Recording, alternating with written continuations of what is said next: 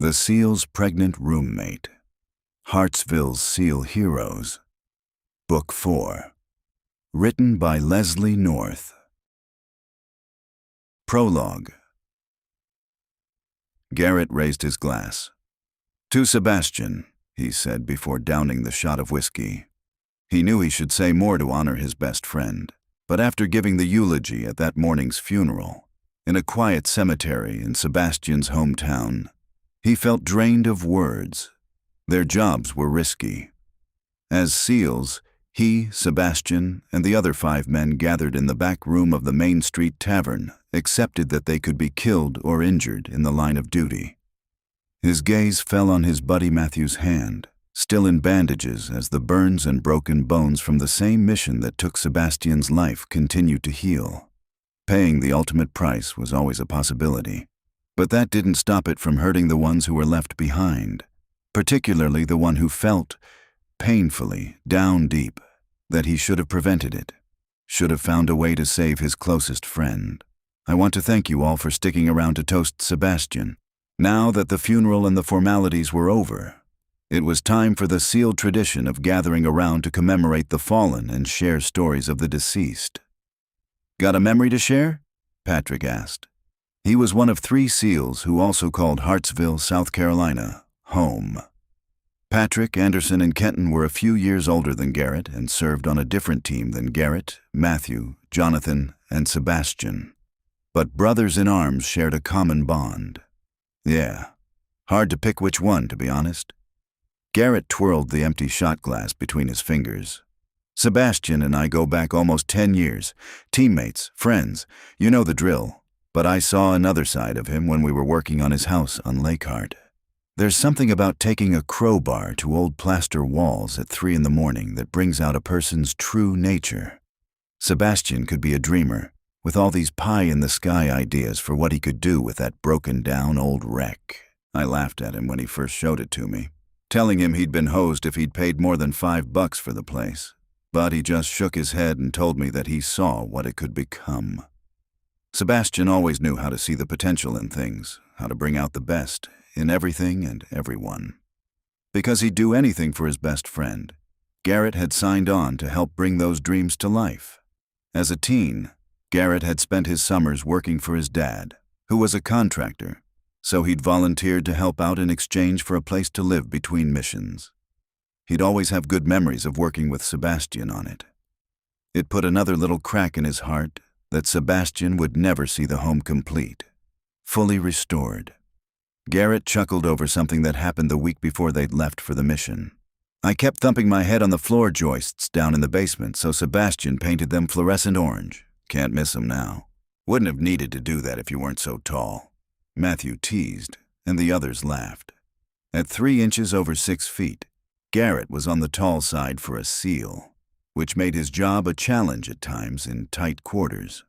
But yeah, doesn't surprise me that Sebastian found a way to fix it for you. He was always doing that, for all of us. He saved me plenty of times, and not just in the field. Years back, I bought a used Harley from a guy who was getting out of the service. I drove it around base for a few days, and it seemed to run fine, so I figured it was good to go. I hopped on and headed north across the Chesapeake Bay Bridge. It was getting late, and I should have turned back, but I was enjoying the ride, right up until the bike died on a country road in the middle of nowhere, Virginia, after 11 at night. So I called Sebastian. He brought me enough gas to get back to base and followed behind me all the way to make sure I did. Turned out the gas gauge didn't work. "Bet he helped you fix the bike, too," Jonathan said. "Yeah, the next day." "You're up next." Matthew reached for the bottle of whiskey with his good hand and poured everyone another shot. "Sebastian saved my bacon plenty over the years, but my best memory of him was right here on Lake Hart.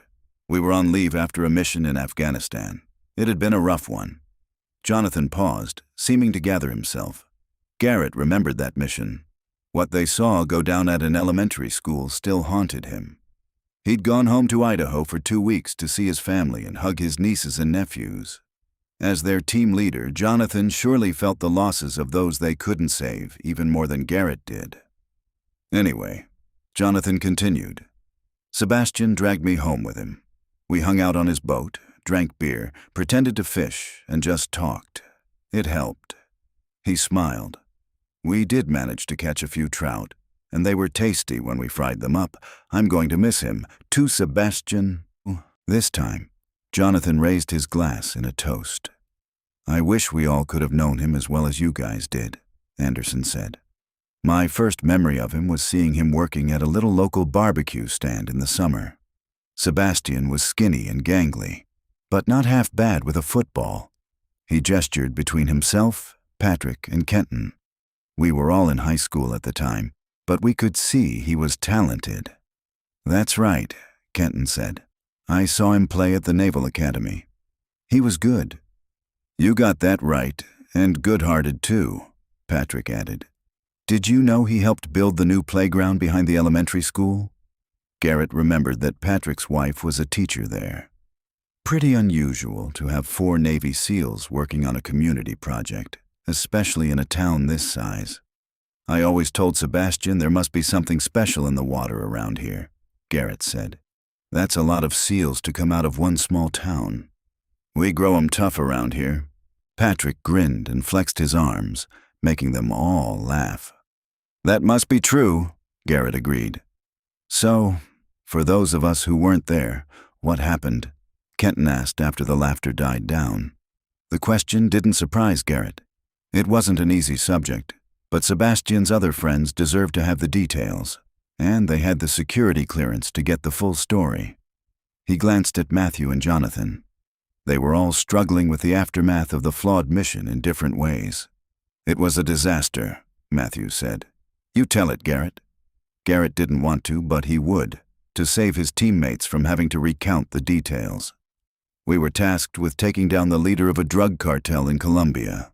We'd been gathering intel for over a month, and we'd narrowed the window to take the guy out and confiscate the drugs. We settled on a day for the raid, but the day after the decision was made, and 2 days before it was scheduled to actually happen, Sebastian and I were on recon, and we realized that the guy was getting ready to rabbit. He knew we were onto him. He'd been tipped off. I don't know by who. I made the decision to move the raid up. Jonathan took over the story. His connections were too good. He'd have been in the wind. The other SEALs all nodded. It wasn't unusual to adjust time frames based on new intel, but it was always a risk, since so much depended on careful planning. Sebastian and I had spent the night doing recon, so we'd been up for over 24 hours, but I didn't like the thought of the team going in without me. I made the decision to go on the raid, and Sebastian went with me. Garrett thought about those moments. They'd both known they should catch some shut-eye, but Garrett had insisted on being included. If you're going, I'm going, bro. I've got your back. Sebastian's words would stick with him forever. Garrett could have made a different choice. If he had, his friend would still be alive. But that wasn't how it played out. I needed every man, Jonathan said. Every man I could trust, that is. There were still unanswered questions about who tipped off the cartel. Garrett agreed with Jonathan's conclusion that it had to be someone on their SEAL team. Whoever it was, they had blood on their hands and a lot to answer for. The raid was a disaster from the start. Garrett picked back up the narrative. The compound was full of people, mostly civilians who were forced to live and work there, processing the drugs. They panicked as soon as they saw us. It was total chaos. He looked to Matthew, who gave him a nod before speaking. I was checking for mines and other explosives as the rest of the team worked to secure the site. I found a bomb that I knew I wouldn't be able to defuse before it detonated. We had to move, and fast. But people were running everywhere, trying to get away from us, not listening to our warnings that they needed to get out of the building. Matthew ducked his head and fiddled with the bandage on his hand. He hadn't run. He'd stayed working on the bomb until the last second, resulting in injuries that might cost him his career. An explosions expert needed his hands in flawless working order, and that might not be achievable. No one was sure if he would be fit for active duty again. We'd evacuated our team and as many civilians as we could, but then Sebastian went back in, Garrett said, wanting to get the worst of it over. He thought he might be able to get through to those last civilians before the bomb detonated. He didn't make it out in time. There was nothing Garrett could do now to change the outcome, but that didn't mean he wouldn't carry the burden the rest of his life. "That sucks, man," Patrick said with a glance at his own teammates. "Is there anything we can do to help? Does he have any living family? I didn't see any at the funeral." "I understand that Sebastian had recently reconnected with his sister," Kenton said. "What's the deal there?" Garrett knew that all he had to do was ask, and the 5 men with him would do whatever they could for Sebastian's sister. He just wasn't sure what she needed, since he hadn't met her yet. "I don't know much. Her name's Harley Vaughn. Their mom died when they were little, and she and Sebastian were placed in foster care." "They got separated?" Patrick asked. "Different dads, different last names, so any plans for keeping them together fell through the cracks. Sebastian was always looking for her, though. Hired a PI and everything once he was able to get the records unsealed. About 2 months ago, he found her in Florida. They communicated via email and chatted on Zoom once while we were on the mission." Sebastian had been so excited about locating his only sibling. He'd talked non-stop about getting to see her once they got back to the States. He told me that he'd changed his will to make her his beneficiary. I don't know what all that entails, but he wanted to do what he could for her. He had the impression that she was in a bad relationship, but he didn't share the details with me. Sebastian's lawyer told me that she's coming in a few days for the reading of the will. I guess she wasn't able to make it for the funeral. "Tough break," Anderson commented. "Find your brother and lose him that fast. If she needs anything, you let us know."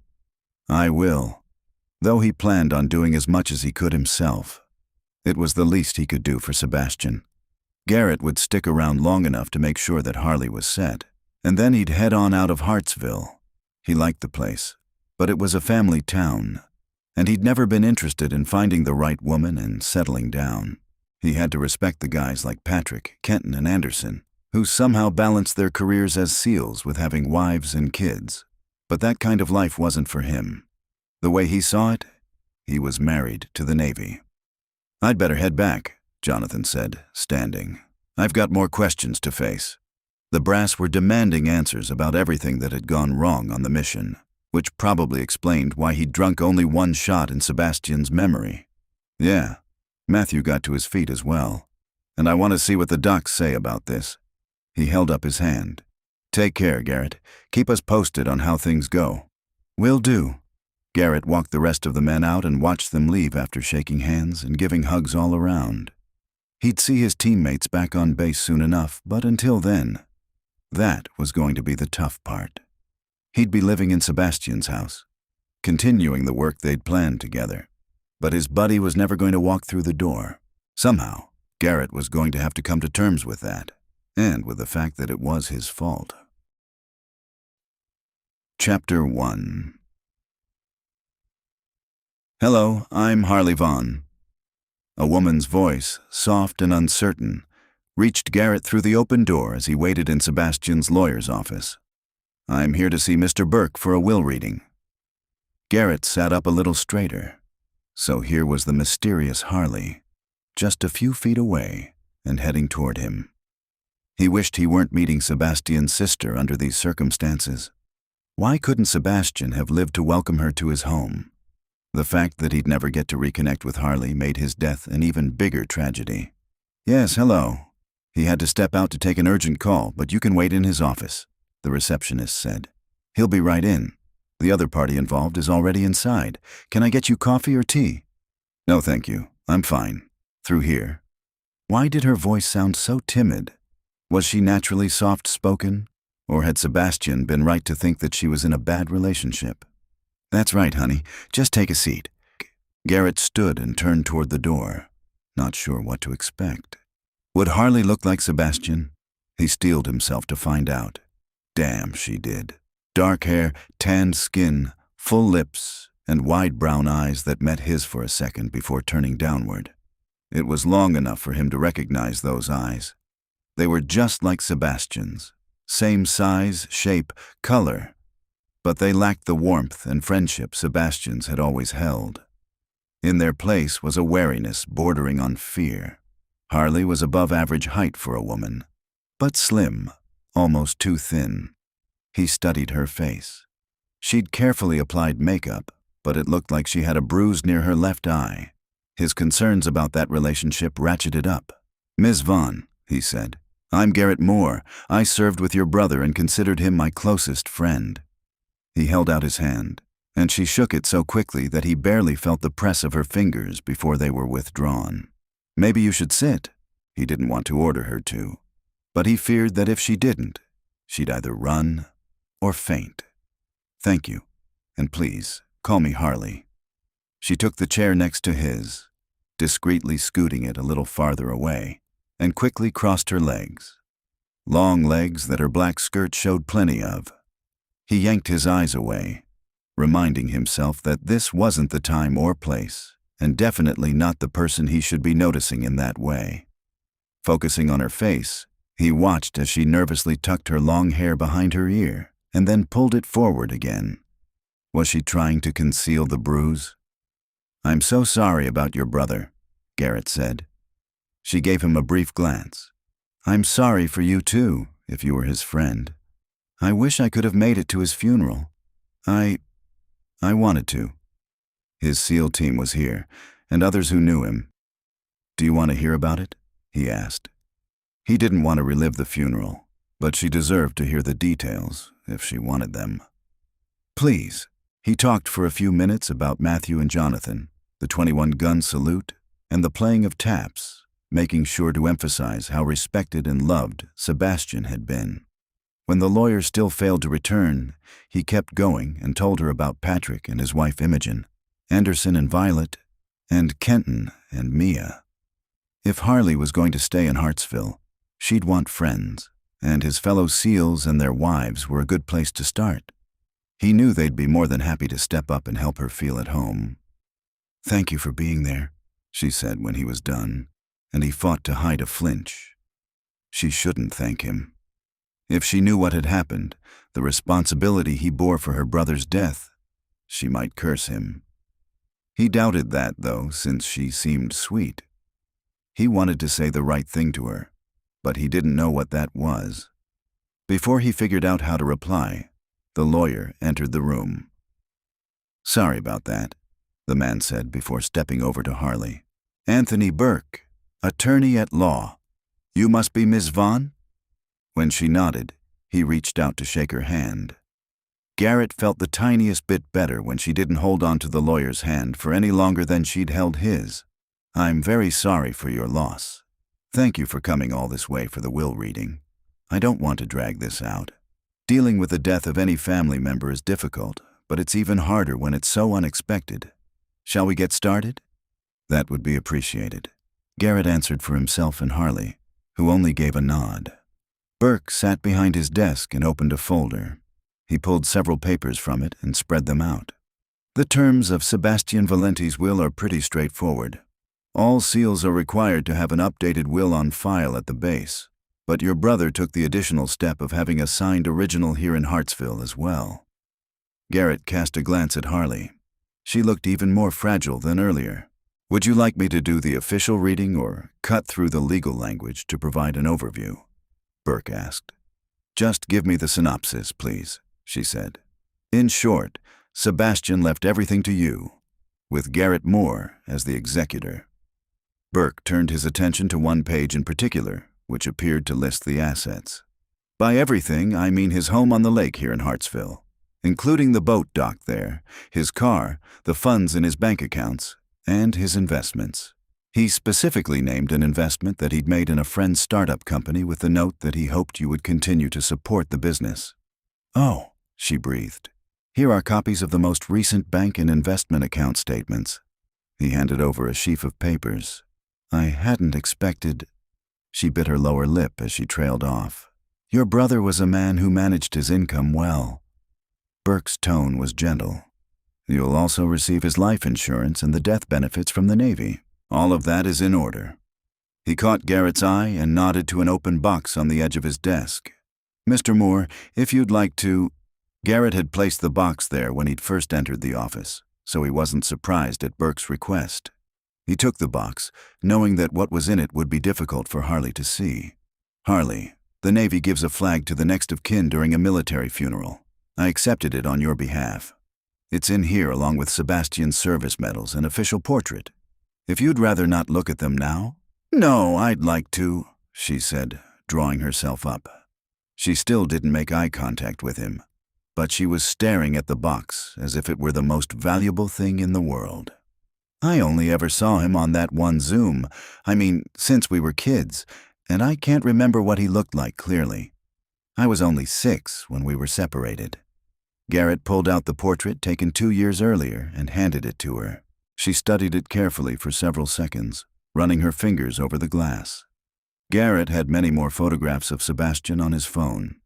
He'd show those to her and tell her stories about her brother before he returned to base, so she could get a better sense of Sebastian. She deserved that. "There's a note for you as well. It came in an email to me. Would you like me to read it?" the lawyer asked. When she nodded, Burke started with the date. Just 2 weeks before Sebastian's death, he would have already been in Colombia, prepping for the mission. "If you're reading this, it means I'm gone. I'm so sorry, sis. I'd hoped that we'd have more time, that we'd be able to really get to know each other, but it looks like it wasn't meant to be. I want you to know how much it means to me that I finally found you. Please know that I love you, and I've kept you in my heart." Burke paused when Harley let out a soft sob, but she waved for him to continue. Garrett wanted to take her hand and give her what comfort he could, but she didn't look as if she'd welcome being touched. "I know that I'm not leaving you alone, since my best friend Garrett should be sitting by your side. If you need anything, ask him. I mean that. There's no one in the world I trust more. I hope you have a happy life, Harley. I'm sorry I won't be there to share it. All my love, Sebastian." Garrett felt his friend's words deep in his soul. Sebastian had trusted him, but Garrett had failed him in the end. He hadn't forced Sebastian to join him on that raid, but when he'd volunteered for it, he had known that Sebastian would as well. They'd always done everything together. If one of them went, the other did too. Except now. Garrett was alone, but he could honor Sebastian's memory by helping his sister. He'd do what he could for her. "Is there anything else?" she asked, seeming anxious to leave the office. "Just a small delay for you to be aware of. The will has to go through probate, but due to the rotation of the court, we just missed the visit from the circuit court judge. He comes back around to our courthouse in 4 weeks. I hope that won't be too much of a problem. Garrett has access to the house, as well as the boat and car. You can take immediate possession of those, though you won't be able to sell anything until the estate is settled. The only issue is with the financial accounts. I'm afraid you won't be able to get into those until the judge returns." "That's fine, as long as I have a place to live for now." She stood. "Thank you both." With that, she took the packet of papers and the box and headed for the door. Garrett caught up with her on the street as she was getting into an older Buick sedan. "Harley, wait a minute." She gave him a nervous look as he approached. "You don't know where the house is. I assume you want to go there." "I do. Isn't the address in the papers?" She was still clutching them. "Probably, but the roads out by the lake can be confusing if you're not familiar with the town. Why don't you follow me?" She didn't answer right away as she glanced down the street. Hartsville had an old-fashioned downtown with brick-fronted buildings that housed small businesses. Did she like what she saw here? He did, even if it wasn't home to him. He hoped it would be to her. Being in Hartsville might give her the fresh start he had a feeling she needed. "Sebastian trusted you. I guess I can too," she said after a minute, but she didn't sound convinced of it. Out here in the daylight, it was easier to see past her makeup job to the full, nasty extent of the bruise. It looked to be the kind that happens when someone's fist connects with a face.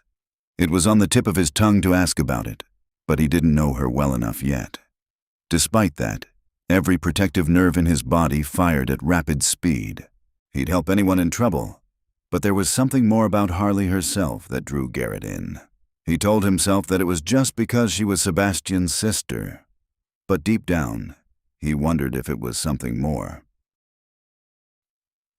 Chapter 2. Harley followed Garrett's truck, aware of her trembling hands. Hearing Sebastian's will and the note from him had been almost too much for her, and she'd struggled to keep from breaking down. The lawyer and Garrett had been kind, But she desperately wanted to be alone. She might feel safe then. Garrett turned down a driveway lined with pine trees and came to a stop in front of a home. As she stepped out of her car, she had to admit that the property her brother left her wasn't quite what she expected. The house had good bones and clearly had the potential to be a showpiece, but it was very obviously under renovation. A dumpster sat next to the house, and she could see a carpentry station near it. She tried to ignore all that and focus on the structure. It had to be at least 100 years old, based on the wraparound porch and steeply peaked roof. Long, narrow windows and a double door graced the front entry. Oh yes, it could be lovely, and it was hers. That was going to take some time to sink in. She stepped to the side, where she could see into the backyard and to the lake. Beyond. Lake Hart, if she remembered correctly from when she looked up the town. And there was a boat. The lawyer had mentioned that. Not that she had any idea how to drive one, but she saw it bobbing at the end of the dock. There was even a little structure, a sort of summer house, built where the dock connected to the land. This could be peaceful. And safe, she thought. A safe place for her to be while she filed for divorce from Thomas and waited for that process to play out. She rubbed a finger near her left eye, where one of the bruises from the final time he'd beaten her remained. She had other marks on her upper arms and thighs, but those were covered by her clothing.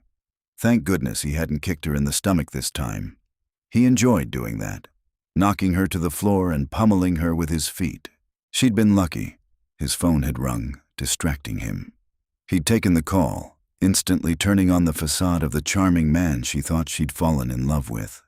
That man was a far cry from the monster she'd lived with in recent months. Never again, she told herself. Never again would anyone do that to her. She'd soon be free of Thomas, free to live here and raise her child where no one could harm either of them. Pop your trunk and I'll get your luggage. She spun around to face Garrett. Why had he gotten out of his truck? She had the house key. She had no need of his help, and she didn't want him around. He was large, tall, and intimidating. She swallowed hard. He was handsome, too, in a rugged way, with his white blonde hair and green eyes. But she wasn't drawn in by that. Good looks didn't mean he had a good character. Thomas had taught her that lesson, painfully. No need, she said. Thanks for your help, but I can handle it from here. He hesitated. I guess it wasn't clear at the lawyer's office. I've been living in the house while doing renovation work on it. That was my deal with Sebastian. Labor in exchange for free rent. And I've continued with the work since I returned from the mission. The one he died on. No one had given her any details of Sebastian's death, except to say it happened somewhere in South America. That's right. So you were there. He dipped his chin. She could ask for more information, but did she want to know? Maybe. Someday. She had other things to deal with first, like getting this man to understand that she preferred to be alone. I would like to know more about all that, but not today. I just want to get settled. Look, he lifted his hands, and she instinctively took a step back. Something changed in his expression. When he spoke, his voice was softer. I know you don't know anything about me, but there's nothing I wouldn't do for your brother, and that includes looking after you and making sure you have a secure place to stay. The house still needs a significant amount of work before it'll be safe. There are issues with the floors, the cabinets, the roof, the windows. You shouldn't be here by yourself when you don't know where the danger spots are. Sebastian bought the place because he knew he could count on me to help him do the renovations. I'm not backing out on my part of that deal. Harley paused. He made a fair point about her not knowing how to navigate the current quirks of the house. But would it really be that difficult to learn? She was a good bit lighter than Garrett. It was possible that the same floorboards that might crack under his weight would hold hers just fine, and the prospect of unstable flooring seemed a lot less risky than welcoming a stranger into what was now her home. She'd had too many bad experiences to invite trouble like that. Garrett gave every sign of being a good guy, but so had Thomas. He'd set himself up as her knight in shining armor early in their relationship. having her move in with him so he could take care of her. She'd soon learned that his real goal was getting her under his thumb. So many of her earlier experiences as she'd gone in and out of foster homes and group homes had been the same. Nothing that seemed good ever lasted. Kindness faded. If she was lucky, it just disappeared. Other times, it turned vicious. But how to approach this situation with a man who was her brother's best friend and was grieving too? His grief might even be stronger than hers, since Garrett had actually known Sebastian in recent years. It felt wrong to kick him out of a house that had been his home as well as Sebastian's. I get that keeping your word is important to you, but I won't hold you to it, and she was just going to have to say it. I'm not comfortable with you staying in the house. I'm sorry. I can tell that this place means a lot to you, and obviously Sebastian was happy to have you here. But you're still a stranger to me, and this isn't going to work. He studied her for a long minute, and she wondered what he saw when his eyes strayed to her left cheek. Was he reading her face like it was a history of what she'd endured? She was afraid so. Another reason not to have him around. She didn't want to answer questions about her past, not to someone she didn't know. Let me at least show you the house before you decide. It's got some oddities you should be aware of, especially because of the construction. He gave her a warm smile that might have been charming if she weren't so wary. But she supposed she did need a tour of the place. All right, she agreed and opened her trunk. She had just one suitcase, a box, and her laptop bag. Is this it? He asked as he reached for the suitcase and box. I travel light. She shouldered the laptop bag and tried to put the memory of sneaking out of Thomas's house behind her. She'd had to leave plenty of her things, but she couldn't regret that. Sacrificing material things was a small price to pay for escaping him. Besides, she no longer wanted to wear the clothing Thomas had picked out for her and insisted she wear. The garments were too flashy, too showy, not at all to her taste. She hadn't minded leaving most of them behind. She took her laptop bag, closed her trunk, and followed Garrett up the steps to the porch. As you can see, he said, I've replaced the bad floorboards on that end. The unpainted boards showed, standing out from the ones that were a well-worn slate gray. I'm working my way to the other side, so if you walk down there it might feel soft and springy. It's best to avoid stepping on those. I'll keep that in mind. I wouldn't recommend leaning on the railing either. It all needs to be replaced, but it's low on the priority list. Oh, and the lock can be tough. He was at the door, where he inserted his key. You've got to jiggle the key a bit until you feel it catch. Noted. She was starting to feel panicky. 3 issues already, before they'd even gotten through the door. Just what had she gotten herself into? Here we are. He swung both doors open and stood to the side for her to enter. The foyer's been redone, and I've mostly finished working on the stairs. They're solid. They just need some prettying up. The steps to the second floor went up from just inside the front door. The foyer itself, and a hall that ran past the stairs on the left, looked beautiful. The floors were freshly varnished and shiny, the walls a creamy white. This was better than she'd expected, and it made her a little more hopeful. The formal living room is through here. He put her suitcase down and opened a set of pocket doors. The room, they revealed, was gutted down to the studs. A ladder, a work light, and tools were the only items inside, and those were scattered across a badly damaged wooden floor. Her heart sank again. It doesn't look like much now, but it'll be a showstopper, I promise. Come see the den. It's through here. He crossed the room to another set of doors. Okay, this was better. New drywall was up, and the woodwork looked to have been recently redone. The walls hadn't been painted yet, but it was far better than the other room. The Wi-Fi is out, but I can get that up and working quickly if you need it, he said. I work remotely, so I'll need internet access tomorrow. She had a morning meeting with the publisher she worked for that she didn't want to miss. I'll take care of it first thing in the morning.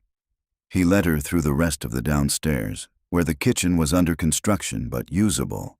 A formal dining room was in similar shape as the living room, and the powder room looked done. Garrett kept up a steady stream of chatter about the house and the plans for different parts of it. The cheerful cadence of his voice was so soothing that she almost felt comfortable by the time they returned to the foyer. "You've got 4 bedrooms and 2 bathrooms upstairs. The work up there is also half done. We fixed up the bedrooms we needed to live in." He picked up her suitcase and she followed him up the stairs. "I've been using that room." He pointed to an open door on the left. "And Sebastian was over here in the main bedroom. I thought you'd—" "Yes, that's fine." She walked to the doorway and looked in. The room had deep blue walls and the same dark woodwork found throughout the house. It was masculine without being overpowering. A framed picture sat on top of a dresser, drawing her attention. It was a snapshot of her and Sebastian when they were little, sitting together in a wagon. She couldn't have been more than 3 and had no memory of the moment. She picked up the frame to study the image. Sebastian was behind her, and her head obscured half of his face. She squinted at the grainy picture. She'd been struggling since Sebastian first contacted her to remember what he'd looked like as a child. This picture helped, but only a little since it wasn't good quality. "You and Sebastian?" Garrett was suddenly behind her. She sucked in a breath and whirled away. How had he gotten so close without her hearing? He was far too big a man to move that quietly. "Easy now." He took a step back. "I didn't mean to spook you. I'm a little overwhelmed, that's all." Her heart was racing. "I can give you a moment." A moment wouldn't help. She needed Garrett out of her space. "It's fine. Thanks for the tour. I can see that there's a lot of work to be done yet, but I think it would be better if I hire a contractor. I need it finished quickly." She could see from his face that she was insulting him, which wasn't her intention. "Don't get me wrong. I appreciate what you've done. But I can't expect you to keep coming here to work every minute you're not on a mission. I made a commitment to Sebastian." Garrett's jaw had a stubborn set to it, and the large bedroom started to feel small. He was between her and the doorway, and she didn't like that. Taking a chance, she decided to be straight up honest with him. "I just got out of a bad relationship." An understatement, but he didn't need the details. "If I hire someone who does this professionally, they won't need to live here while they're doing the work. I'm not sure I'm ready to share a house with a man again." He pressed his lips together, but he looked more concerned than hurt or angry. "I'm sorry for your situation. I can see how that would make things difficult for you. But I promise I'll keep on my side of the hallway and out of your way as much as possible. Please don't think I would ever disrespect you. Your brother was my closest friend." His voice cracked slightly on the words. "I made a commitment to him to fix up this house. The supplies are purchased. It's just the labor left. Let me finish what I started. Please." She could see he felt he had to do this. And, she realized, she didn't have the money to pay someone else to do the work, with Sebastian's bank accounts tied up in probate. If Garrett didn't complete it, she'd be stuck living in a half-finished house for at least another month. "Show me the rest of the house," she said, still uncertain which course to take. She steeled herself to walk toward him. He immediately stepped aside, letting her pass into the hall. That was in his favor. He understood to keep his distance, and to clear the path between her and an exit. "What's behind this door?" She reached for the knob and opened it. "Attic entrance. It's a big space and could be usable with some work." Determined to know the house that she now owned, she went up the narrow staircase and stepped onto wide-planked, unfinished floors. Garrett was right. The attic was large, with a window facing in each direction to give it light. She walked toward the one that had a view of the lake. "Wait!" Strong arms came around her just as she realized her foot was hovering over empty space. He exhaled, his breath warm on her neck, and his voice rumbled in his chest, which was pressed to her back. "The floor doesn't extend the whole width of the attic." She'd nearly stepped off into nothing. If he hadn't stopped her, she'd have been hurt, or worse. "Thank you," she whispered as he guided her back toward the stairs. His hold on her felt firm and safe, but she knew that had to be an illusion. There was no such thing as safety, not that she'd ever found anyway. Her long-lost brother had said she could trust Garrett, but she hadn't even known Sebastian as an adult. In any case, trust had to be earned. She would never give it away freely again. As soon as Garrett released her, she rushed down the stairs away from him. In the hallway, she leaned against the wall, trying to calm her breathing. "Harley, I'm sorry if I scared you." Garrett closed the attic door. "But I need to stay and make this house safe for you to live in. If something happened to you, I'd never forgive myself." She understood where he was coming from, but she was still so uncertain about everything. She needed some time. "I'm exhausted. Let me sleep on it. Whatever I decide, I won't kick you out until you have a place to go." She didn't like the idea of sleeping with him in the house, even for a night or two. But she didn't see an alternative. "Works for me. We can talk in the morning. For now, I'll be outside working on the porch if you need me." He disappeared down the stairs to the ground floor. She moved to the window at the end of the hall and looked out. Her hand went automatically to her belly. "This is our home now, baby," she murmured, rubbing her hand over the barely perceptible bump. "And no matter what I have to do, I swear, I'm going to make it safe for you." Whether that meant putting up with the unnervingly attractive Garrett Moore for a while longer, she still couldn't say. Chapter 3. Garrett rose at 6 and worked out. By the time Harley was up, he was restoring the Wi-Fi in the den so she could get online. He was determined to do what he could to make her comfortable in her new home. He got that it was a lot for her to take in. Finding and losing her brother and inheriting a half-renovated home were big changes, and she was going to need support. He wanted her to understand that he was there for her. She probably wasn't familiar with how SEALs operated, but by virtue of being Sebastian's sister, she was part of the SEAL family. That meant she had people in her corner, whether she knew what to do with them or not. "Good morning," she said as she came into the den. "I thought I heard you in here." "Hey," he replied. "I'm dealing with the electrical issue so we can reboot the Wi-Fi. You said you needed to work today." "Thanks, I do." She opened her mouth as if to say more, but then didn't. Her eyes flicked to his, then away, clearly nervous. He was used to people being at ease with him. He'd always had a knack for developing rapport with people he met. He had tons of friends for just that reason. But Harley was proving very difficult to win over. "No problem. This outlet is good to go." He pointed to the one near a desk. "You can plug your laptop into it. The modem is in the kitchen. I'm going to get it back online, so you should be in business in a few minutes. Can I get you some breakfast?" "No thanks. I'll grab something later." His Idaho upbringing made him want to feed her. Food fixed problems in his family's household, and it appeared Harley had a host of problems to be fixed. But he forced himself not to push the issue. Not yet, at least. Strain showed in her eyes, and she was still skittish around him. One thing at a time, he reminded himself before going to deal with the Wi-Fi. He rebooted the network and checked that it was working before going outside to continue replacing porch floorboards.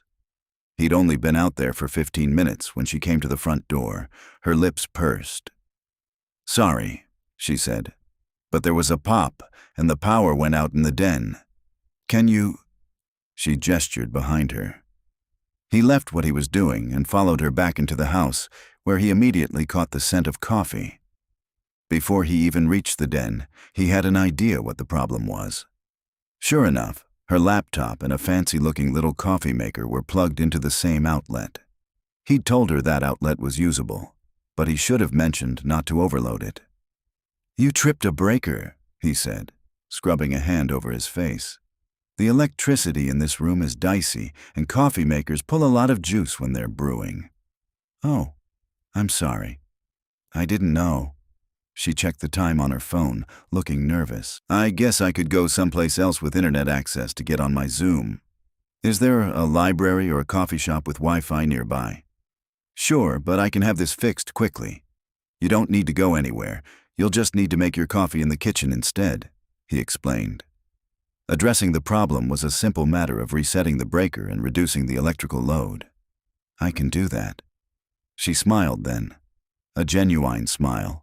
The first one he'd seen from her. It took his breath away. "I'm hooked on Nespresso," she said. "I'll be brewing individual cups all day, but I can walk to the kitchen to get them. Thanks. I feel like I'm causing more trouble for you." "Don't worry about it." He went to the basement and reset the breaker, then returned to the den. She'd moved the coffee maker to the kitchen counter and was at the desk with her laptop open. She gave him a little wave, but her attention was focused on the screen, where she was listening to someone. He returned to work on the porch until his stomach started to growl. Maybe he'd grab one of the bagels Mia had brought him from the bakery yesterday. He'd already had a protein shake, but that had been hours earlier. When he got to the kitchen, he found Harley standing by her coffee maker just as it finished another cup. It wasn't plain old black coffee like he drank. Hers had a frothy topping on it. She pulled the mug from the machine and took a sip. "So you drink this all day?" he asked as he sliced a bagel and put it in the toaster oven. He took a chance and added another one. "Oh yes, it's decaf though, so I won't get all jittery on you." I wasn't worried about that. He could see there was plenty else to worry about in regard to her. He wanted to respect her privacy, but he couldn't ignore his protective streak. Since she wasn't heading back to the den with her mug, maybe she was giving him an opening to be friendly. He'd take it, because he didn't want her to be uncomfortable around him. He grabbed the cream cheese from the refrigerator. "Want a bagel?" "Maybe a half." She sat at the small kitchen table with her mug clutched in her hands while he spread the cream cheese on the freshly toasted bagels. He put them on a plate and set it between them when he sat across from her. "Work going okay?" he asked, figuring that was a non-threatening way to open the conversation. "Fine. The usual morning meeting. I have 3 projects in various stages, so I'll spend the rest of the day working on those." She'd told him the day before that she worked for an academic publisher who specialized in science textbooks. "I'm a little behind, but I'll get caught up soon." "What are you working on?" "The front porch still. If I get back to it, I should be able to replace the rest of the floorboards before sundown and check one project off the list. It appears to be a long list." She picked up a bagel half and took a bite. "Yeah, Sebastian and I took on a lot. Now that it's just me, Everything had gone sideways when Sebastian was killed. The house project was going to be more difficult to handle alone, but he would get it done. On top of that, though, he was worried about how the mission had gone so badly wrong. Not that he was going to mention the mission to Harley. He couldn't do anything about that except support Jonathan, who was in the hot seat when it came to explaining what had gone wrong. "It's all different. I'm sorry." She was sympathizing with him when it was her brother who was gone. "About yesterday," she continued, "I don't mean to be ungrateful for all you've done, but I need more control over my own life right now. That's why I think it's best if you—" "Hello?" a voice called from the front door. "Patrick. Anyone home?" "In the kitchen," Garrett responded. He wanted to finish this conversation with Harley, to reiterate his commitment to complete the work. She didn't need to go to the inconvenience and expense of hiring someone else to do the labor on projects he could complete before he had to return to base. "Hi there." Imogen walked into the room, followed by Patrick. Both of them held grocery bags in their arms. "We figured Garrett didn't have a whole lot of food. Not enough for 2. She eyed the bagels. "Those are a start, but we brought a few more things. I'm Imogen. And this is my husband, Patrick. We're your neighbors." She gestured in the direction of their house. Harley stood and shook hands with them. "Nice to meet you." Garrett noted that Harley made eye contact with Imogen, who was one of the kindest people Garrett knew, but barely glanced at Patrick. "I'm sorry about your brother," Patrick said. "He was one of the best men I've ever known. I mean that. He'd do anything for anybody. He even watched our kids for us one evening on 0 notice when our sitter fell through and we had a wedding to go to. Our son was a baby, and he slept through it, but our daughter is a handful sometimes." Patrick grinned. He might say that about Ellery, but his 3rd-grade daughter was the joy of his life. "Where are the kids?" Garrett asked. "On a play date. We're headed to pick them up, but wanted to stop in and say hello first," Imogen explained. "We are truly sorry about Sebastian. Words can't express what he meant to all of us." "Thanks. I wish I'd known him as an adult," Harley said, her voice quiet. Warm-hearted Imogen gave Harley a hug. "We all wish he was still here with us. You sit down and finish your bagel while I put these groceries away. Then Patrick and I will get out of your hair." Garrett helped unpack the bags, grateful that his friends had thought to stop by with food. Harley had needed a boost. She had grit. He could see that, but he wanted things to be easier for her. Patrick and Imogen's visit seemed to help. He saw Harley smiling as she waved goodbye to them from the porch. The sunshine brought out the caramel-colored highlights in her dark hair, and he was once again struck by how pretty she was. He felt a tug of attraction and ignored it. They were both dealing with enough. Besides, she was his friend's sister. In bro code, that meant she was off limits. And in any case, right now she needed his friendship more than anything, and his help. Before their visitors arrived, she'd been about to say something about him leaving, so he'd prepared a logical argument for why he should stay. "Harley, we need to lay out a plan for what has to get done before I'm due back on base. Just let me list off the most important projects," he said quickly. "There are things that can't wait. First, there's the electrical issues, as you saw this morning. Then, I want to finish the walls and woodwork in the living room and formal dining room. I might not get the rooms painted, but I can do the heavy lifting on those projects. A couple of the windows have issues, and I want to replace the locks on the exterior doors. Maybe add a security system as well." He and Sebastian hadn't gotten around to that yet, but Garrett didn't want her living there alone without at least a doorbell camera. "I'd like to get the landscaping started too. Some of the shrubs have seen better days, and a few of the trees need to be trimmed. Now, down at the boathouse—" "Garrett, you can't possibly get all that done," she said. She paused, looking as startled as he was that she'd interrupted him, but soldiered on. "So I'd like you to prioritize and only do what's necessary for the house to be livable in the time that you have." He hesitated, processing her words. It seemed she was letting him stay, but he wanted to be clear.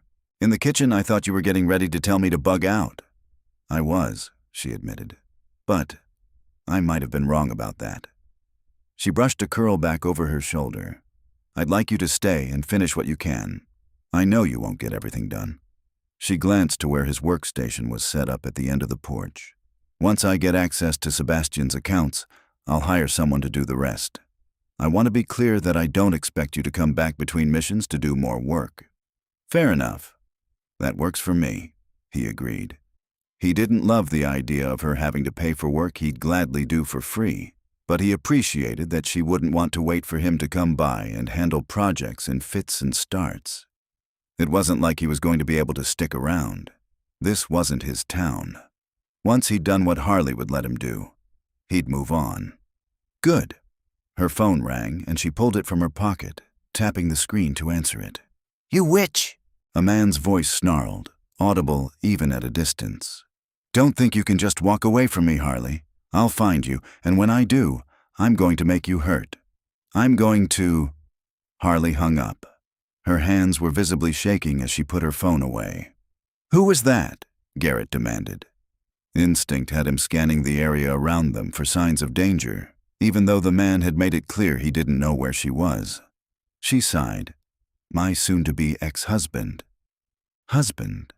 Sebastian had said she was in a relationship, but Garrett hadn't expected her to be married.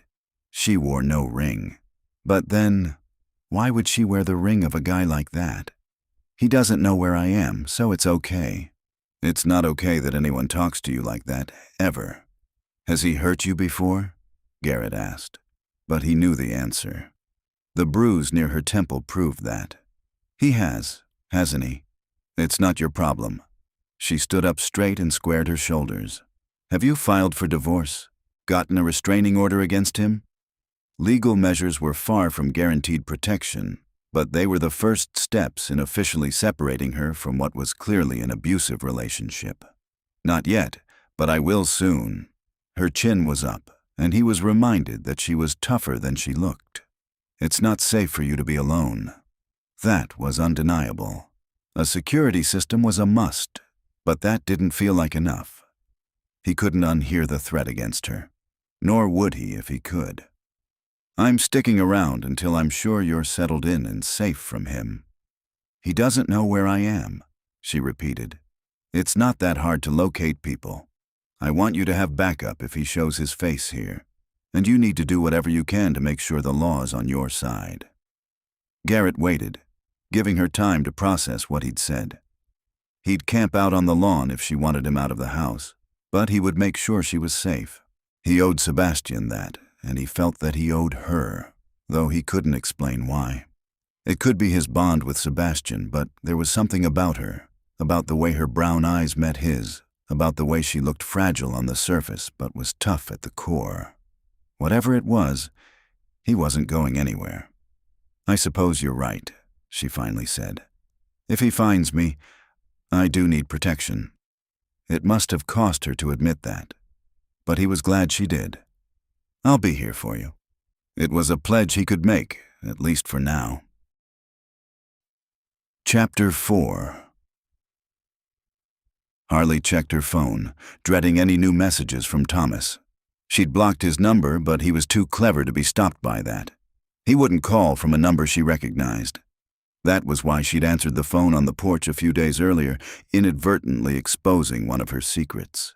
She was carefully keeping another from Garrett. He didn't need to know she was pregnant. It was too early for her to be showing, although it wouldn't be long. She was past the 3-month mark. Hopefully, by the time a noticeable baby bump appeared, Garrett would be back on his base and her divorce would be in progress. Until then, she'd be walking on eggshells, constantly checking over her shoulder. Simply thinking about Thomas made her anxious. She took a deep breath, practicing the circle breathing technique to calm herself.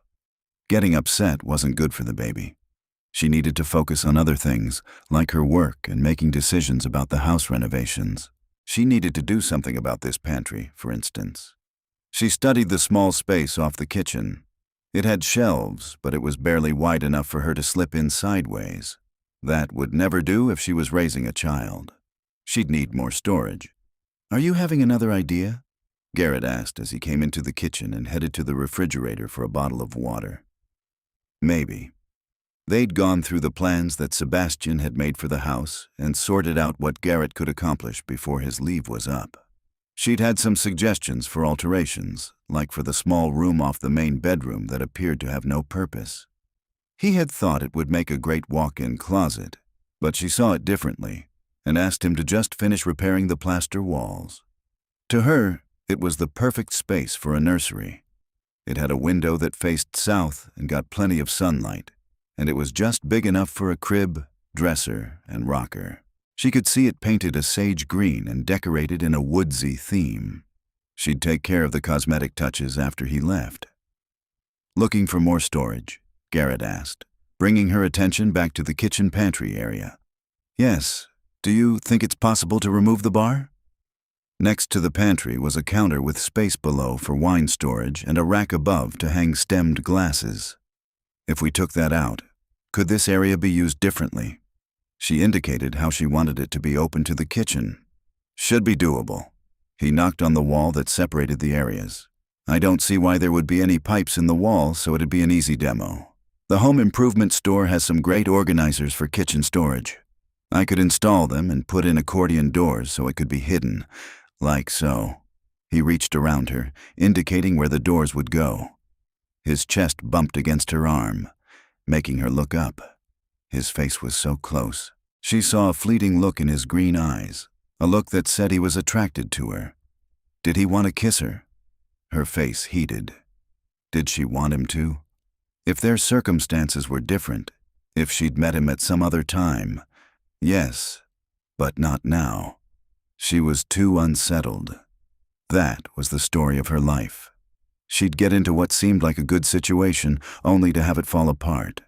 Foster homes, group homes, apartments, and then Thomas. Too often, she'd gotten attached even though she knew better. She took a step back. It wasn't smart to even be having these thoughts around Garrett. He'd been kind and sweet, and he was sexy with a tool belt slung around his narrow hips, but no. "This must be hard for you," she said, to bring herself back to why she was temporarily sharing a home with this man. "You and Sebastian made plans, and now, I miss him every day." Garrett's tone was blunt, but this was never my house. He made the choices, just as you are now. This is your home, and I want you to be happy in it. She'd given up believing people, especially men. But she was tempted to believe him. "If my plan for the pantry sounds good, come see what I've accomplished in the living room." For a second, she thought he'd take her hand. Instead, he gestured for her to walk in front of him to the formal living room. She pushed open the pocket doors, and a blast of varnish fumes made her gag. She turned quickly to escape the smell and ran straight into Garrett's muscled chest. "Got to get outside!" She pushed against him and stumbled toward the front door. His arm came around her waist, and he guided her out into the fresh air. Seconds later, she was sitting on the top porch step with her head between her knees, Garrett's large hand rubbing circles on her back as she fought the urge to vomit. She hadn't experienced any morning sickness so far, but that smell had triggered something awful. "Do you need water? A doctor?" His voice was calm, but she heard an edge of nerves in it. She shook her head and squeezed her eyes closed. Slowly, the nausea receded, and she could focus on the feel of his hand, the slight breeze, the sounds of birds chirping in the nearby magnolia tree. "I'm okay now," she said, lifting her head. "The smell got me. That's an unusual reaction." "Are you always so sensitive to chemicals?" No. She was still reluctant to tell him about her pregnancy, but maybe someone in Hartsville should know, in case there was a problem. And she was starting to trust Garrett. He was a friend, and Sebastian had trusted him, so it felt safe as anything could. "I'm pregnant." "Whoa, what?" He drew his hand back in shock. "Harley, you should have told me." "Why? I mean, it doesn't change anything about our arrangement." He was leaving in less than 3 weeks to return to base, and he had no responsibility to her past that. "It absolutely does. I was hoping to see you settled before I left. But there's no way the house will be ready for a baby by then. And what if there are delays in finding a contractor? Not to mention you living here while work is going on, if you're having difficulties with smells." His expression was still stark surprise. "When will the baby be here?" "I'm at 14 weeks, so that's just into the second trimester. Pregnancies are 40 weeks. I'm aware. I've got 12 nieces and nephews back in Idaho." It was her turn to be shocked. 12? How many siblings do you have? She was imagining a huge family and wondering what that would be like. 3 older sisters. I'm familiar with babies and kids. I wish you'd told me about the baby right away. I could have prioritized things differently." She shrugged. The baby wasn't anyone's business but hers. Long ago, she'd learned to keep her personal information to herself. The more people knew, the more they could use against her. And the one time she'd violated her own policy, she'd paid. She was still paying. She'd moved in with Thomas and married him quickly because she'd trusted him, and because she'd been desperate.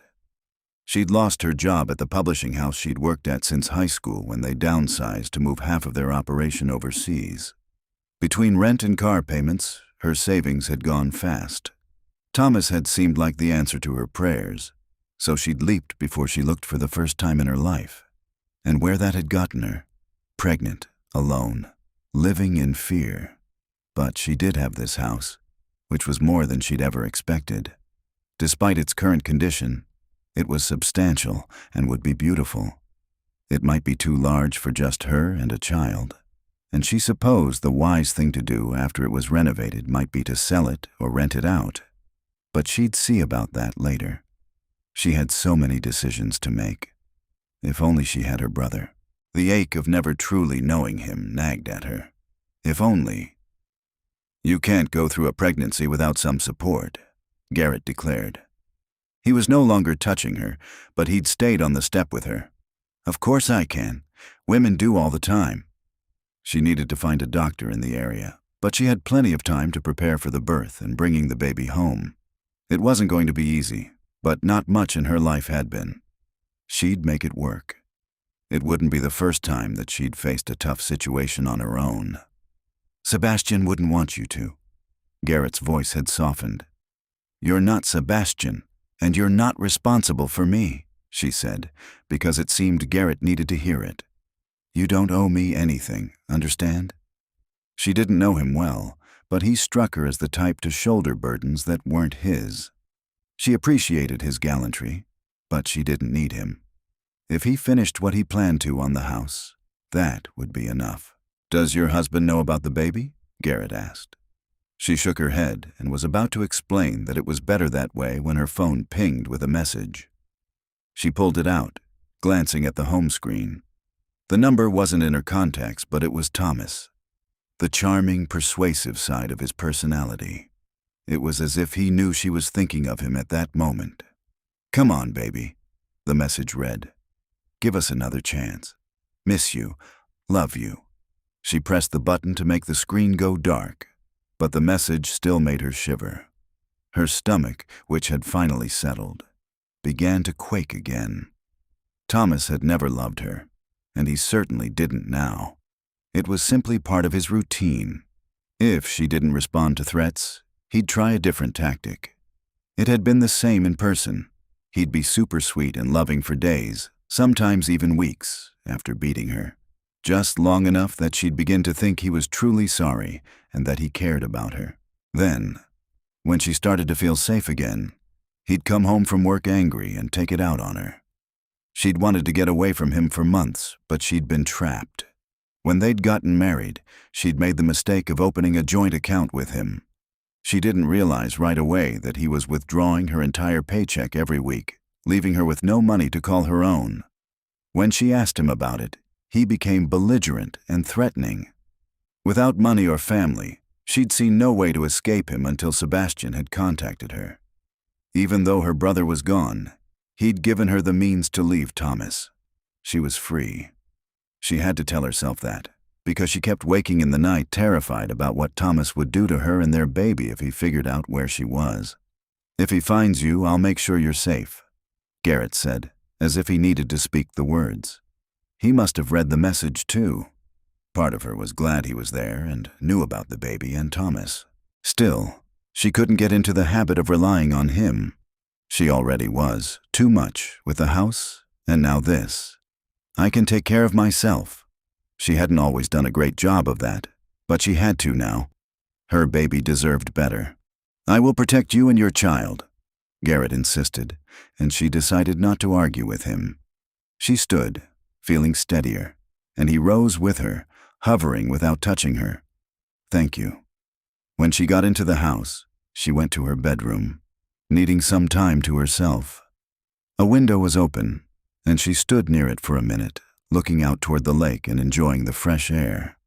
This would be a good place to raise her son or daughter. She rubbed her hand over her stomach, something she'd been careful to avoid doing in front of Garrett. Now that he knew about the baby, she wouldn't have to be so cautious. Despite what she'd said to him outside, she was glad he was with her. Chapter 5. Garrett whacked the wall in the kitchen with a crowbar, beginning the renovation on the pantry. The old plaster had to come down, which was always messy, but satisfying too.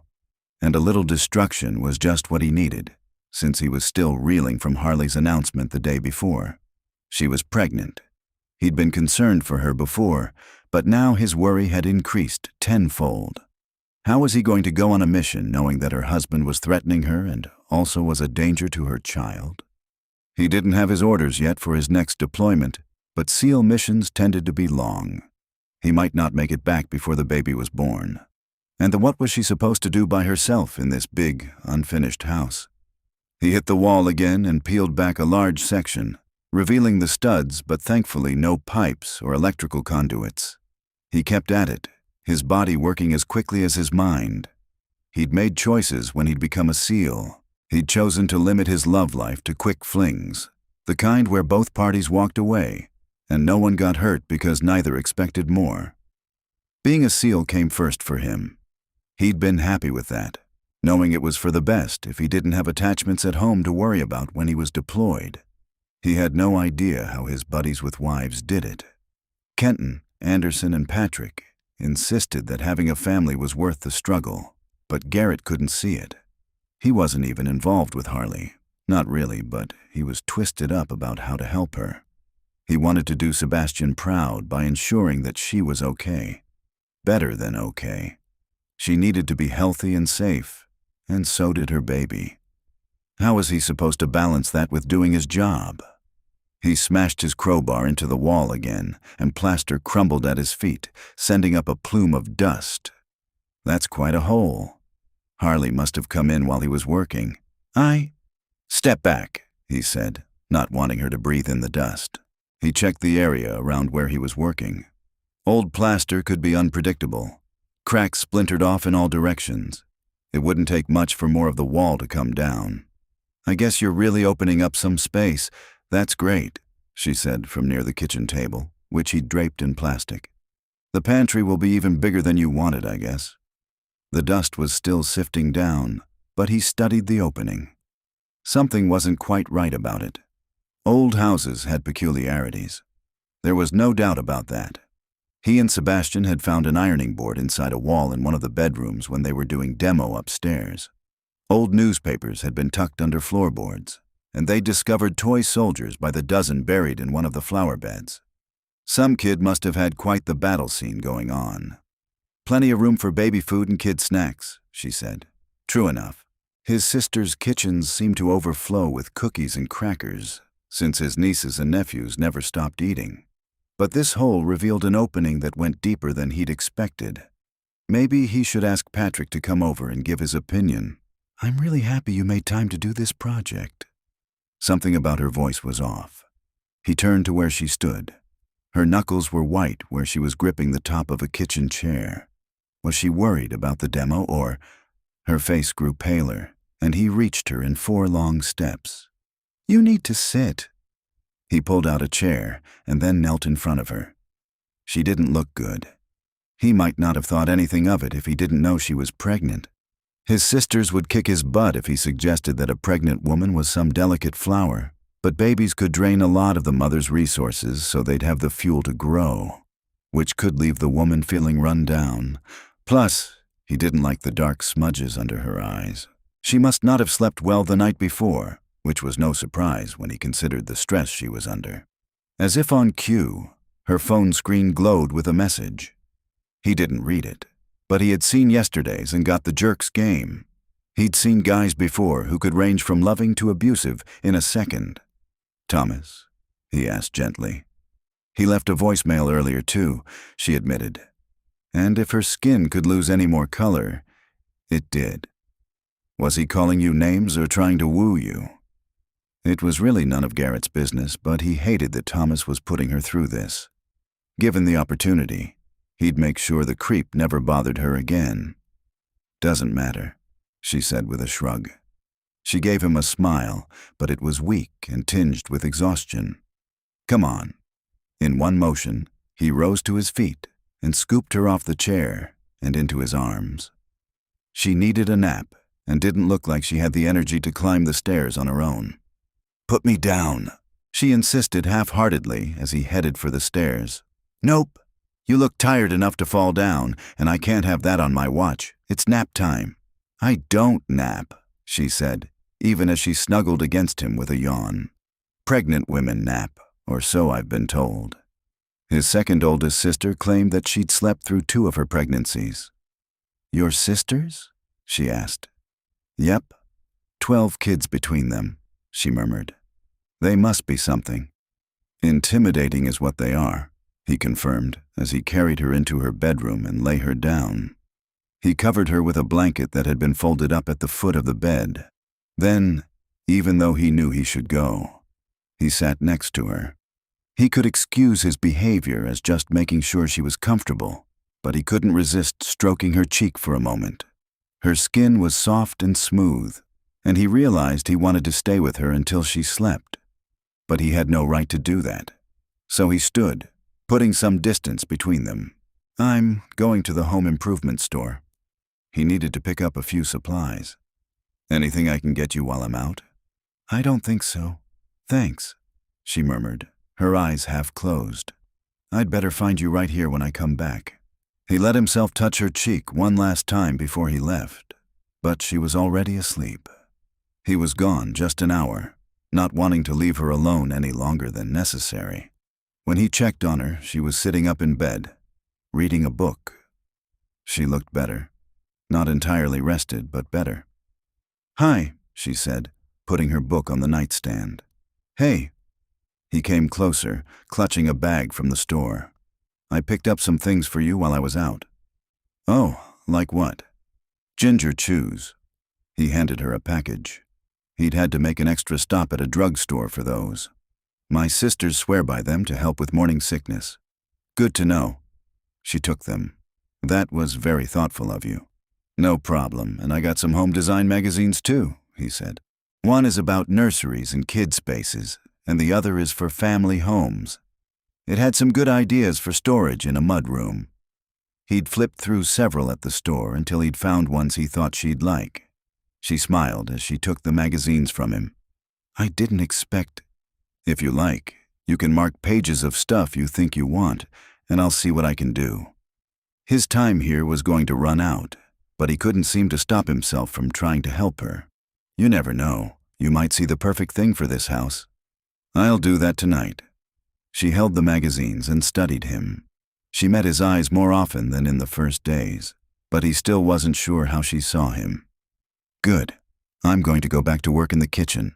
I need to get the rest of that wall down and see what we've got." "I'll help." She tossed back the blanket and put her feet on the floor. He wanted to tell her to stay away from the dust and mess, but this was her house. He would just make sure she did it carefully. "If you like." Back in the kitchen, he insisted she don safety goggles and gloves before she picked up the crowbar and took a swing at the wall near the hole. Another large crack formed, splintering off in every direction. "It's coming down," she said, sounding excited. She took aim at the wall a second time, hitting it with a solid thump. Plaster broke loose and cascaded down. Garrett reached for her, pulling her back to a safe distance as more plaster fell to the floor. He could have let her go, but he didn't, and she made no move to step away from him either. He liked having her in his arms. He wasn't going to overthink that. What he did have to do was deal with the wreckage. When the plaster stopped falling and the dust thinned, they moved closer. He'd thought something wasn't right about this area of the house. There was a small window on the exterior that he hadn't been able to account for inside, but he hadn't expected this. A small room, maybe 5 by 7 feet, had been walled off. It had a vaulted ceiling, giving it a fancy feel. What had this room been? Why had it been sealed away? And how on earth was he going to deal with it on his limited schedule? "Well, crap," he muttered. "That's gonna change things." His plans for the pantry were completely blown now. He was going to have to work double time to deal with this. "Careful." He kept his arm around her waist as she tried to move closer to the mess. "I need to clean this up. I don't want you to get hurt. I want to see what's in there." She nudged forward. "That's not wise until I make sure it's secure." She turned her head and smiled up at him. "Relax. It's a surprise, not a tragedy. A fun surprise, too. How often do you discover a secret room? Way cool. It's a setback for your plans. His plans, too. And he'd already restructured those too many times to suit him. Maybe, but it's nice to have an exciting setback for a change," she said, reminding him that her life hadn't exactly been full of good surprises. So maybe she was right. And this was a happy accident. He tried to see it from her perspective. They walled over the doorway and everything. Weird. She pointed to a door that someone had nailed studs over to create the wall. "Can it be salvaged?" He looked more closely. "Probably." He pulled a few remaining pieces of plaster down and stepped between the studs. She was right on his heels, ready to explore. "Watch your step." He took her hand as they moved farther into the room. He pushed aside the ancient curtains on the window, letting more light in. One wall was lined with a set of shelves, along with a kid-sized table and chairs. "It was a playroom," she gasped, dropping his hand to rush to the shelves. "Someone just left it all in here and closed it off. Why, oh my, look at this old Monopoly game, and a tea set." Her voice changed on the last words as she pulled a basket from the shelf. She took it to the table and removed a tiny blue teapot with matching cups and saucers. "I never had—" She fell silent as she began arranging the tea set on the small table as if she were hosting a party. He understood what she hadn't said. She'd never had a tea set as a kid. That wasn't something he'd have thought of as important, but it clearly meant something to her. "Join me?" she asked, taking a seat in one of the chairs. He eyed the other one. Kid furniture wasn't going to hold him, especially a chair that was several decades old. But he didn't want to disappoint her, so he moved the chair and knelt on the floor beside the table. "Will this do?" "Just fine. Tea?" She poured imaginary tea into his cup and pretended to add sugar. When she'd done the same for herself, she held her cup up to his in a toast. "To happy accidents." "You're kind of amazing," he said. She laughed. "I'm used to making lemonade out of life's lemons, that's all. I pride myself on that." She put her cup down on the saucer and looked around her. "I've come to expect bad things, so when a surprise turns out to be good, it's cause to celebrate. All in all, I'd say it's been a good day. Thank you for that." "Me? What did I do?" "Made me take a nap that I really needed. Knocked a wall down in my house and revealed a secret room and brought me candies and magazines, and the day's not even over yet. Anyone would have seen that you needed to rest, and the magazines weren't a big deal." She raised her cup to her lips and took a pretend sip before speaking. "They were to me. I've received very few gifts in my life." That hit him in the gut. He had a great family, and he was lucky. He didn't remember that often enough. "Harley, I'm sorry." She waved him off. "Thomas gave me presents, but they were always as apologies. Apologies that he didn't mean." She didn't say what Thomas had to apologize for. Garrett could guess. He'd beat her up and then feel bad and buy a gift. She might even forgive him and think it was the last time. But then it would happen again. It was a textbook pattern of abuse, and she was damaged by it. But she was far from broken. "This is nice," she said a minute later. "You're nice." "Because I came to your tea party?" He really hadn't done anything special for her. "Yes, I've always wanted to host one." She ran her hand along the edge of the old table. "I'd see it in kids' movies and think that's what happiness was. You'll have plenty of tea parties with your child. He might even be able to fix up this table and chairs. They were old pieces, but they could be made sturdy enough for her and a kid."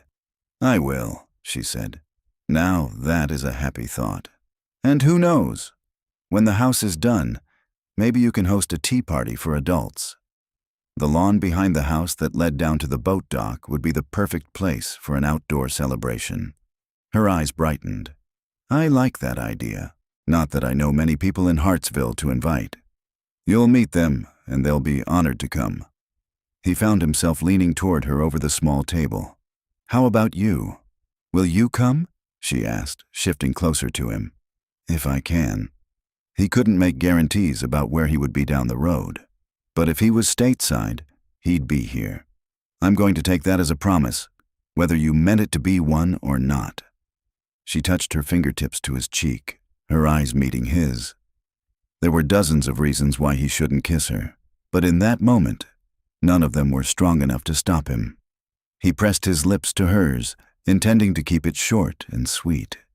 When her breath hitched and her lips parted, though, he deepened the kiss, enjoying the slow slide of her tongue against his. He cupped the back of her neck, feeling the silkiness of her hair against his hand. He could have stayed like that forever, but she drew back after a moment.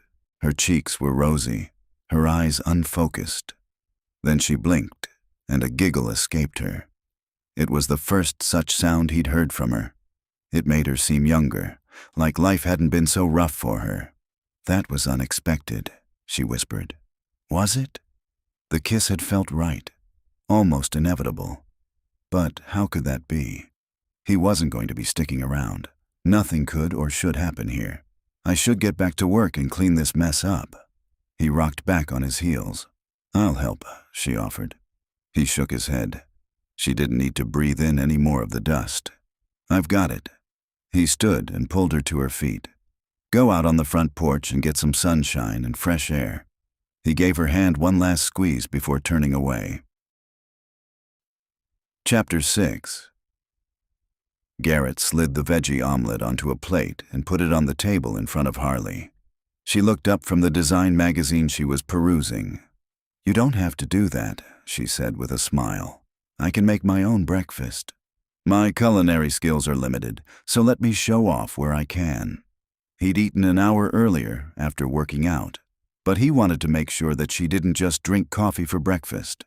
Her fatigue from the day before concerned him, though she hadn't mentioned having morning sickness since her reaction to the smell of the varnish. He took that, at least, as a good sign, and sat across from her with his coffee mug. Things had been surprisingly easy between them since that kiss the day before. He'd gone back to work cleaning up the demo, while she'd dusted herself off and taken her laptop to the porch to work.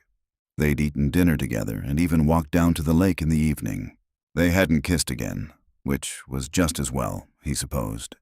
But they were comfortable together. That pleased him. He didn't want to be a source of stress for her. The constant calls she received from Thomas were doing a number on her. Her phone had rung several times the evening before, while they were walking. She hadn't answered, but he'd seen her body tense each time. "What's your project for today?" she asked, after eating a few forkfuls of omelet. "That." He gestured toward the hole in the kitchen that led to the playroom. "I've been working on a plan." Her phone screen flashed with an incoming call. Instead of answering, she flipped the phone over. "Thomas again?" Garrett asked. "Who else?" she muttered. "That's 5 calls in the past hour. I keep letting them go to voicemail. Did you listen to any of the ones you got last evening?" He didn't want her to, since it was hard on her. But he also wanted to keep tabs on Thomas. If the jerk figured out where she was, he might let that slip in the messages. Then Garrett would know to be even more on his guard. "Some," she admitted. "It's always the same. He alternates between threatening me and begging me to come back with all sorts of sweet talk and false promises. I'm not foolish enough to fall for that." "I'm so sorry." Garrett felt compelled to apologize for the jerk, though the only thing they had in common was a Y chromosome. "I'll survive," she said with a sigh. "I'm looking on the bright side. It feels good every time I delete one of those awful messages." He could understand that. "Still, are you saving them anywhere?" "I've been transferring them to a file on my computer. I never want to hear them again, but before I left Florida, I spoke to a lawyer on one of those helplines who advised me to keep any evidence of harassment." Her phone pinged with a text message. Indecision crossed her face before she reached for the phone. It might be someone from work. She turned the phone over and scowled at it. "Nope, Thomas." "All right, enough was enough." "You need to take action," Garrett said, struggling to keep his voice even. He wanted her to get the divorce and restraining order rolling. But it wasn't up to him. He had to respect that those were her choices to make, even though he was itching to move forward. The longer she stalled, the worse the situation might become. "I know, it's just—" She looked away. "What, Harley?" He softened his tone. She squeezed her eyes shut for a second. "Thomas is awful, and I will divorce him, but it still hurts to give up on something that I thought would be good. I never had anyone special in my life, not since going into the foster system, and I wanted that connection. I just chose the wrong man." She must have loved Thomas when she married him. For some reason, that bothered Garrett. But he understood where she was coming from. Getting married must have seemed like a dream come true, a way to not be alone in the world anymore. "You'll have the baby," he reminded her. "Yeah, I will. My own little family." A glimmer of a tear showed in her eye, but she blinked it away. That's a happy thought. She'd barely gotten the words out when her phone dinged with another message. "I understand it's hard to let go of what you hoped that relationship would be," Garrett said, "but you don't deserve this harassment. Don't you think it's time to talk to an attorney and get the divorce papers filed?" She sighed. "Do you think Anthony Burke handles divorces?" The lawyer handling Sebastian's will had seemed kind and sympathetic, and working with someone she'd already met might help her get over the hurdle of starting this process. Let's call him and ask. She'd eaten about half the omelet and was now toying with the rest. Garrett couldn't blame her for having lost her appetite. He couldn't imagine what she was feeling at the prospect of all she'd have to do in order to unload Thomas permanently. Her focus was on her plate when she spoke again. I just want to be safe from him and raise my baby to always feel loved and secure. That's not too much to ask, is it? Not at all. You deserve that, and so does your baby. And you've got a beautiful place to do it. He shot a glance at the enormous hole in the wall and added, "Mostly beautiful." She smiled. "It's messy, but discovering that secret room made my day." He'd like that part himself, and the kiss that followed even more. He couldn't expect it to be repeated, but he did want to help her feel better. "Hey, I've got an idea. Why don't we go to the garden center and see what they have? You said something about getting flowers for the front of the house." "I'd like that." Her face brightened. "I have my morning Zoom in a few minutes. Can we go after that?" "Sure. I'll work on the kitchen until you're ready to go." After she went into the den, he cleaned up from breakfast and got to work. He had to agree with her. The secret room was an unexpected bonus, even though it meant he had to completely rethink his plans for the pantry. By the time she was done with her Zoom, he'd finalized a new sketch and removed the walled-over door, setting it aside to use later. "Ready?" she asked. She had on sneakers with leggings and a bright pink sweater and looked adorable. Could he tell her that? It was on the tip of his tongue, but he thought better of it. "Just let me wash off the dust," he said instead. After a call to Burke's office to arrange an appointment for the next day, they set out for the Mountain Vista Garden Center. Since it was early spring, most of the plants were still in the greenhouses, but the center's outdoor area was dotted with hardier shrubs and young trees. "Oh, look at this." Harley rushed toward a perfectly shaped blue spruce that stood about 6 feet tall. "It reminds me of Christmas. I'd like one of those. Not today, but sometime." She moved on and fingered a juniper. "This is lovely, too. There are so many choices. When it's time for serious landscaping, how am I going to decide? You have some decent shrubs around the house already, but others are old and need to be replaced. You might want to hire a designer from the center to help you make a plan." Garrett wouldn't be around at that point, since any serious work would have to wait until she had access to Sebastian's accounts, but he enjoyed watching her dream a little. She hadn't had much opportunity to do that in her life. She continued to wander through the young trees, stopping to read tags, and even took pictures of a few that appealed to her. "Okay, I'm ready to look at flowers," she said several minutes later. This way. Garrett had been here once with Patrick and Imogen, so he knew that the retail greenhouses were extensive and shoppers were allowed to browse through them. Once inside, he grabbed a cart. "I'm willing to walk up and down every aisle so you get a good idea of what they have." "Seriously?" she asked. "That's nice of you." He hoped he'd been nice about a lot of things with her, but she was unused to kindness from people, especially men, he supposed. "Let's start with the annuals." He headed toward the rows of flowers that were just starting to bud. She walked close beside him, occasionally bumping into him as they moved, almost like they were a couple, which he enjoyed. He liked seeing her show enthusiasm too. That had been coming out more over the past week. She retreated to cautiousness at times, but he was seeing more of her personality. "That's pretty." She pointed to one yellow bloom in a flat of plants that were still green. "Snapdragon," he said. "They need lots of sun, but they're hardy." "And you know this because—" She tilted her head to the side and studied him. "My mom loves flowers," he said with a shrug. "I helped her put in several new flower beds when I was a kid. For hours of hauling dirt and working the soil, she paid me in cookies. And hugs, I bet. Yeah, those too." He had no complaints about his childhood. If anything, it had been too idyllic. The only thing he'd missed out on was a brother, but he'd found brotherhood in the SEALs, especially with Sebastian. A wave of grief and guilt came with that thought. He didn't want to go there. Not when he was trying to bring some sunshine to Harley's life. "Those are Cleome." He indicated the plants on the other side of the aisle. "They grow to about 4 feet tall and become uncontrollable. They're also self-seeders. Once you plant them, they'll keep coming back every year." "Is that a bad thing?" She wrinkled her brow and studied the little plants. "Can be. He remembered the pink and white blooms springing in every direction. Mom tried for formal gardens one year, but the Cleome destroyed that vision. They don't stay in neat rows. What did she do? Harley was standing close to him again, her hands next to his on the cart. She went with it and claimed it was an English country-style garden instead. Wise of her. I have no idea what kind of garden I want or what flowers to plant. I've never had an opportunity. Well, just the one time. A foster home. He wanted to know more about her. Yeah, it was really nice. Maud and Jim. Her expression turned wistful, and he thought she'd clam up.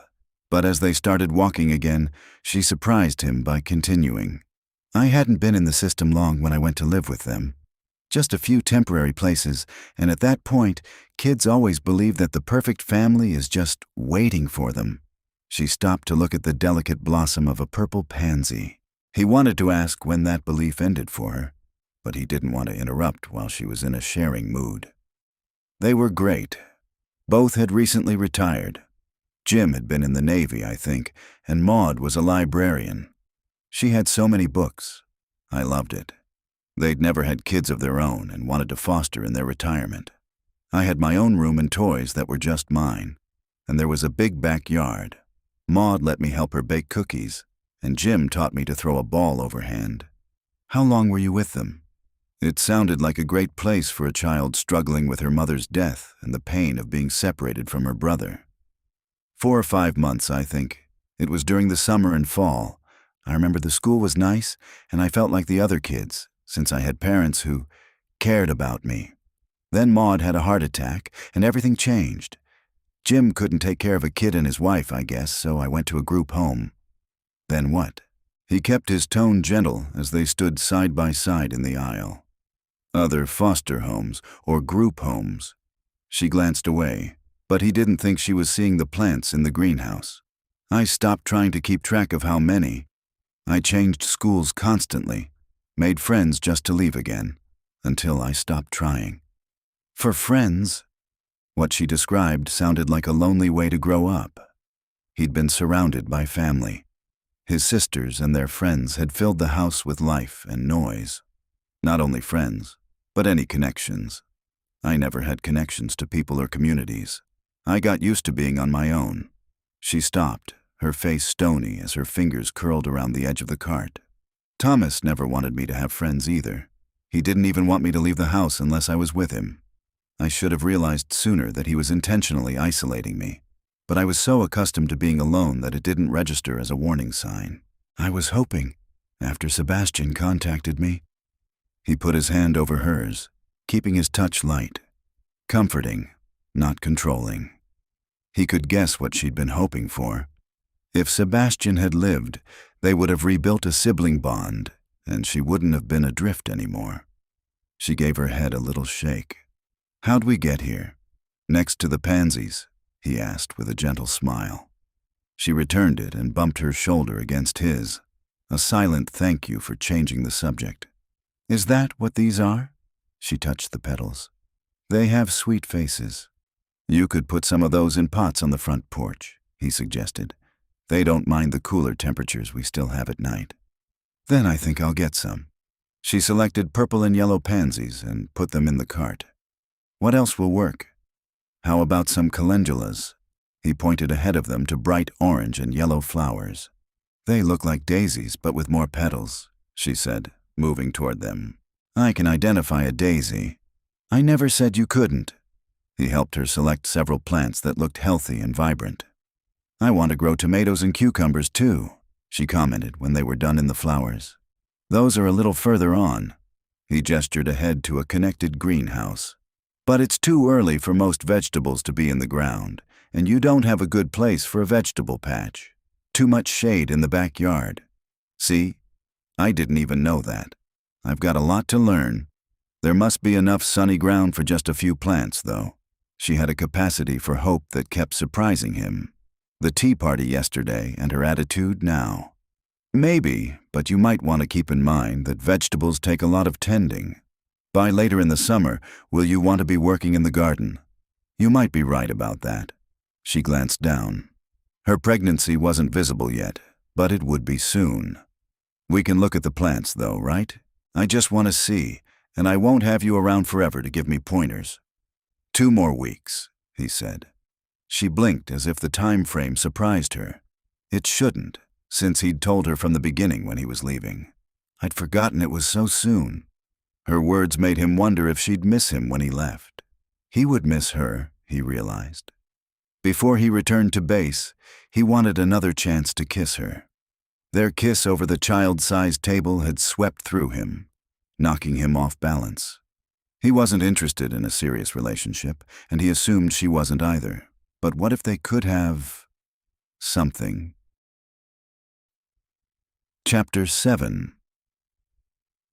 Harley was sitting on the top step of the porch, enjoying the late morning air. She'd get porch furniture eventually, a swing and maybe a wicker settee and chair. But for now the step did nicely. It was becoming her happy place. When she took breaks from work, she tended to wander out there and sit down. It had been a good day so far. Garrett had gone with her to see the attorney.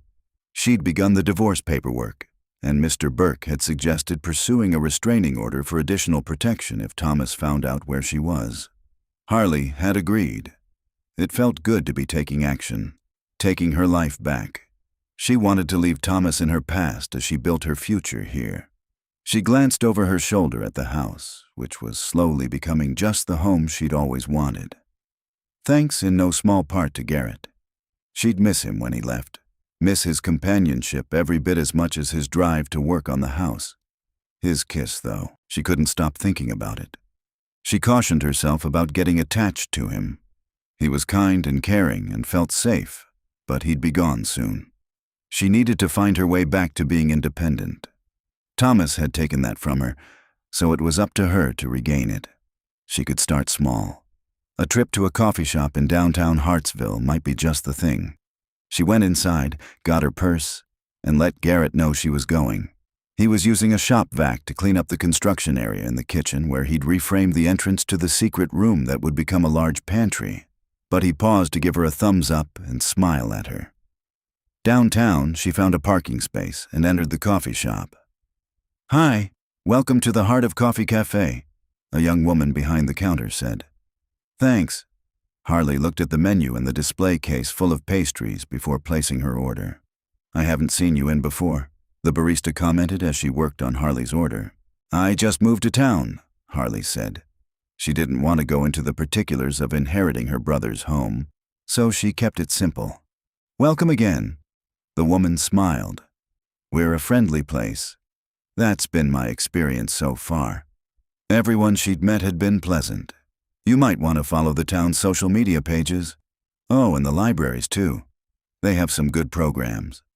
"Good idea. I need to meet people." Harley wasn't sure what prompted her to say that to a stranger. It just came out. "There's a bulletin board over there." The barista gestured to the back wall. "It has all sorts of information on community events and such." After getting her double chocolate decaf mocha with extra foam, Harley went to look at the board. There were notices about cats and dogs who needed homes. That might not be a bad idea in the future. She'd never had a pet. Other flyers advertised items for sale, and some indicated groups that were open to new members. A bookstore sponsored a monthly book club meeting, and a yarn store welcomed people who wanted to learn to knit or crochet on Thursday evenings. She could see herself doing that. Maybe she could make something for the baby and meet some people. "Thanks," she said to the barista on her way out.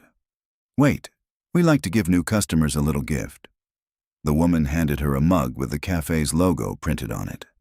"You can bring it with you when you come next time, and we'll give you a discount on your drink." After thanking the woman again, Harley walked out onto the street and took a minute to study the other shops nearby.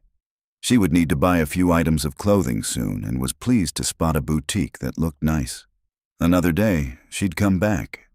Harley drove home feeling good about where she was in life. She'd wanted a relationship with her brother, and she wouldn't get that. But even in death, he'd changed everything for her by giving her the house and the means to leave Thomas. She was determined not to waste the opportunity. She had struggles ahead of her, no doubt about that. but she felt stronger, more capable than she had in a long time. She'd take it one thing at a time, she decided as she drove back to her house. Even thinking those words, her house, was starting to feel more normal. She pulled up short, though, when she saw 3 cars she didn't recognize parked in the driveway. Her first fear was that Thomas had found her. Since he worked as a used car salesman, he tended to change cars frequently. Her nerves calmed when she saw the vehicles all had South Carolina license plates. Then she spotted 3 women on the porch with Garrett and recognized one of them as Imogen, who, along with her husband, had brought groceries last week. The other 2 were strangers. As Harley got out of her car, she caught Garrett's reassuring smile and nod. Since she trusted him, she walked forward, even though the situation made her jittery. "Hello," she called. "Sorry to just show up, but we wanted to bring you a welcome basket," Imogen replied, and then introduced Mia and Violet, who Harley learned were also the wives of SEALs from Hartsville. Apparently, their husbands had been friends since they were kids, and they still served together as SEALs. They'd all known her brother, even though he'd been on a different team. "Come in," Harley said. She led them into the living room that Garrett had completed a few days earlier. He and Patrick had hauled a sofa, chair, and coffee table out of storage, so the room was furnished enough for her guests to sit. "I didn't expect anything but thanks. Go ahead and open it," Mia said after putting the basket on the table. Harley peeled away the cellophane to reveal a variety of gifts. Kitchen items like towels and cooking utensils, a scented candle, a small print of a mountain vista she recognized as being nearby, mason jars with the ingredients for cookies already measured, and a few books. One was a baby book with soft corners and a rattle attached, and another was a book about pregnancy. Garrett told us, or rather, he told Patrick, about the baby, Imogen explained. "I hope you don't mind." "No, it's fine." She hadn't said it was a secret, and it was probably good that others knew she was expecting. She did wonder what else Garrett had revealed about her, though. "This is really kind of you. You're part of the SEAL family now. We take care of our own," Mia said. Harley was about to object, since she and Garrett weren't in a relationship, but then she realized Mia was referring to Sebastian. "Garrett's been busy," Violet commented. "I was here just 2 weeks ago, and this room was a wreck.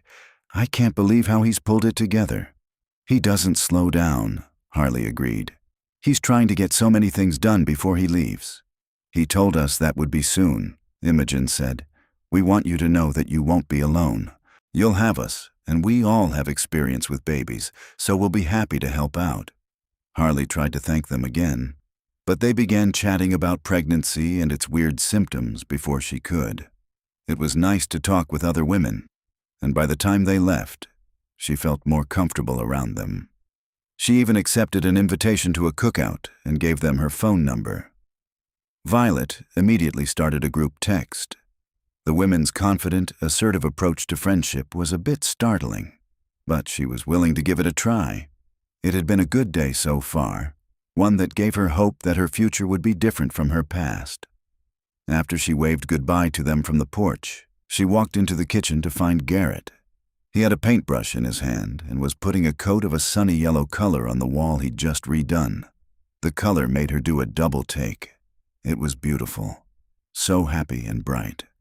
"Sebastian bought the paint before our last mission. I probably should have asked before I started. I hope the color is all right with you." He paused with the paintbrush suspended over the bucket. "I love it." With the fresh paint and the light oak cabinets, the kitchen glowed. But, wait a minute. She returned to the living room and grabbed the towels and oven mitts from the gift basket. They were covered in yellow flowers, the exact color of the wall. Someone had given her visitors inside information. She walked back to the kitchen with the items in her hand. "Something wrong?" Garrett asked. "You called them, didn't you? That's how they knew what to get." "When Imogen called me," he said, "I told her that the kitchen was going to be yellow. That was yesterday evening. I had no idea the 3 of them would move so quickly. Is it okay with you?" He sounded nervous, and she forced herself to take a deep breath and relax. Thomas was always so secretive, having conversations she wasn't allowed to overhear. It had made her sensitive about the idea of people talking behind her back.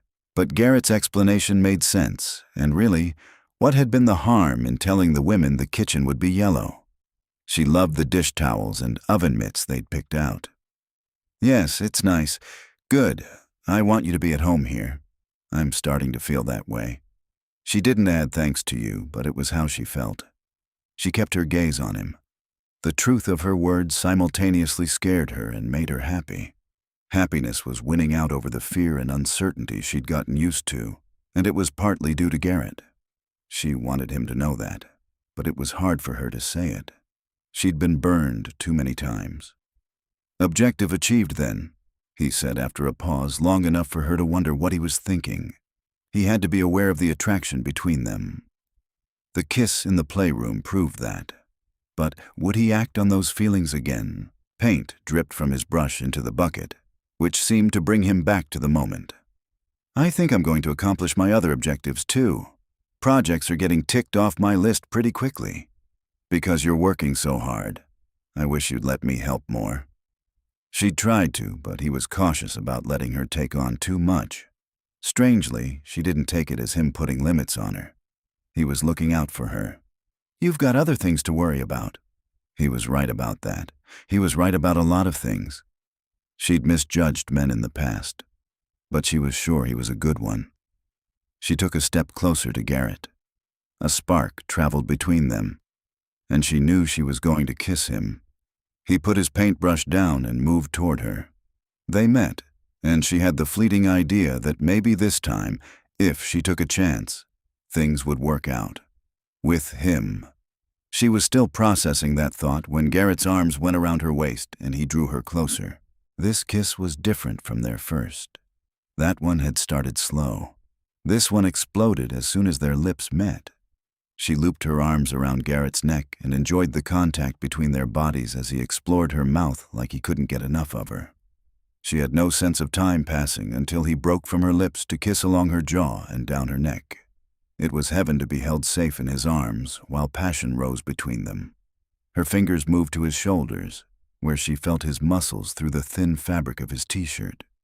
She wanted to rip it away and explore him for real, feel his warm skin. He shifted them, stepping back but taking her with him. He sat in a kitchen chair and pulled her down to straddle him. Everything felt incredible. Until the chair scooted a few inches and Garrett broke the kiss with a curse. "What?" Her tone was dreamy. She felt dreamy. "The paint." He nodded to the side. The movement of the chair had bumped the paint tray, slopping paint onto an old rug. "I'd better get that before it seeps through onto the floor." He lifted her off his lap, which was the only place she wanted to be, and set her down in another chair. Before he turned to clean up the paint, though, he held her face between his hands, his thumbs stroking over her cheeks. "I want to continue this later, but only if you want it too." Her heart thudded in her chest, because that was the perfect thing for him to say. She'd been powerless too often in her life. Garrett seemed to understand and respect that. "I do." He smiled then, a charming grin. And she fell for him a little more. Chapter 8. "Keep us company in the kitchen," Imogen said, taking Harley's arm, when Harley and Garrett arrived at the cookout. "Garrett, the guys are in the backyard, grilling the meat." "And drinking beer," Violet added.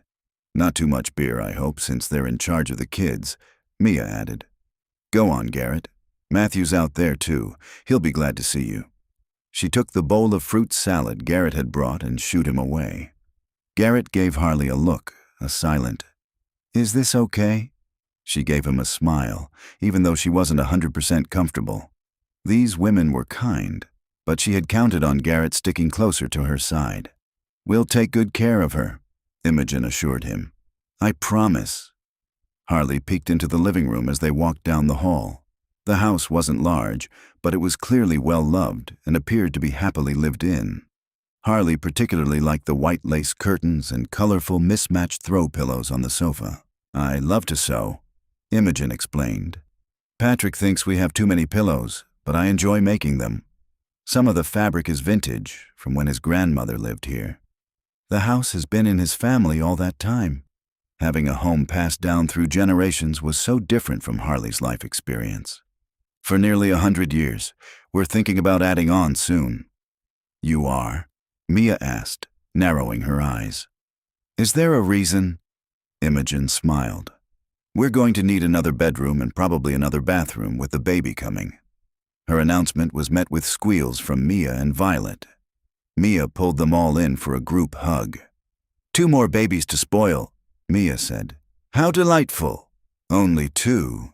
Imogen shot Mia and Violet a look. We're trying, Violet said. I got pregnant with Nate, even though we very much not trying. But things aren't moving as fast this time around. It'll happen. Just give it time. Mia looped an arm around Violet's waist. What about you? Violet asked. You and Kenton have been married for what, 4 months? Is it too soon? Not for me, but you know Kenton.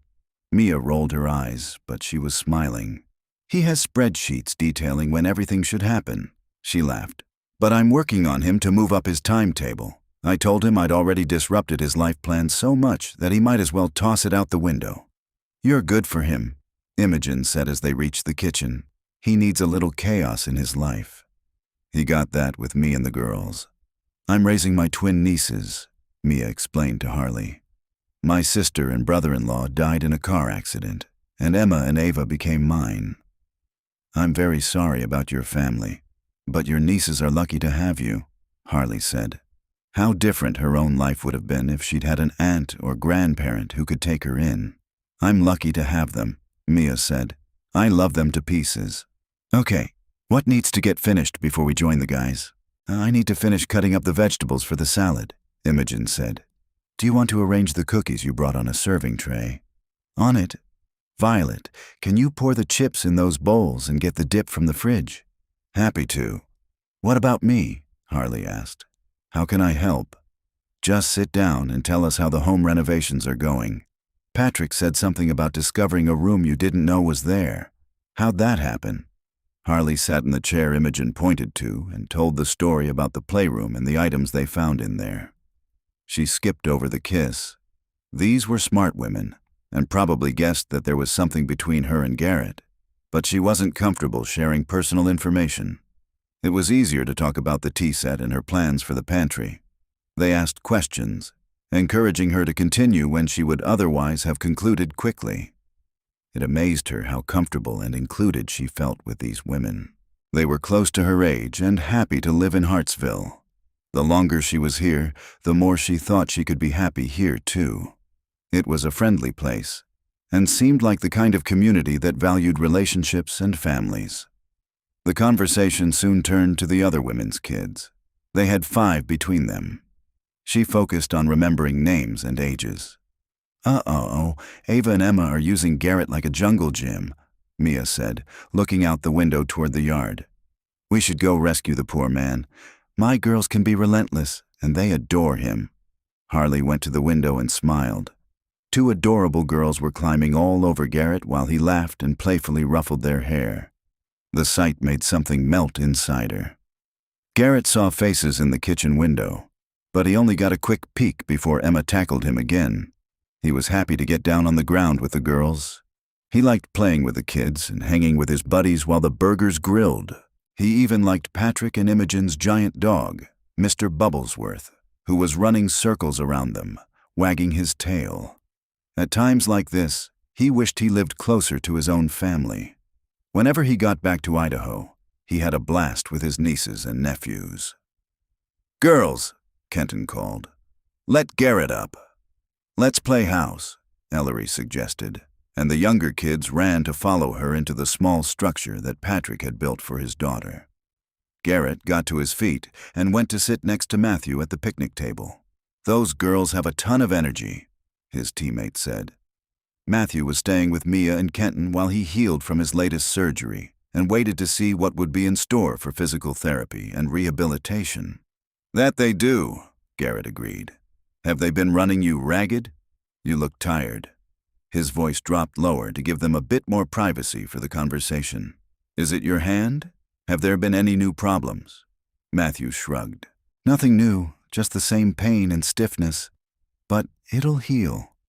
Neither Garrett nor Matthew was sure of that, considering the extent of the burns and broken bones he'd suffered.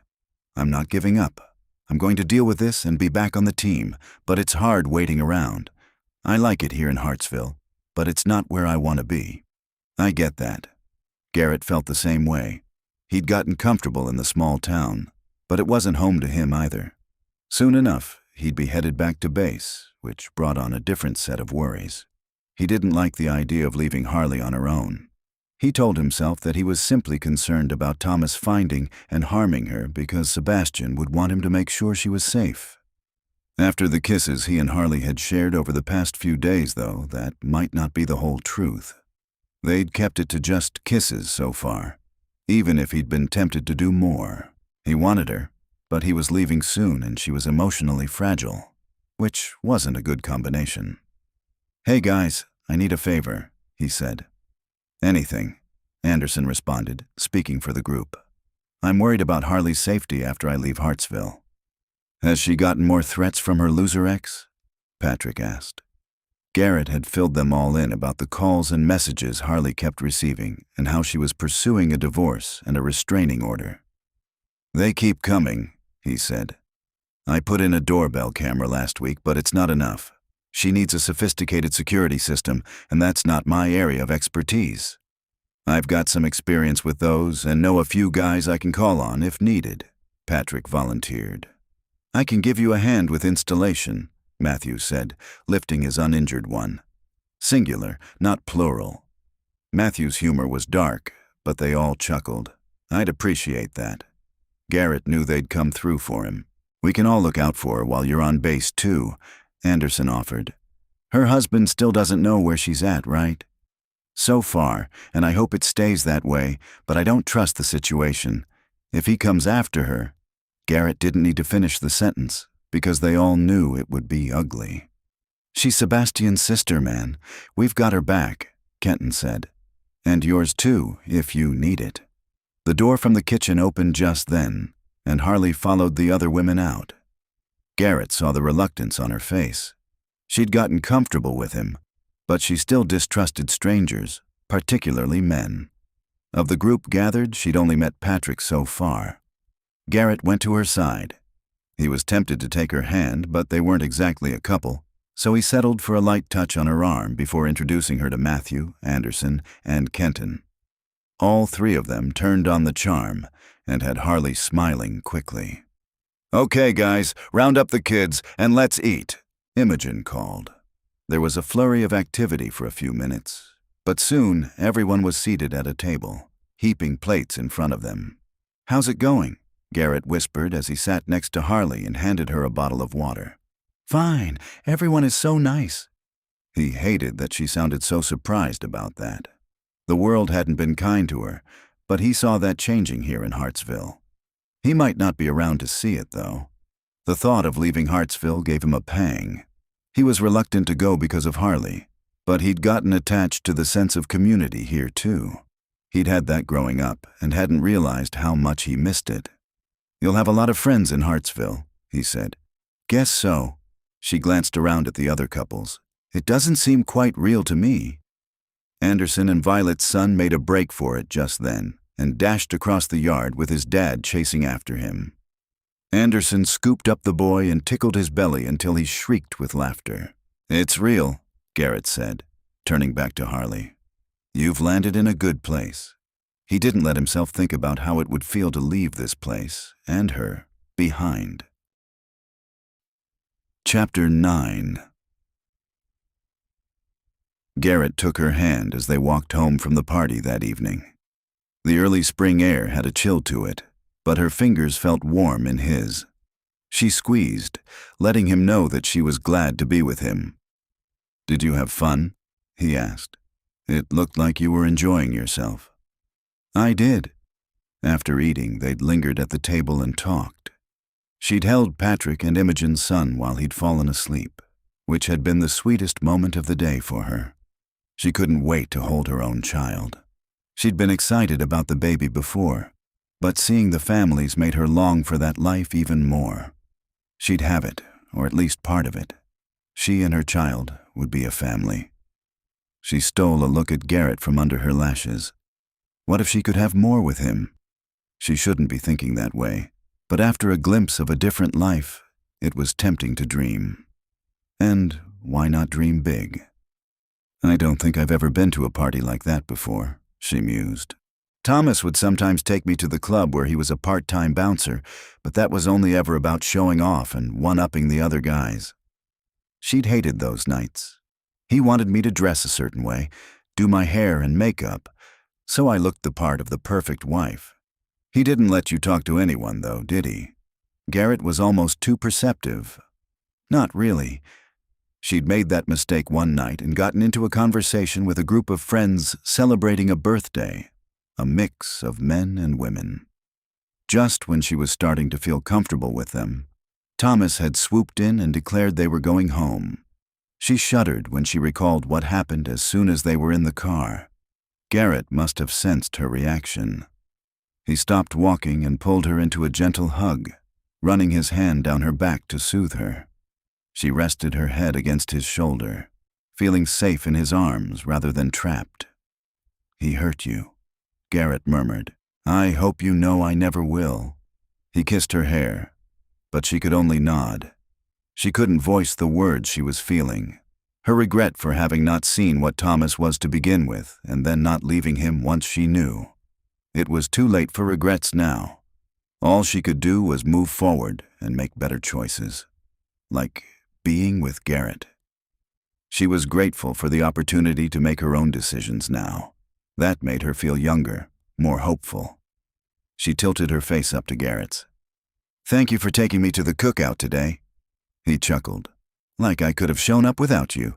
They like you, Harley." "So do I." He kissed her then, but he ended it far too soon. "Is that all I get?" she teased. It had been ages since she'd said anything even mildly flirtatious. It felt good. "Until we get home. Then it's whatever you want." There it was again. She had the choice, and it was an easy one. "I want you." Even in the dim light, she saw his immediate smile. "Glad to hear that." He put his arm around her waist, getting them moving again. When they reached the house, they ran up the porch steps, and he quickly worked the lock. As soon as they were inside, they came together. She'd enjoyed their other kisses, but now she realized that she'd been holding back, protecting a part of herself out of fear. She let that go and gave herself over to the kiss, to Garrett. After what could have been forever or only a few seconds, he broke the kiss and rested his forehead against hers. "Harley, I have to know you're sure about this before we go upstairs." "I'm sure. Make love with me, Garrett."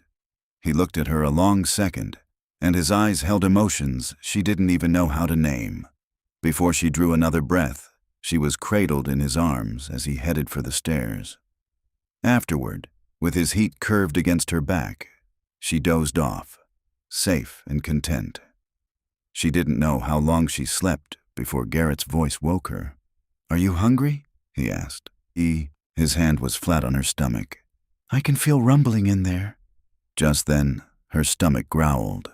"Or is that the baby?" "I'm hungry," she said. It was too early to feel the baby's movements. "I ate plenty at the party, but I seem to be burning through food. That's new this week." The pregnancy was bringing constant changes to her body. "Any requests? I'll make you a snack and bring it up." He kissed her shoulder again before rising and grabbing for his jeans. She instantly missed the warm contact, but she was hungry. "I'll come with you. You don't need to wait on me." "But I want to," he said, and their gazes met. He was so very different from the people in her past. She appreciated that, but she got out of bed and pulled on his discarded t-shirt. It fell nearly to her knees, a reminder of his size. That had scared her at first, but she knew now that she had nothing to fear from him. He could be dangerous. There was no question about that, but not to her. In every one of their interactions, he was protective and caring. "Looks good on you." He was grinning, Come here. She went willingly. Their kiss lasted until he started to lift the edge of the shirt. She playfully swatted his hands away. Hungry, remember. I'm not denying a pregnant woman food. He took her hand as they left the room. What sounds good? Peanut butter, which is weird since I'm not a huge fan of it.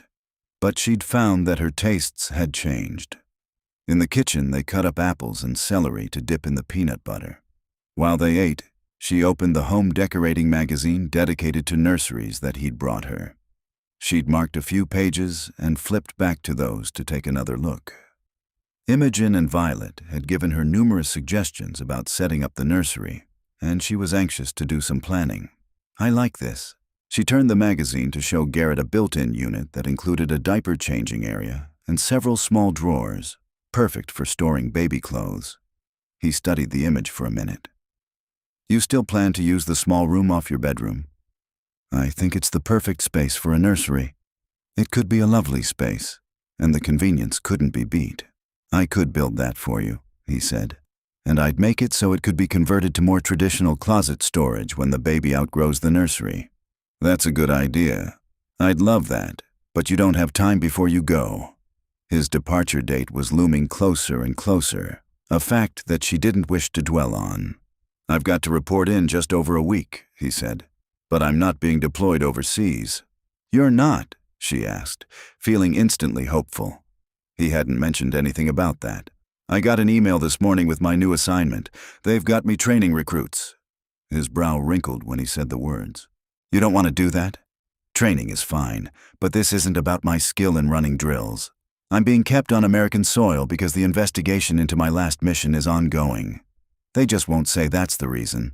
Oh, I'm sorry. It's fine, he said quickly. The good part is that I'll only be 5 hours from here. I could come down on weekends and continue the house projects. And be with me? She was far more interested in that than the work he might do. He hesitated a moment before saying, Yeah, I'd like that. He fell silent again. Something was going on inside him. Would you? She prompted, surprising herself. The old Harley wouldn't have pushed him. She'd have been scared too. You're not sounding very convincing. He covered her hand where it lay on the table, but it still took him a minute to start talking.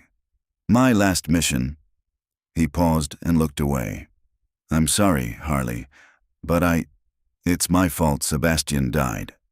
That can't be. She didn't believe him for a second.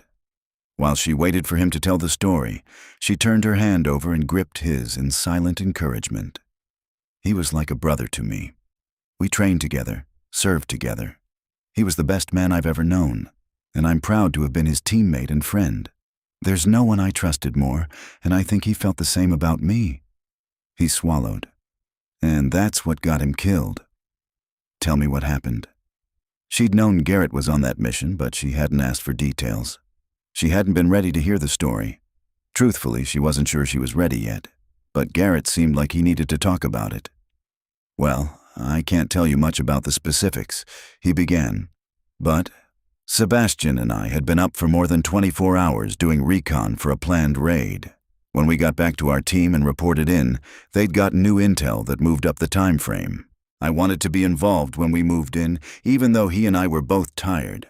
No way would he let me go without him, so he volunteered to be part of the action too. Harley put her other hand on top of Garrett's, giving him what reassurance she could. If he hadn't been there, he'd still be alive. He'd be here for you, and I wouldn't have lost the person I was closest to in the world. When she saw the glimmer of tears in his eyes, she got up and went to him. She put her arms around him and let him bury his face against her shoulder, just as he'd done for her earlier when she'd sought comfort. Harley had thought there was nothing she could do for Garrett, but she could see she'd been wrong. His grief was strong, maybe stronger than hers. She hadn't known Sebastian very well at all, so her sadness over the loss of him was more for what couldn't be. Garrett's was for what had been. Garrett, she said, lifting his chin so she could look into his eyes. You've got to listen to me. You can't blame yourself for Sebastian's death. You couldn't have known what was going to happen that day. Sebastian was an adult, a trained SEAL. He made his choice, the same as you did. But he wouldn't have... She put her fingers over his lips. Don't torment yourself. Would Sebastian want you due to that? I didn't know him well, but I don't think he would. The man she'd met through emails and that one Zoom didn't seem the type to hold a grudge against the people he loved. He wouldn't, Garrett admitted. But she could see that he was still struggling, so she gave him a soft kiss. Should we go back to bed? She was tired, but she wanted him near her, wanted to hold him. You go ahead, he said. I'll clean up here and join you soon. She nodded, knowing that he needed time to himself. Just then, her phone buzzed with a message. She checked the screen and gasped. The text was from Thomas, and it was an image of Sebastian's house, her home. He's found me. More messages poured in, reminding her of the power Thomas had over her. How? Garrett was on his feet beside her, staring down at the screen. I don't know. I was so careful, or I thought I was. She swallowed, trying to keep the panic at bay. But he's not here. That picture of the house is from Google Maps. Right. She took a breath. He works 2 jobs, so his schedule is really rigid. He can't just take off without notice. She was reassuring herself, but she hoped she wasn't being delusional. Would Thomas risk his jobs to come after her?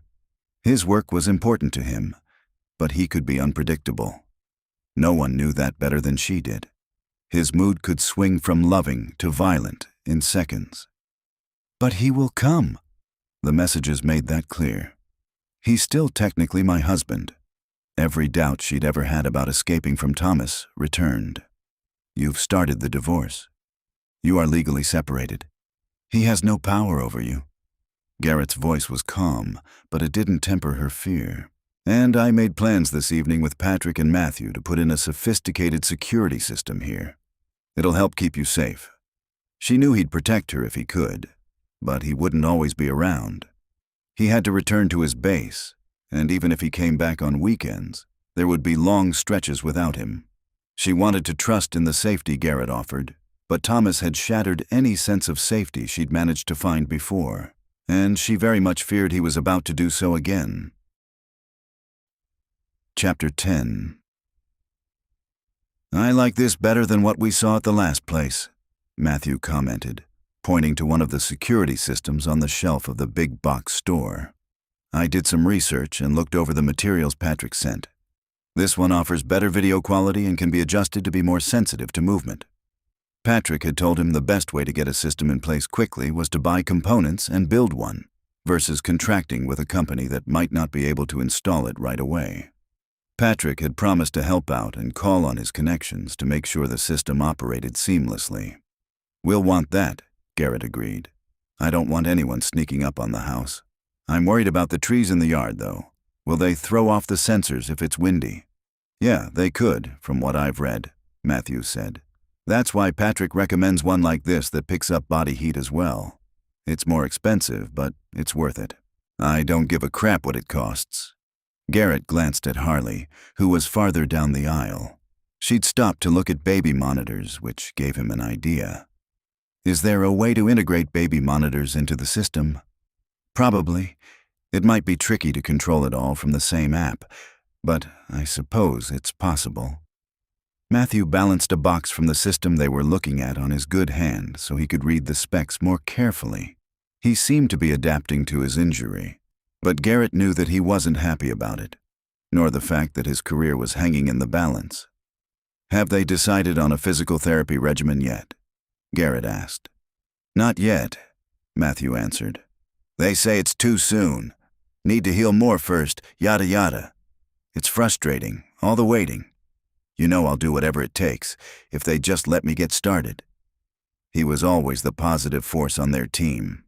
The first one to crack a joke and break the tension or yell, yeah, we can do that. If you need anything, you let me know. Garrett could only hope that Matthew would call on him. He wanted his buddy back in fighting condition. Looks to me like you've got your hands full at the moment. Matthew grinned at him. Garrett couldn't help looking toward Harley again. She was putting one box back on the shelf and grabbing a second. He had to fight the urge to rush over and help her. Got to admit I never saw this coming, Matthew said. What? Garrett swung his head back to his friend. You getting serious about a woman? You'll be turning into a family man soon, even though you've always said you didn't want that. You were married to the job, remember? There's been a couple times I thought we'd have to have a ceremony with flowers and a cake. You've been so committed to the Navy. I'm still committed to being a SEAL, Garrett said. That hadn't changed. But, yeah, I never saw this coming either. So how are you going to handle leaving? Matthew asked. You've got your assignment, right? Stateside training on base, Garrett confirmed. I can travel back and forth on weekends to be with Harley. That'll work for now, but what about when you're on a new assignment that has you halfway around the globe and cut off for weeks at a time? That was a problem Garrett didn't have a solution for. He'd thought about it, but he'd stopped himself from going too far down that path. For one thing, he didn't know what Harley wanted. They'd talked far into the night and made love again. But even though she'd implied that she wanted him around, she was cautious too. He couldn't blame her for that. She'd been burned and was still dealing with the aftermath of a devastating relationship. Not sure yet, he said. I guess the only thing I know is that I'll go. Being a SEAL is what I am. Same. Matthew lost his characteristic good humor for a moment. I just wish I could speed up the recovery process somehow. Don't say you'd work harder, because you probably couldn't. Matthew cracked a smile. True enough. I'm pushing it as much as the doctors will let me. I'm getting back out there, come hell or high water. Absolutely, Garrett said. Speaking of which, I've got a split. I have a call scheduled with one of the base doctors. I'm trying to get them to okay some kind of exercise at least. I think they're getting sick of me, to be honest. But go ahead and get this system. It looks good to me. I'll be over ASAP to help with the install. Matthew headed for the exit, stopping briefly to say goodbye to Harley, who smiled at him. Matthew was a likable guy, even when he was hurting. Garrett was glad there were people who'd be sticking around the area for now that she could rely on. Any of the SEALs would look out for her. He didn't doubt that. He needed, though, to have a conversation with Harley about where they were going. Were they a couple in any real sense? Was she willing to be a military girlfriend or even wife? That was a tough role to take on. What he had with Harley didn't feel casual, though. For him, it was very intense and very real. She'd taken some hard knocks in life, and he wanted to be the one who gave her the happiness she deserved. She came toward him, looking pleased, less like the world was sitting on her shoulders. And she was beautiful. Ready to purchase? She asked. I texted Patrick some questions, and I'm waiting to hear back from him. If he gives his approval, I'll come back and pick up what we need. He put his arm around her waist as they headed for the exit. Is there anything else you want while we're out? Ice cream, she declared. I want a chocolate milkshake so much that I don't think I can live another moment without one. Ridiculous cravings. Do you know a good ice cream place in the area? Dairy Dock. He'd been there before with Patrick and his kids. It's the best around. They went out to his truck, and he drove back into the center of Hartsville, where the ice cream shop was located. Thanks, she said out of the blue when he'd pulled into a parking space. You're so good to me. He hated that she sounded surprised. You don't need to thank me, Harley. I'm here to support you with whatever you need. I'm sure my brother didn't mean for you to be dealing with a pregnancy when he asked you to look out for me. Some of her nervousness was back. I would have done everything I could to fulfill Sebastian's request in any case, but he took her hand. I'm with you because I want to be. He didn't know how to express more than that, but her face brightened and she leaned closer to kiss him. The kiss was brief, but it seemed to confirm that she was happy with what they had going. Now ice cream. She pulled away. I'm starving. You go sit in the sun while I stand in line, he suggested. The warmth of the day had brought out plenty of people eager for a treat. Families sat at the picnic tables in front of the ice cream stand. Harley found one close to the street that was unoccupied. For a moment, she closed her eyes, enjoying the feel of the sunshine on her face. And she was marveling just a bit too. How, in less than 2 weeks, had she gone from being afraid to allow Garrett to stay in her house to not wanting him to leave? She'd trusted too readily before, but now that she was in a relationship with a good man, she realized that she should have seen the signs with Thomas. His charm had never been more than a veneer that had turned her head. With Garrett, there was no pretense. He was exactly what he seemed. He couldn't be faking it, not with the circle of friends that he had. She had faith in their judgment, too. She sighed, more content than she'd felt in a long time, maybe ever. A hand clamped around her arm, jerking her out of her reverie. Her eyes flew open and she tried to yank free, but the grip only tightened. Thomas's face was inches from hers. He was sitting next to her on the bench in a way that made it look like he'd just joined a friend. "Found you," he sneered. "You've been a bad girl, Harley, running away from me and taking up with that guy. You're lucky I still love you." His hot breath blanketed her face as he spoke in a low, furious voice. "I'll take you back, but I'm going to make you pay for being with him. Are you sleeping with him? Don't worry, babe. I'll forgive even that once you've paid my price." She froze. All the hope that had awakened in her lately disappeared, and she wanted to curl in on herself like she'd curled up on the floor when Thomas was beating her. "Get up and walk away with me. Don't make a fuss, or it'll be worse for you." In the past, she'd have done what he said, not wanting to call attention to herself. Now, though, she refused. She wouldn't go with him. But how could she get away? "Now, Harley." Thomas started to rise, pulling her up with him. Her fingers tightened around the edge of the table, resisting. As she opened her mouth to scream, Thomas's grip loosened. Garrett was on the other side of him, and his hand was clamped around Thomas's wrist. "Let her go, or I'll snap your arm like a twig." Garrett's voice was quiet, but she'd never seen his face more serious. It gave her a glimpse of the man he must be when on a mission. Thomas's hand fell away from her. "You've got no right to Harley," Thomas hissed. "She's mine." "She doesn't belong to you or anyone else," Garrett said. "Stay away from her." Thomas backed up a few feet, but he wasn't as cowed as he should be when facing a 6'3" Navy SEAL. Or what? Garrett didn't bother to answer. He just watched as Thomas retreated down the street and got in a car. Garrett turned to her then, the steeliness gone from his gaze. "Did he hurt you?" he asked, rubbing his hand over where Thomas's fingers had sunk into her arm. She shook her head. Her arm would be bruised, but that was nothing in comparison to what would have happened if Thomas had gotten her somewhere private. "I want to go home," she whispered and began walking toward Garrett's truck. He fell in at her side. She could sense him keeping an eye on their surroundings, but she was focused on getting to the vehicle. He opened the passenger door for her. When she got in, she realized she was shaking, and a wave of nausea hit her. "Take in deep breaths and let them out slowly, sweetheart. You're safe." He stayed with her, not touching her but keeping close by. "It's the adrenaline. It'll pass in a minute." "You don't have that reaction?" she asked. He seemed perfectly calm. "I'm used to dangerous situations." Of course he was. Scaring off one guy was nothing compared to what he usually did, she supposed.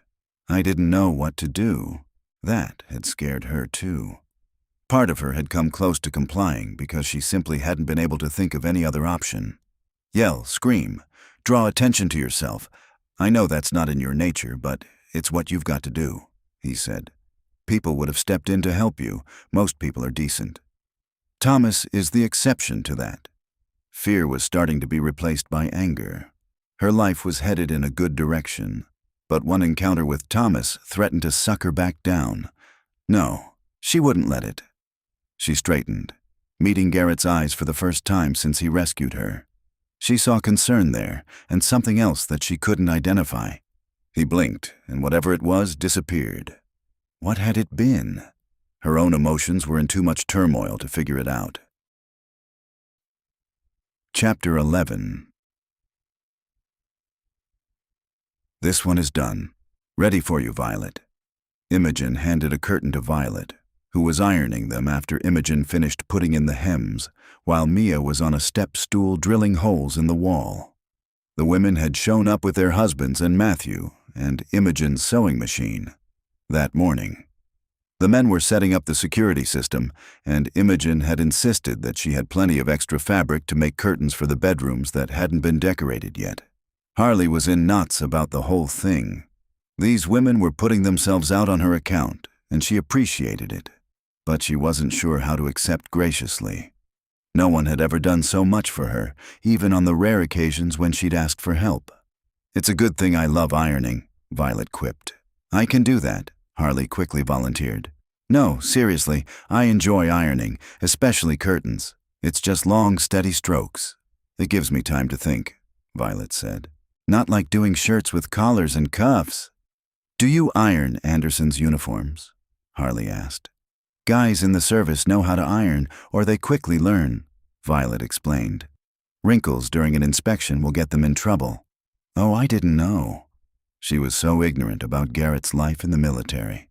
"It's okay. There's a learning curve," Mia said from where she was hanging curtain rods. "They live by so many rules and regulations." "Kenton more than anyone," Violet teased. "He's way more regimented than the other guys." Mia laughed. "Yeah, that's true, but I'm working on loosening him up." They continued to work and chat until the curtains were done and hung. "I'm satisfied with these." Imogen surveyed their work with her hands on her hips. "And we've got time yet before we have to get the kids from the sitter. I brought treats." Mia pulled a pastry box from her bag. "We'll have a picnic and a little girl time." She plopped down on the rug and opened the box to reveal miniature cinnamon rolls and muffins. She'd even brought paper plates and napkins. "I love a friend who works at a bakery." Violet sat and reached for a muffin. "Come on, you two." Imogen immediately dropped to the floor to sit cross-legged, but Harley followed more cautiously. This having girlfriends thing was still new to her. After a brief discussion about the baked goods and an upcoming wedding that Mia was making the cake for, Imogen eyed Harley. "Why don't you tell us about what happened yesterday?" she suggested. "You haven't brought it up, and I'm guessing you need to talk about it with someone other than a SEAL." "I'm fine," Harley said. She'd kept her feelings inside since getting home, not wanting to dump them on Garrett. He was already so worried about getting the security system in place and protecting her physically. He shouldn't have to worry about her rattled state of mind, too. "No, you're not." "No one is fine after being accosted like that," Violet said, and Harley remembered that the woman was an analyst and had gone through her own share of frightening situations. "It's okay to talk about it." Harley looked at the three faces around her. The women all wore encouraging looks.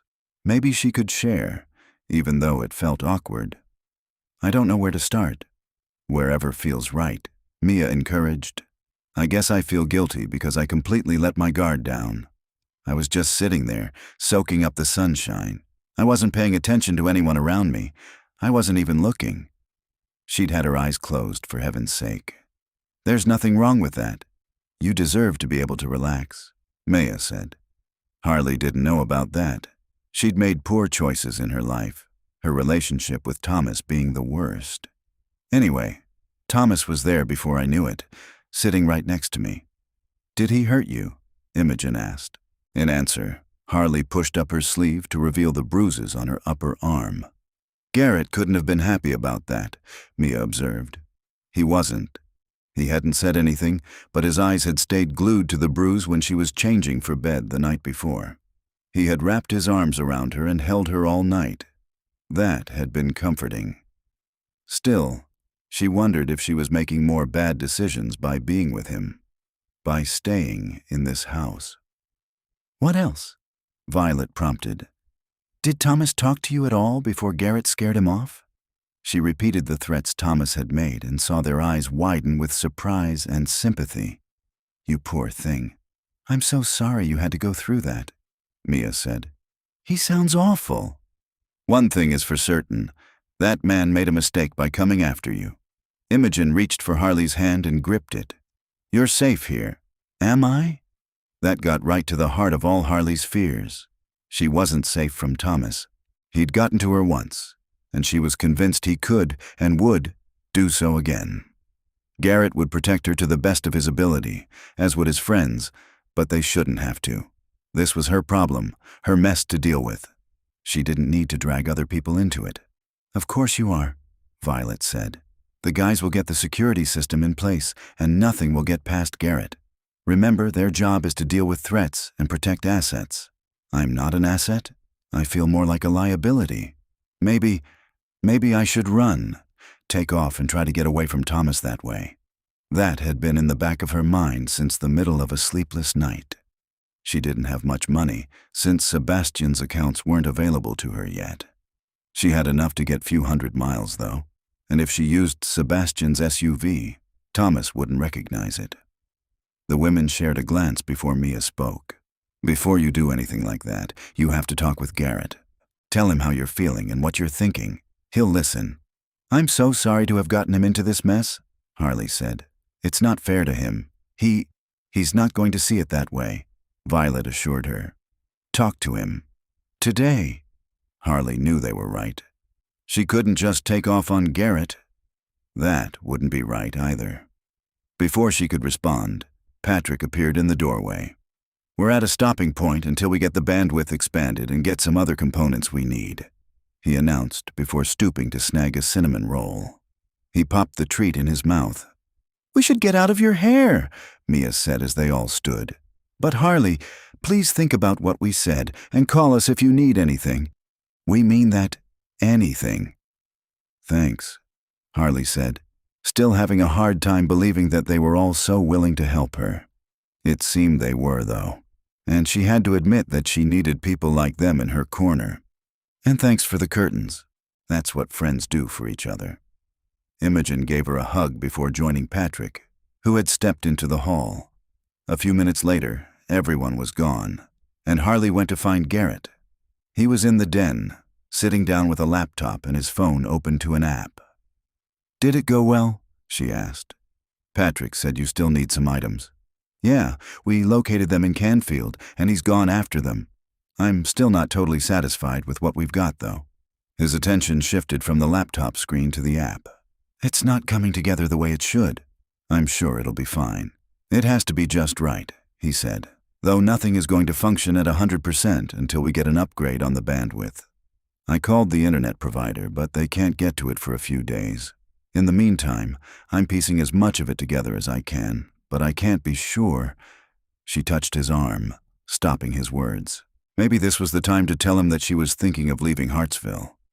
Before she could speak, she felt him tense. What does he think he's doing? He asked, his eyes darkening as he put the laptop aside and stood. She looked at the screen. He must have installed a camera on the front of the house because she saw the car Thomas had been driving approach. Garrett was already headed toward the front door. She followed him as he stalked out. Thomas was standing at the bottom of the steps. Not one step closer, Garrett growled. Why not? I've got a legal right to be on property that my wife owns, Thomas said. It's amazing what you can learn in a bar if you buy the locals a few drinks. So you're her dead brother's buddy, and she's inherited the house, property, money, even a boat. That's a sweet deal for her. And for me. None of it is yours, Garrett said.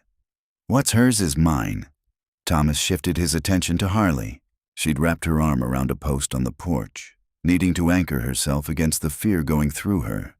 But she wasn't going to cower in the house. Come on, babe. We can have a sweet life here. No, Thomas. She managed to get the words out, even though her throat felt tight. I don't want to see you ever again. You don't mean that. Thomas raised his foot as if to come up the stairs. Garrett charged down them, sending Thomas stumbling back. Get out of here, now!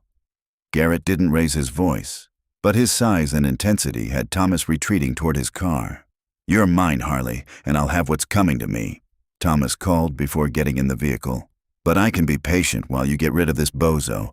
I'll be in touch. Thomas shot Garrett one last look. As soon as he was out of sight, Harley sank down on the porch and pulled her knees up to her chin.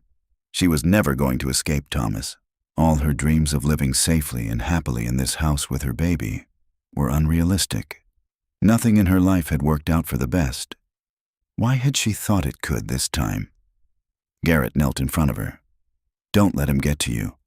He'll always be able to get to me. Don't you see that? I think I should leave. Go somewhere else until the divorce goes through and the judge has issued the restraining order. If I stay here, he'll keep coming back. I've got to go. It's the only way. Harley, don't think like that. This is your home. It may be my property, but I'm not safe here. Look how close he got. The security system might tell me he's there, but it won't stop him. It'll notify the police once it's fully operational. And how long will it be before they come? 10 minutes? 20? In that amount of time, he could... She didn't want to finish the thought. She hadn't been able to defend herself against Thomas in the past, and that wasn't going to change, especially as her pregnancy got further along. She was so vulnerable. If you leave, that's giving up. No, she argued. It's surviving. Surviving is not giving up. She knew that firsthand. And it's not just me. I have to protect the baby as well. He shifted to sit next to her, and for a moment, there was only the sound of a bird in a nearby tree. That was her tree, darn it. She didn't want to leave her home, but she was afraid to stay. You're right, Garrett said. I'm sorry. Believe me, nothing matters more to me than making sure you and your baby are safe. I get that you're scared, but I can protect you better here than on the run. And this is your home. You aren't going to feel safer in a motel somewhere. He might be right about that. I don't know. I just want this to be over. She wished she could see a time in her future when Thomas was no longer a threat. But she couldn't. Harley, you've got to trust me on this.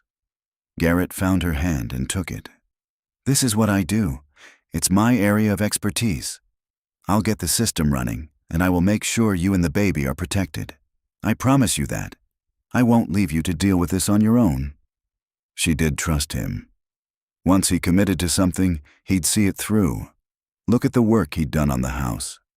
Protecting her from Thomas would be the same, and it was true that she didn't want him to go. She did wish, though, that he heard her concerns more clearly. He didn't feel fear the way she did, and she had no words strong enough to convey her terror. But he was right. Running wouldn't help. It would just mean looking over her shoulder in a different place, where she had no one to support her. All right, she finally said. I'll stay. Good. He brought her knuckles to his lips and kissed them. It'll be okay, sweetheart. She wanted to believe that, but she'd faced too many disappointments in her life to share his confidence. Chapter 12. Harley, Garrett called as he climbed the stairs. He hadn't seen much of her during the day. They hadn't even connected at meals, since he'd worked straight through, fueled only by protein bars. Patrick and Matthew had returned to help him with the security system, and he'd wanted to maximize the time they'd been able to spare. The setup wasn't perfect yet, but it was a lot better than before. He'd keep working on it until it provided as much protection as possible. As it was, he had cameras on all the corners of the house, plus others covering the doors and the first-floor windows. The doors and windows now had alarms that would sound if they were opened or broken. He wanted better night vision and faster access through the app, but that would come soon, when the last of the components were installed. He just needed to be patient, no matter how hard it was. In here, Harley said from the main bedroom. He'd been spending every night with her, but he still thought of the room as hers. She seemed to need her own space, a retreat of sorts, so he generally cleared out until bedtime. He found her in one of the armchairs that flanked a large window. The curtains were drawn against the night, and she was curled up with her legs tucked under her and a book in her hands. "Good book?" he asked, taking the opposite chair and studying her. Her skin was pale, with shadows under her eyes again, like when she'd first come. That had gotten better for a while, but now that Thomas had showed his nasty face, she seemed to be feeling the strain again. He'd do anything to take that burden from her. The security system should help, but until the situation with Thomas was resolved, she wouldn't be at peace. "I don't know. I can't concentrate." She tossed the book onto the side table with a sigh. "I saw Thomas from the kitchen window today. He was walking along the edge of the lake, not on my property, but close. The cameras picked him up." Garrett had watched him loiter in a public access area for almost an hour. Since he had no legal grounds to run him off, Garrett had just kept eyes on him. "You knew." Her voice rose. "Why didn't you tell me?" "I didn't want you to worry." If he'd gotten any closer, I'd have dealt with it, he said, but her lips pinched shut. She clearly wasn't pleased with his response. I'll do everything in my power to keep you safe, Harley. I don't feel safe, she insisted. You don't know Thomas. He's mercurial. Right now, he's not being aggressive because he wants the inheritance Sebastian left me. He'll be nice, even charming, in hopes I'll cave. That's what he's waiting for. You're not considering going back to him, are you? Garrett kept his tone mild because she was entitled to make her own choices, but he hoped she understood that being with Thomas would be a huge mistake. I'm not. She hesitated, and he had the sense he wasn't going to like what was coming.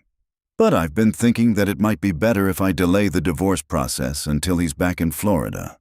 The lawyer called today, and I mentioned that Thomas was in town. It wouldn't take much to figure out where he's staying, so Mr. Burke suggested we have him served with the papers while he's here. He said it would avoid the complication of crossing state lines or something. Garrett knew exactly where Thomas was staying. Anderson had ways of getting intel and had located Thomas at a motel on the edge of Hartsville.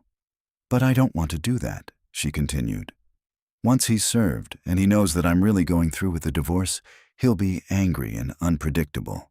It's better to wait, so he's not anywhere near me when he gets the papers. If that's what you want to do, Garrett said, trying to see it from her perspective. But don't delay too long. You need the legal protection of having a divorce in progress to prevent him from approaching you or claiming any of your inheritance as his. I know. He scares me. I've seen what he can do. A shudder went through her at what must have been terrible memories. Garrett wished he could erase them, but he knew that wasn't possible. What he could do was protect her now and make sure her future was secure. He won't ever touch you again. I won't let him. I promise you that, he said, wishing his words had the power to take her fear away. I need you, she whispered. You have me. That became more true each day he spent with her. He hoped she realized that. He rose, took her in his arms, and carried her to the bed. Afterward, she rolled off him. He got up to clean up, but when he returned, she snuggled in close to him. They were quiet for a long time, and he'd thought she'd fallen asleep when she spoke. Does it matter to you if I delay the divorce? Does it matter between us? The switch back to that topic surprised him, but he didn't have any problem answering.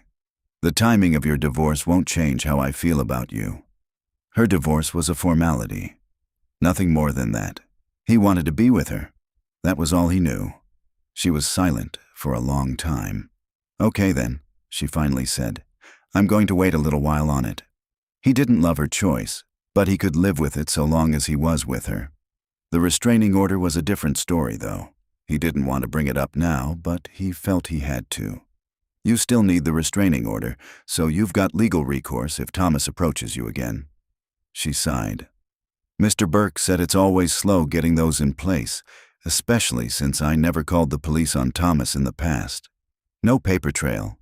He said he's working on it. That's good, Garrett said, though he couldn't help feeling it wasn't good enough. Not nearly. He needed to find a way to expedite that process. As he thought about how, he stroked her back, something that always soothed her. Once she was asleep, he slipped out of bed. Downstairs, he first ran diagnostics on the security system to make sure it was functioning properly. When he was satisfied it was, he switched his attention to the files Harley had shared with him containing Thomas's voicemails and texts. He went through them again. Most were from the past few weeks, but she'd kept some older ones as well, which helped to establish a history of harassment, if not abuse. He called Kenton, figuring he would know the community and local authorities best. If I want to fast-track the restraining order against Thomas, who do I call? Garrett asked. Did something happen? Has he come at Harley again? I can be there in 10 minutes if you need me. No, nothing new. I just can't wait around any longer. Harley's scared, and I can't stand seeing her that way. I get that. Judge Darrow is your best bet. She's a friend of my parents. Give me a few minutes and I'll get her contact information for you from my mom. I'll text it, Kenton said. Tell Harley we're all looking out for her. She'll be okay. I keep trying to convince her, Garrett said. But she's not used to having people help her. Give her time. Yeah, thanks, man. Time was something Garrett didn't have much of. His date to report to base was drawing closer, and he had to do everything in his power for Harley before that. When Kenton sent Judge Darrow's email address and phone number, Garrett barely hesitated before forwarding the file of Thomas's threats. He knew he might be overstepping, but he had to make sure Harley was safe. The restraining order was a necessary step in the process. Harley would understand that. She had to. Chapter 13. Garrett eased the den door closed after giving Harley a morning kiss and dropping off a protein shake for her to sip while on her daily Zoom. She had a big project due at the end of the day and had told him she'd be busy. That was okay with him, since he had a few projects to finish up before deploying. And it was a potential deployment, after all. He walked back to the kitchen and cleaned up from breakfast, thinking about the email he'd received that morning. His team had been put on standby for an overseas assignment. Normally, he'd be riding a wave of adrenaline and excitement about getting back out there, doing an important job he was trained for and had sworn to do. Everything was different this time, though. He'd wanted to ease into his separation from Harley by returning on weekends to be with her. He hadn't told her about the possible deployment, because he wasn't sure how she'd take it. Their relationship was still new, and they had yet to have a serious conversation about their future. Still, he couldn't dismiss the feeling that he was truly alive every moment he spent with her, perhaps even more than when he was on a mission with his team. That didn't make much sense in his rational brain. Maybe it didn't have to. He did know he couldn't leave her without making sure the house was completely safe for her and the coming baby, so he'd texted Patrick earlier, asking for assistance with a wiring issue. He and Sebastian had deemed the house's older wiring acceptable for the time being, but he didn't want Harley to have any problems when he wasn't around to fix them. He heard Patrick's truck pull up and walked out to greet him, disengaging the alarm on the keypad by the front door. "Hey man, thanks for coming." "No worries," Patrick said. "Something malfunctioning?" Garrett shook his head and stepped out onto the porch. "Just some things I want to deal with." He lowered his voice, not that he thought Harley could hear him. "I might be on an overseas deployment sooner than expected. I gotta make sure the house is ready for Harley and the baby." "Got it."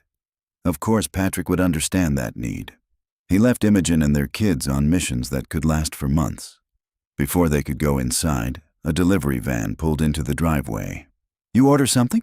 Like Garrett, Patrick was always cautious. "Yeah, some stuff for the baby." Garrett ignored Patrick's raised eyebrow and took the large box from the driver. "What kind of stuff?" Patrick asked, following him into the house. "Baby-proofing." After reading about what was necessary and checking the online reviews, he'd placed an order for various products. "I can't predict when I'll be back if I go overseas, and I don't want Harley to have to worry about any of this." He put the box on the kitchen table and slid it open. Patrick was looking over Garrett's shoulder. He let out a low whistle. "You plan to install all that today and fix the electrical?" "Hope to." There was no time to waste, given that he could get called to base at any time. Ever since he'd read that email, he'd felt like a stopwatch was ticking in his head. "We're going to need help." Patrick pulled out his phone and sent a group text message, asking their fellow SEALs to come over. Replies came in quickly. "Reinforcements are on the way. Let's get started with the wiring." The two of them worked in the attic and basement, running new wire to update the electrical in those areas so it would be less likely to trip a breaker. When the other guys arrived, they worked their way through the house installing electrical outlet covers, gates on the stairs, and cabinet locks. "Are you sure you want me to put this on?" Matthew held up a toilet seat lock. He had insisted on helping, even if the tasks he could do were limited by his still healing hand. I mean, the kid's barely a bump at this point. That's a long way from playing in the toilet. Patrick, Kenton, and Anderson shared a look, but they didn't speak. "Yeah, I'm sure. I don't want Harley to have to do anything later on. She's got enough to worry about." Another look got exchanged. "What?" Garrett demanded. "We get it, man," Kenton said. "I went a little nuts when I came home and found Mia and the girls living in my house. They were toddlers at the time, and she hadn't child-proofed because, Because she's Mia. That got a chuckle from everyone. Mia had a reputation for approaching life differently. She was of the belief that if you discouraged children from opening cabinets or sticking their fingers into outlets, they wouldn't. Kenton grinned. Needless to say, I couldn't live like that, so we compromised. Which leads me to ask, have you talked to Harley about this? My time's limited, and I needed to make decisions, Garrett said. He felt an even greater sense of urgency than he had a few days earlier when he'd ordered the supplies. I think she'll be happy about it. We'll go with that, Patrick said. I'll help you with the bathroom stuff, Matthew. As the two of them went into the downstairs powder room, Garrett heard Patrick say, "Just roll with it, dude. You'd understand if you were in Garrett's shoes. Leaving when you've got someone depending on you is tough." It sure was. It might not be so bad if Harley weren't in danger from an abusive husband, but Garrett had the feeling he'd be worked up about being deployed even without that. Leaving her was going to be painful. What the heck? Harley stood in the bathroom, staring at some sort of mechanism on the toilet that hadn't been there that morning. What is this thing? She fiddled with it, trying to get the lid up. She'd been working for hours and had just finished her project. Her big reward for that was a trip to the bathroom and maybe a snack. She pushed the button on the top again and yanked on the strap, holding the seat down. Nothing. What kind of craziness was this, to prevent a pregnant woman from peeing? Maybe the toilets upstairs didn't have similar contraptions. She was about to head up there when she saw a man moving on the front porch. Her breath caught in her throat before she recognized Matthew. She marched to the door and opened it, hoping he knew the secret to getting the toilet lit up. "Hey, Harley," he said. "What is that thing on the toilet?" she asked. She had to pee too badly to waste time with niceties. "It's a safety lock. It prevents the lid from being opened," he answered. Yeah, she got that. But why in the world was it on her toilet? "Do you know how to work it?" "I tried the button on top." "The button's a decoy. According to the package," Matthew explained, "you've got to pinch in on both sides to release the mechanism." "Good to know." She dashed back to the bathroom and did as he'd said. Sure enough, it worked, and just in time. Her need to pee was probably going to get worse over the coming months. No way was she dealing with toilet locks when they weren't necessary. She came out of the bathroom to find Matthew pacing in the foyer. She had a thing or two to say to Garrett about baby-proofing when her delivery date was months out, but she wouldn't take it out on Matthew. Poor guy didn't deserve that. He was battling his own set of challenges. "Sorry about that," he said, as if it were his fault. "It's okay. Is Garrett around?" The house seemed empty except for Matthew. He and the other guys went to grab some dinner. "And you got left on guard duty," she guessed. "Something like that. I don't mind. It's nice here. Peaceful. I do love the front porch," she agreed. She could see herself spending hours on it as the weather got warmer. The back deck overlooked the lake, and that would be a great spot to relax too. She reminded herself that she was lucky to be here and have this, even if she had problems to deal with. "How's your hand? Is it hurting less?" She wasn't sure she should ask about it, but it felt rude not to. Garrett had told her some about how the injury had occurred. Like her brother, Matthew had been trying to save innocent people. He deserved her respect, and she liked him. Despite his injury, he was positive and kind. He shrugged. Getting there. Harley wasn't sure that was true, but she let it go. She wasn't going to force him to talk about it. She looked out the window alongside the front door and tensed when she saw a car turning in off the street. "That's Mia," Matthew said. They walked out onto the porch together. When Mia got out of her car and pulled a pastry box and a thermos from her back seat, Harley felt again how fortunate she was to have not only the house, but a group of friends who looked out for her. She had Sebastian and Garrett to thank for that. "Hi," Maya called. "I brought treats." "You'll spoil me," Harley said with a smile. "But thanks. I can't stand for things to get thrown away at the end of the day. We donate leftovers to the local food pantry if there's enough. Today, there were only a few items." She set the thermos down on the steps and opened the box so Matthew could choose a treat. "Won't your girls want those?" Matthew asked. "I bake with them all the time," Mia said. "Trust me, they get plenty of sweets. Please, help yourself." "Thanks." Matthew took a large cookie. "I'm going to take a walk down by the lake. Yell if you need me." "He's a good one," Mia commented when Matthew had gone around the corner of the house. "They all are." Harley invited Mia in and led the way to the kitchen. "True. Awesome men," Mia said. "Kenton is not the kind of guy I ever saw myself being with, but love is love. Not your usual type?" Harley got plates and mugs from the cabinet, and they sat down at the table. Mia laughed. "Not at all. He's far too regimented, and he says I'm too chaotic. We meet somewhere in the middle, though, when it matters. We're good for each other that way." "It can't be easy," Harley said. "I mean, how do you manage when he's gone for long stretches?" That had been bothering her, and Mia was someone she could ask about it. Mia put a couple of cookies on Harley's plate and poured out the rich coffee. "Don't worry, it's decaf," before answering. "Well, there's the good, the bad, and the ugly. Which do you want first?" "The ugly." Harley had a lifetime of experience in dealing with the worst-case scenario. She always wanted to get that out in the open first. "Okay, for me, the ugliest is dealing with how much Emma and Ava miss him. At first, I can talk up the girl time we get, but that only works for so long. After he's been gone a while, they can be inconsolable at times. Once they're older, I hope they'll understand better. At the age they are now, that's impossible. It breaks my heart to see how much they miss him." Harley could imagine how difficult that would be. At least the girls weren't yet aware how much danger Kenton was in when he was deployed. "So, the bad then?" "Everything else," Mia sighed. "Going to bed alone, waking up alone, no kisses in the backyard, long evenings by myself after the girls are asleep. I miss him every day when he's gone, his voice, his smile." Mia got a faraway look on her face for a moment.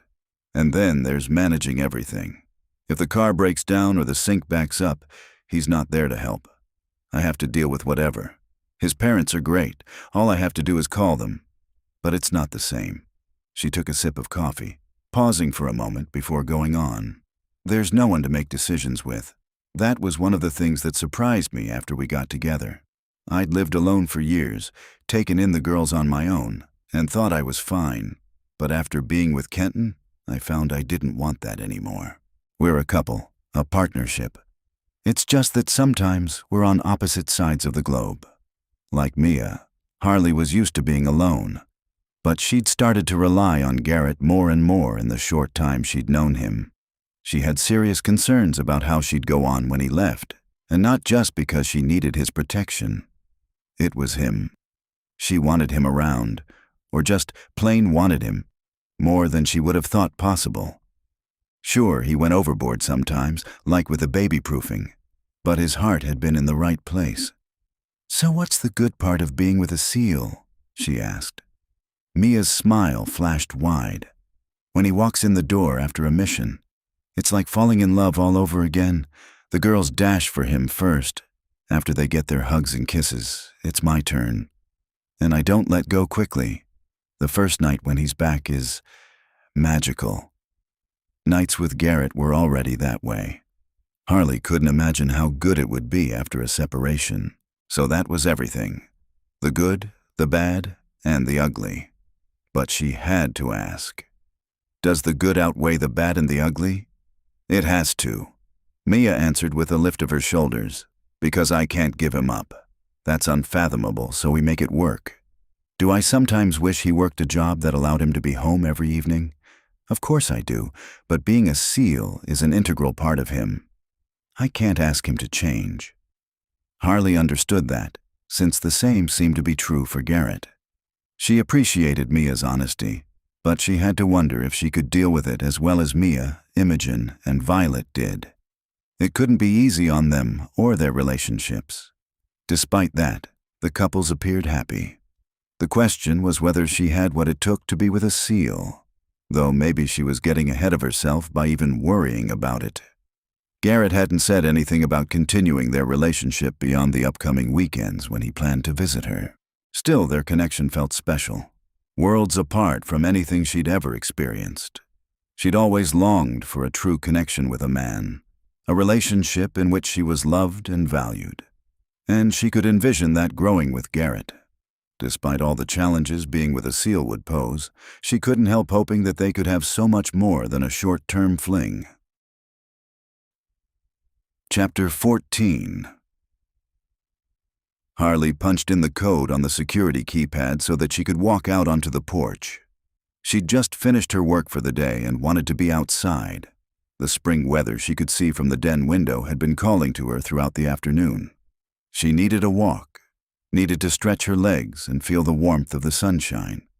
A lap around the house and maybe a few minutes down by the lake would do it for her. She made it to the bottom of the porch steps before she heard the house door open behind her and sighed. Over the past 2 days, Garrett had been adamant about her staying indoors. As much as she loved her home, she was starting to feel trapped. "Where are you going?" he asked. "For a walk. I need to get out of the house," she said, continuing on her way. "Harley, wait." She could hear him hurrying across the newly repaired porch. "If you're going, I have to be with you. You can't be outside alone." She spun around, suddenly irritated with him. She got that he was only trying to protect her, but still. "Seriously? I just need a minute, and Thomas hasn't made an appearance in 4 days." In the time since she'd seen him near the lake, her fear of him had begun diminishing. He must have gone back to Florida. He does have to work, you know. Thomas was a stickler about going to his jobs. Garrett winced. "Yeah, about that." He rubbed the back of his neck. "What?" She didn't have patience for him to play games right now. "I asked Anderson to do some digging into Thomas, and what he found, it's not good. I'm guessing you didn't know that he works for a crime syndicate." "What?" She shook her head. "He sells used cars during the day and is a bouncer at a club a few nights a week." Thomas had always been secretive, but organized crime? That was ridiculous. "The car salesman gig is legit, but the club he bounces for is owned by the mob," Garrett explained. "Thomas owes them a substantial gambling debt, and if he doesn't work it off, well, let's just say that his employers aren't nice people. I can't believe that." She'd been to the club, and Thomas's boss had been friendly to her. It had seemed like a perfectly normal place. And even if that were true, wouldn't it be more reason for him to get home so he can work? It is true. He apparently placed big bets on sports, particularly football. That part did make some sense. Thomas never missed watching a game and tended to react strongly to wins and losses. She rubbed her left arm. During one game, when his favorite team had been losing, he'd twisted her arm behind her when she'd asked him to turn the volume down. "The thing is, Thomas may be even more desperate than we thought. He wants your inheritance, Harley." "How long have you known about this?" "Couple of days," he admitted, which coincided with his increased vigilance. "You might have told me." She crossed her arms over her chest. "I didn't want to upset you." That had backfired. It was bad enough to find out her husband was a gambler, but she'd already known Thomas was garbage. Now Garrett, who she'd trusted, had made a choice about what she was and wasn't allowed to know. It felt infantilizing and controlling. Anger rose in her as she stared at him. Had she made the same mistake again and trusted the wrong man? "I'm sorry," Garrett said, "but you've got to see why it's so important that you stay in the house, or, if you go out, to have me with you, to protect you. You'll be leaving soon, though," she said. He'd told her that his coming assignment could take him overseas, potentially for months. No weekend visits, like they talked about. She'd be here alone, all the time. Despite her anger, that scared her, which irritated her even more. She'd spent most of the past year being frightened, and she was tired of it. "I know, I wish the security system will help." He paused, and a fleeting guilty look crossed his face. "I can't be a prisoner in the house forever," she said. "I can't, Garrett. You have to see that." "Sweetheart, I want to be safe. I want my baby to be safe. But I can't stay in the house 24/7 until..." Until when? When will this end? She couldn't see a good outcome to the situation. Was she going to be in limbo forever, waiting for Thomas to come after her? He'd already taken too much of her life. The only conclusion she could reach was that, without Garrett's protection, she couldn't stay here. She'd pushed aside the idea of leaving days ago, but her need to run was back, stronger than ever.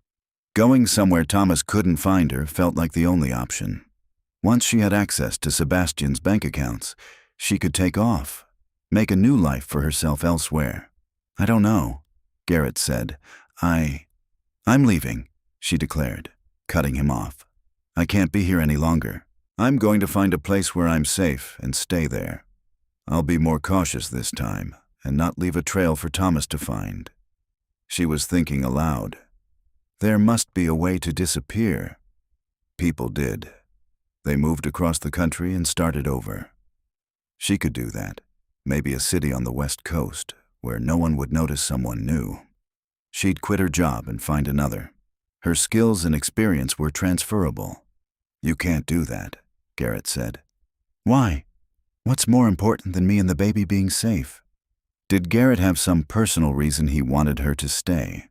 They'd forged a connection, even built a relationship of sorts, but neither of them had taken the next step to suggest it might be something more. "You own a home here." He gestured behind him, and her hopes deflated like a popped balloon. He'd had the perfect opportunity to say how he felt about her, and he'd bypassed it to make a logical argument. "You have friends, people who care about you." She had the SEALs and their wives. They'd invited her into their circle. "Besides, I thought you liked Hartsville," he continued. "I like being with you," she wanted to shout. But he was carefully keeping this not about them, so she didn't feel comfortable bringing that element up. "I do," she said after a minute. "It's a great place, and I can see why Sebastian chose to make his home here, but I can't live in fear." The sense of community was wonderful, but it didn't outweigh the threat. "Running won't fix this. No matter where you go, you'll be looking over your shoulder," he warned. She saw the logic of his argument, but didn't he understand that she was terrified? Staying in Hartsville was unthinkable if Thomas wasn't dealt with. "I'm a sitting duck here. Don't you understand that? You probably aren't scared of anything. Why would you be?" Garrett's training and size made him seem impervious. "After you're gone, when I need to go to the grocery store or a doctor's appointment, how will I be safe? I can't protect myself against Thomas. I tried when he first started abusing me. Then I gave up." She saw the anguish on Garrett's face, and she appreciated that he cared about what she'd been through. Even so, she wanted to fold in on herself, to give in to the fear she felt.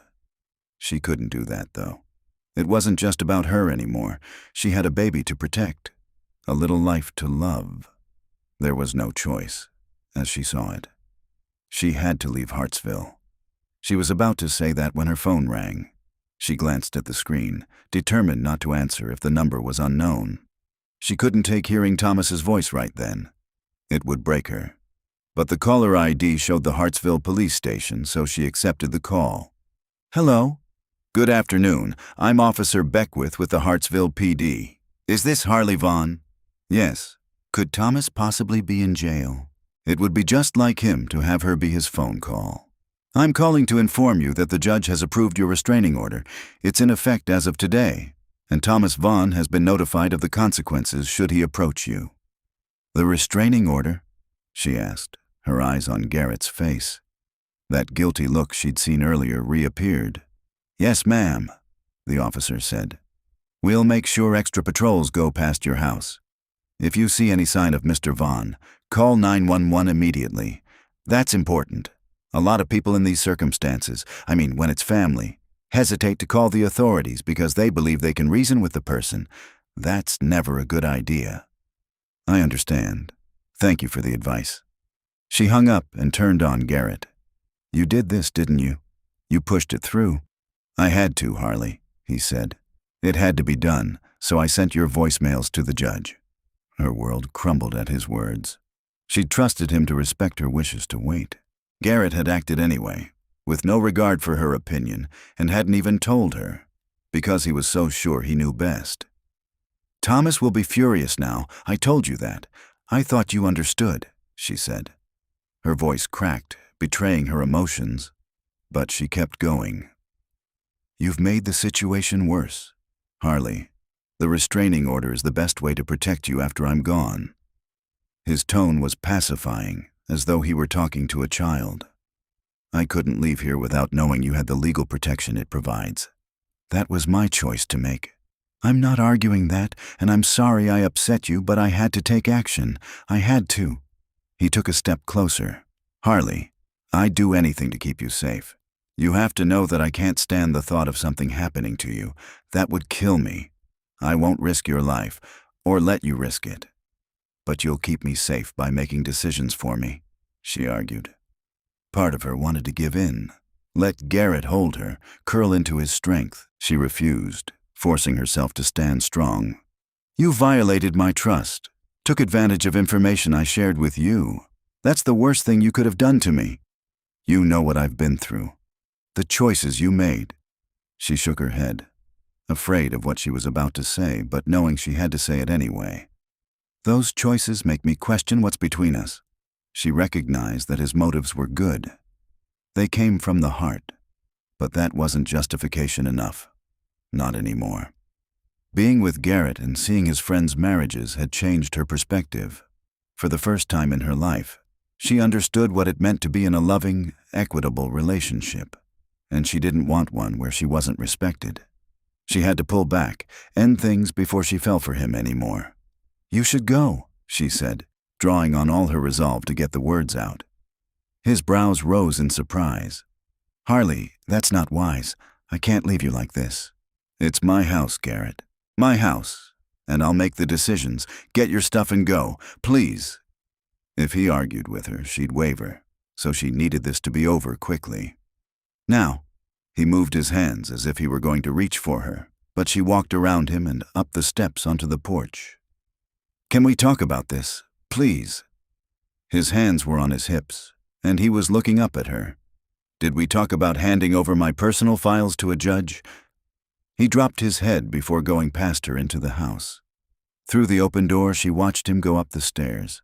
She waited on the porch for him to return. When he did, a few minutes later, he dropped his duffel bag at his feet and faced her. "Please promise me that you won't take off," he said, surprising her. She'd expected him to make a pitch to stay, maybe even confess he loved her. Neither of those things seemed to be on his agenda. "Thomas tracked you down once, and he can do it again. It's more difficult to disappear than people imagine." He was probably right about that, she silently conceded. The idea of running still held some appeal, but she'd give him this one thing. "At least for now. I promise." And set the alarm. "I don't promise to stay in the house forever." She wasn't going to be a prisoner, no matter how frightened she was. "Just arm the system, and keep it that way when you're inside." His expression was pleading, so she nodded. "Goodbye, Harley."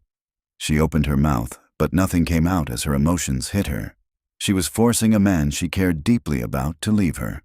Before the tears could hit, she rushed inside and closed the door. She punched in the numbers on the keypad, keeping her promise. She risked one glance out the window alongside the door. Garrett stood there with his phone in his hand, looking at the screen. No doubt he was checking the app that would tell him the security system was engaged. After a moment, he got in his truck and drove off. Harley staggered into the living room and collapsed on the sofa. Chapter 15. Harley's tears flowed freely as she sobbed into a sofa pillow, feeling betrayed and abandoned. Maybe she was overreacting, but between the pregnancy, the threat from Thomas, and Garrett leaving, she couldn't stop crying. After several minutes, she forced herself to sit up and reached for a tissue. She wiped at her eyes, but the tears kept coming. It didn't help that her sobs seemed to echo in the room. Without Garrett, the house felt empty and far too large for her. All of it compounded the bone-deep loneliness that she'd dealt with ever since her mother's death. She swallowed down the next sob, struggling to right herself. She wasn't as alone as she'd been at other times in her life, She could call a friend. Her connection with the SEALs and their wives might have begun because of Garrett, but she felt that they were her friends. She debated for only a minute before reaching for her phone and calling Imogen. Since she taught kindergarten, she should be home by this time of day, and she was so kind and nurturing. "Hi, Harley," Imogen answered on the first ring. "I was just going to call to invite you and Garrett to dinner. I'm making lasagna, and—" "I can't," Harley broke in. "Garrett's left, and I—" Renewed sobs prevented her from going on. "Oh, honey, what happened?" Harley told her about Garrett's hypervigilance and how he'd pushed through the restraining order behind her back, taking the decision out of her hands. She had to stop several times to compose herself before she got it all out. "I can understand your reaction, but that's how SEALs are wired," Imogen said when Harley was done. "I'm not saying he was right, but Garrett is who he is. He takes care of the people who are important to him." "Does that mean me?" Harley could barely whisper the question. That was at the heart of all this. If he cared for her, she couldn't understand how he'd act without consulting her, even if it was in her best interests. He knew how little control she'd had over her life, and she'd thought he understood how that had impacted her. Of course it does. He's never said so. Harley had been waiting for some kind of declaration, but it hadn't come. They don't. Trust me on this. Words can be hard for the warrior types, but he's shown you, hasn't he? Imogen asked gently. He had, Harley admitted. He'd shown her in the way he worked on the house, trying to get everything possible done before he had to leave. In the way his every thought was to protect her, not to mention 1,000 little things, like making food that appealed to her or running a bath for her. And the way he held her at night spoke volumes. Yes, he'd shown her in his way. "I guess." Her tears slowed and she took in a full breath, feeling her body and emotions settling a bit. "Okay then, the question is—" The sound of breaking glass made Harley leap off the sofa. She dropped her phone and watched it slide under the coffee table, but she didn't move to retrieve it. Her attention was riveted by the sight of Thomas stepping through the smashed dining room window and coming into the room. He held a knife in his hand. She felt sick. "Thomas," she gasped. "Found you, babe." He was smiling in a way she'd learned not to trust. "So stupid of you to think I wouldn't get to you. I just had to wait for your guard dog to leave. You need to go." She found her voice, even if it was shaking. "I have a restraining order against you, so you can't be here." Thomas chuckled and pulled a crumpled sheet of paper from his pocket. "The police gave me a copy." He wadded it up and tossed it over his shoulder. "That doesn't mean a thing. You know what does, babe?" When she didn't answer, he stepped closer to her. "Inheritance laws. I've been studying up on those. When there's no will, the spouse gets everything." She moved backward, but her legs bumped into the coffee table. The feel of the wood against her calves reminded her that her phone was under there. Could Imogen hear what was happening? Was she listening in and getting help? If so, Harley had to buy herself some time. She had to keep Thomas talking. "I don't understand what you mean, Thomas." She raised her voice as she spoke, to be heard better through the phone. "It's simple. When you're dead, I'll get it all." He gestured around him. "This house, your brother's money, even the boat. That's pretty sweet." He was going to kill her. That was his plan. Kill her and get what was hers. And she was trapped in the room with him. She couldn't escape. He was quick, and he was stronger than she was. She knew that from experience. Worse, he was ruthless. "I'll give you whatever you want. Money, whatever. Just go away." The last thing she wanted to do was let him have anything that had been Sebastian's. She wanted to tell him to jump off a dock, that none of it was his, and it never would be. But provoking him would just make him strike. She needed to keep him calm. "No way. I checked on the value of this house. It's worth a pretty penny. Probably even more now, since your boyfriend has put so much work into it. It, along with the money, is my golden ticket." "To pay off your gambling debts?" She shouldn't bait him, but something in her wanted him to know she'd found that out. He'd held all the power between them in the past, but no more. He narrowed his eyes and brandished the knife at her. "How do you know about those?" She shrugged. trying to look casual, but she was on her guard for the moment when he'd come at her. He was playing with her now, keeping a few feet between them. He'd always enjoyed doing that before he abused her. Something I heard. From that SEAL. He thinks he's something.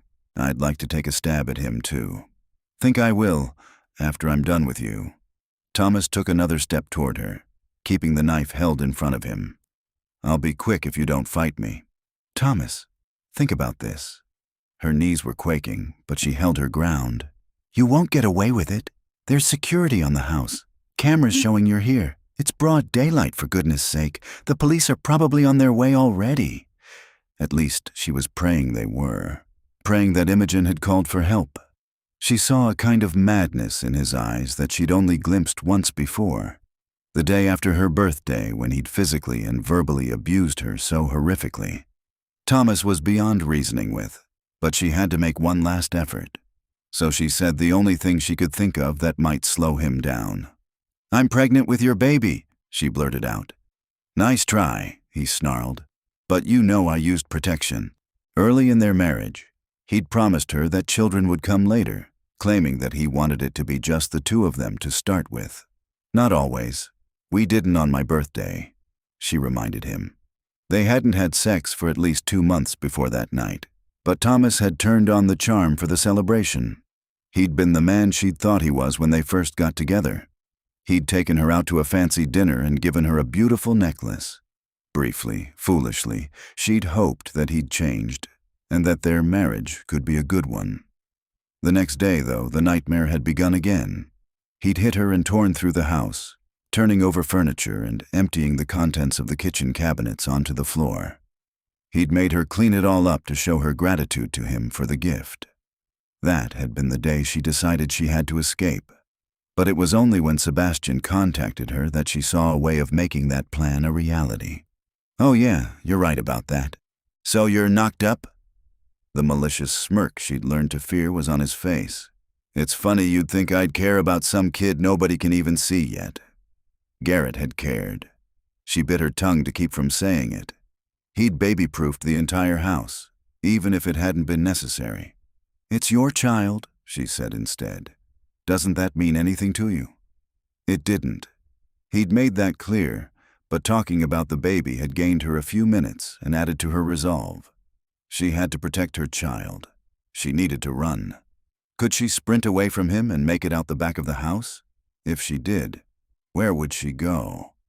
Thomas must have seen her glance toward the open den door, because he moved in quickly and grabbed her by her hair. I think the baby goes first, she screamed as he pointed the knife at her stomach. After leaving Harley's place, Garrett drove the short distance to Patrick and Imogen's house and pulled into their driveway. He sat for a few minutes with his hands still gripping the wheel. Why had he walked away? Harley had the right to order him out of her house. He would never override that, never want her to feel that her home wasn't hers to manage. But he could have parked down the driveway to keep an eye on things. Recon was a familiar role, and he'd put up with a lot more than an uncomfortable sleepless night in his truck if it meant keeping Harley safe. But now that he was here, he felt a powerful urge to talk things through with his friend. Maybe Patrick would have some advice on how he could fix this. Garrett knew enough of the story behind Patrick and Imogen's early relationship to believe that Patrick would have some useful insight to share. What's up? Patrick asked. Harley kicked me out, Garrett blurted. Patrick put down the hand planer he'd been using on a piece of wood. Why? I submitted the evidence for the restraining order without telling her. Dude, women don't like it when you overstep. I had to, Garrett protested. What's going to happen when I get deployed? Who'd protect her if the police weren't already on the alert? I'm right down the road. You can't guarantee you'll be around either. You could get deployed too. So could all his SEAL buddies in the area. He had to be able to rely on the local police. He feared they wouldn't respond quickly enough to keep her from getting scared or even bruised again, like she'd been the other day. But at least he wanted them to put Thomas in jail if he came at Harley. The restraining order was the best hope of that. That's true, Patrick agreed. What's the solution, though? We can't simply go after Thomas and eliminate the threat. Exactly. Until he makes a move, I can't do anything. The law, not to mention his superior officers, wouldn't be pleased if Garrett threatened or attacked Thomas without direct provocation. It was excruciating. Harley had said she was a sitting duck, and Garrett felt like he was sitting on his hands when all he wanted to do was act. "Let's think this through," Patrick said. "Maybe Harley would agree to stay here with us, or with Kenton or Anderson. That way she wouldn't be alone." Still a short-term fix, and contingent on convincing Harley to do it. She'd been ready to run from town to escape Thomas, but would she consider staying with their friends? Possibly. It's worth a try, though. "Let's go talk to Imogen and get her opinion." Patrick led the way into the kitchen, where Imogen was leaning against the counter, talking on the phone. When she saw them, she pointed to the phone and mouthed, "Harley." Garrett felt relieved that Harley had reached out to a friend. Maybe she'd be willing to speak with him and give him a chance to apologize. He was just about to ask to talk with Harley when a notification from the security app sounded on his phone. At the same moment, Imogen's eyes went wide. "He's there," Imogen whispered. "Thomas?" Patrick asked as his wife muted her end of the call and put the phone on speaker. Faint voices came through. Garrett opened the app and scanned the intel. The dining room window, facing onto the porch, had been smashed, giving Thomas access to the house. Garrett switched to the interior camera view of the downstairs and saw Thomas in the living room with Harley. He had a knife, but thank God he was still several feet away from her. Garrett was headed for the door when Patrick grabbed his arm. "I've got to roll," he said, shaking off the hold. Harley needed him. "Wait," Patrick commanded, and quickly unlocked a cabinet above the refrigerator. He pulled out a Sig Sauer P320 and a P226. He handed the second to Garrett along with a magazine. "I'll call the police. Be careful," Imogen whispered before they went out the door. As they ran down the street toward Harley's house, Patrick gave orders. "We'll approach the house from the lakeside. He won't be able to see us coming from there. This way." Patrick cut down a driveway. Garrett was glad that Patrick had himself together because he was struggling, but as they ran along the edge of the lake toward Harley's house, his training took over. He almost achieved the controlled but vigilant calm he experienced during missions. Almost. He'd never had so much at stake before. For just a second, his mind went back to the mission in South America where Sebastian was killed. He'd been trying to get people to safety, despite the risk to himself. Garrett felt the guilt of his friend's death again, but he couldn't let that cloud what he was doing now. He'd failed Sebastian that day, but he wouldn't fail Harley. He and Patrick approached the back of the house, each taking a corner and staying clear of windows. With the app, he unlocked the back door, grateful that Patrick had recommended that feature, using the hand signals they used on missions. Patrick indicated that he'd work his way to the front of the house while Garrett slipped in the back. Garrett paused for a second, listening, and heard voices in the living room. He caught the word, "baby." Harley must have told Thomas about the child, hoping it would buy her some sympathy. Thomas was a selfish jerk, though, and Garrett doubted it would have any impact. He flipped off the safety on the gun as he crossed soundlessly into the den. The pocket doors leading to the living room were partially open. That was good. He couldn't see Harley or Thomas yet, but their conversation was becoming more distinct. "It's your child," Harley said. "Doesn't that mean anything to you?" Garrett got closer to the door. 2 more steps and he could be in the room with them. "I think the baby goes first." As Harley screamed, Garrett lunged inside, assessing the situation in a second. Thomas had her by the hair, knife poised to stab her in the stomach. Thankfully, the way the 3 of them were positioned gave Garrett a clear shot. Without hesitating, he squeezed off 2 rounds, hitting Thomas in the chest. The force of the impact knocked the man back and away from Harley. The knife skittered across the floor. Patrick burst through the front door and charged into the room but lowered his weapon immediately when he saw that Thomas was down. In the distance, sirens wailed. "I'll wait for the cops out front," Patrick said, and disappeared. "Is he dead?" Harley's voice was barely audible. "He's dead," Garrett confirmed. Thomas already had the stony features of a corpse. "Don't look, sweetheart." He placed the gun on an end table and pulled her into his arms. tucking her head against his shoulder. Shudders were going through her body, so he smoothed his hands down her back, hoping to offer some comfort. It was over. As terrifying and horrible as it had been, it was finally, truly over. Chapter 16. Garrett closed the front door on the last of the police officers. Darkness had fallen outside as he'd answered the same questions multiple times, but he understood that a shooting fatality had to be properly investigated. He was glad they'd finished, though. It was only thanks to Patrick's and Kenton's pull in the community that it had gone as quickly as it had. Maybe now he and Harley could talk. She was seated at the dining room table with Violet, Mia, and Imogen. Her skin was pale, and he saw her hand shake as she lifted a glass of water to her lips. The four women were talking in low voices. Everyone had shown up to support him and Harley. Patrick and Anderson had boarded up the smashed window, and Mia had gotten Harley to eat some soup she'd brought. That was one of the things he valued most about his group of friends. When things got tough, they were there without hesitation. "I'm not going," Harley's voice rose. "I have to spend the night here. I'm afraid if I leave, I won't come back. This is my house, and I'm staying." The other women exchanged a glance. "I'll stay with you," Violet volunteered. "Anderson can take care of Nate for the night." "I can stay." Garrett didn't want to be anywhere else. Harley had asked him to leave earlier, but things were different now, weren't they? Thomas was dead. The threat was gone. "No," Harley said, looking straight at him. "Violet and I will be fine." The determination in her expression hit him like a punch to the chest. He wanted to plead his case. Being at her side was his responsibility. But maybe he'd forfeited that privilege. He had to respect her choice, as little as he liked it.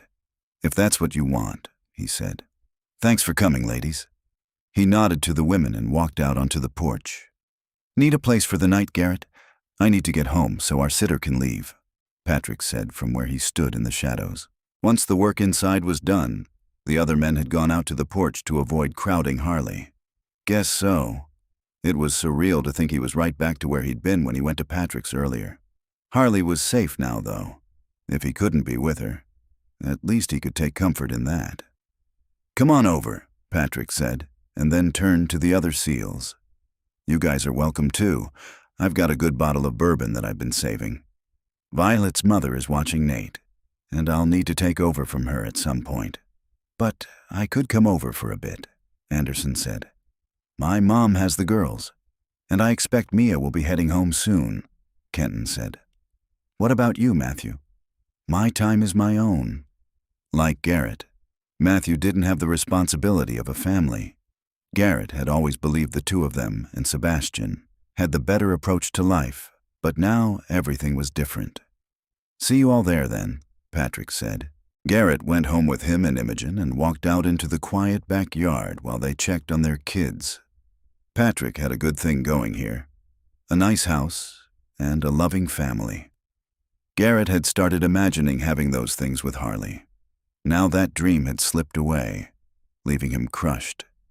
And it was his own fault. He'd screwed everything up between them. "Light a fire, would you?" Patrick called from the back door. "Going to be chilly tonight."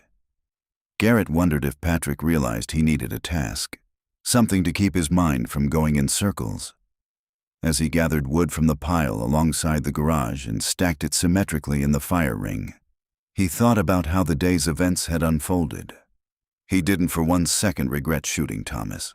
He only wished Harley hadn't gone through what she had or been witness to the killing.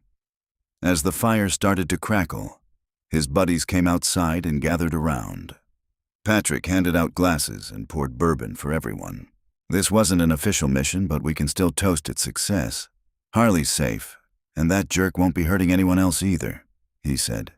After they all took a drink, they settled into Adirondack chairs pulled up to the fire. "Thomas is gone, and I'm glad about that, but I can't call the day a success," Garrett said. "Give her time," Anderson advised. "She's dealing with a lot." "So are you, Garrett," Kenton added. "Maybe it would help to talk it out. It's just us, and there's no judgment here." Garrett looked to Matthew, who was holding the bourbon glass in his good hand, swirling the liquid absently. Matthew gave him a nod of encouragement. They were all friends, but Matthew knew him best and had probably already guessed what the heart of his problem was. "I hate failing," Garrett said after a few minutes' silence, "and I've done it more lately than at any point in my life." No one commented, so he went on. "I failed Sebastian, and I failed Harley too, just in a different way." "You saved Harley's life today," Patrick said. "And the baby's. That's a fact. After I put her in jeopardy." Harley had told him that serving Thomas with either the divorce papers or the restraining order would be like waving a red flag in front of a bull, but he hadn't listened. If that was why the man had chosen today to strike, the attack was Garrett's fault. In going behind Harley's back to try to protect her, he'd put her in more danger. Harley must have been terrified when she was alone with Thomas. She couldn't have known that he and Patrick were on the way. As it was, he'd gotten to her at the last possible moment. 5 seconds more, and Thomas would likely have stabbed her. Garrett would never be able to erase that scene from his mind, or forget how she shook in his arms afterward. "That's not on you," Kenton said. "That was on her husband. But I promised her I'd keep her safe." He'd broken that promise, albeit unintentionally. "And Sebastian," he started, and then didn't know what to say next. So he drained his glass. Matthew was studying him. "Is that where your head's going? To Colombia and the civilians that Sebastian was trying to get out? You didn't disappoint him, if that's what you're thinking." Matthew had nailed it. Garrett had had a flash of their last mission while running to Harley's house that afternoon. The situations seemed strangely similar. Sebastian had sacrificed himself trying to help others, but he'd only been in that position because of Garrett's choices. Then he'd entrusted his sister's safety to Garrett, and she'd ended up nearly stabbed by her abusive husband. While the police were questioning him, he'd been able to keep those thoughts at bay, but they were back now. The two incidents were all mixed up in his mind. "Why would you be responsible for what happened to Sebastian?" Kenton asked. The 3 SEALs from the other team hadn't been there, so they didn't know all the details of the Colombian mission. They didn't know the guilt that Garrett carried with him. "He isn't," Matthew said. "You tell it, or I will." Garrett didn't want to. Sharing his emotions didn't come easily. But if he was going to, this was the right place. Reluctantly, Garrett explained how he and Sebastian had been up for too many hours and shouldn't have been on the raid. "We operate like that all the time," Patrick said when Garrett paused. "We're experts on sleep deprivation in the field. What was different about this? I was the one who insisted I was fine and wanted to go when the rest of the team moved on the compound. Since Sebastian and I did everything together, he volunteered too. If he hadn't been on that raid, he'd still be alive. It's as simple as that. I made a choice that got my best friend killed." "Bull," Anderson said. "You make him sound like he was a kid tagging along behind you." Sebastian was an adult and an experienced SEAL. He made his own choice. I knew him well enough to be able to say that he wouldn't agree with your version of the story or with the fact that you're blaming yourself. Garrett shook his head.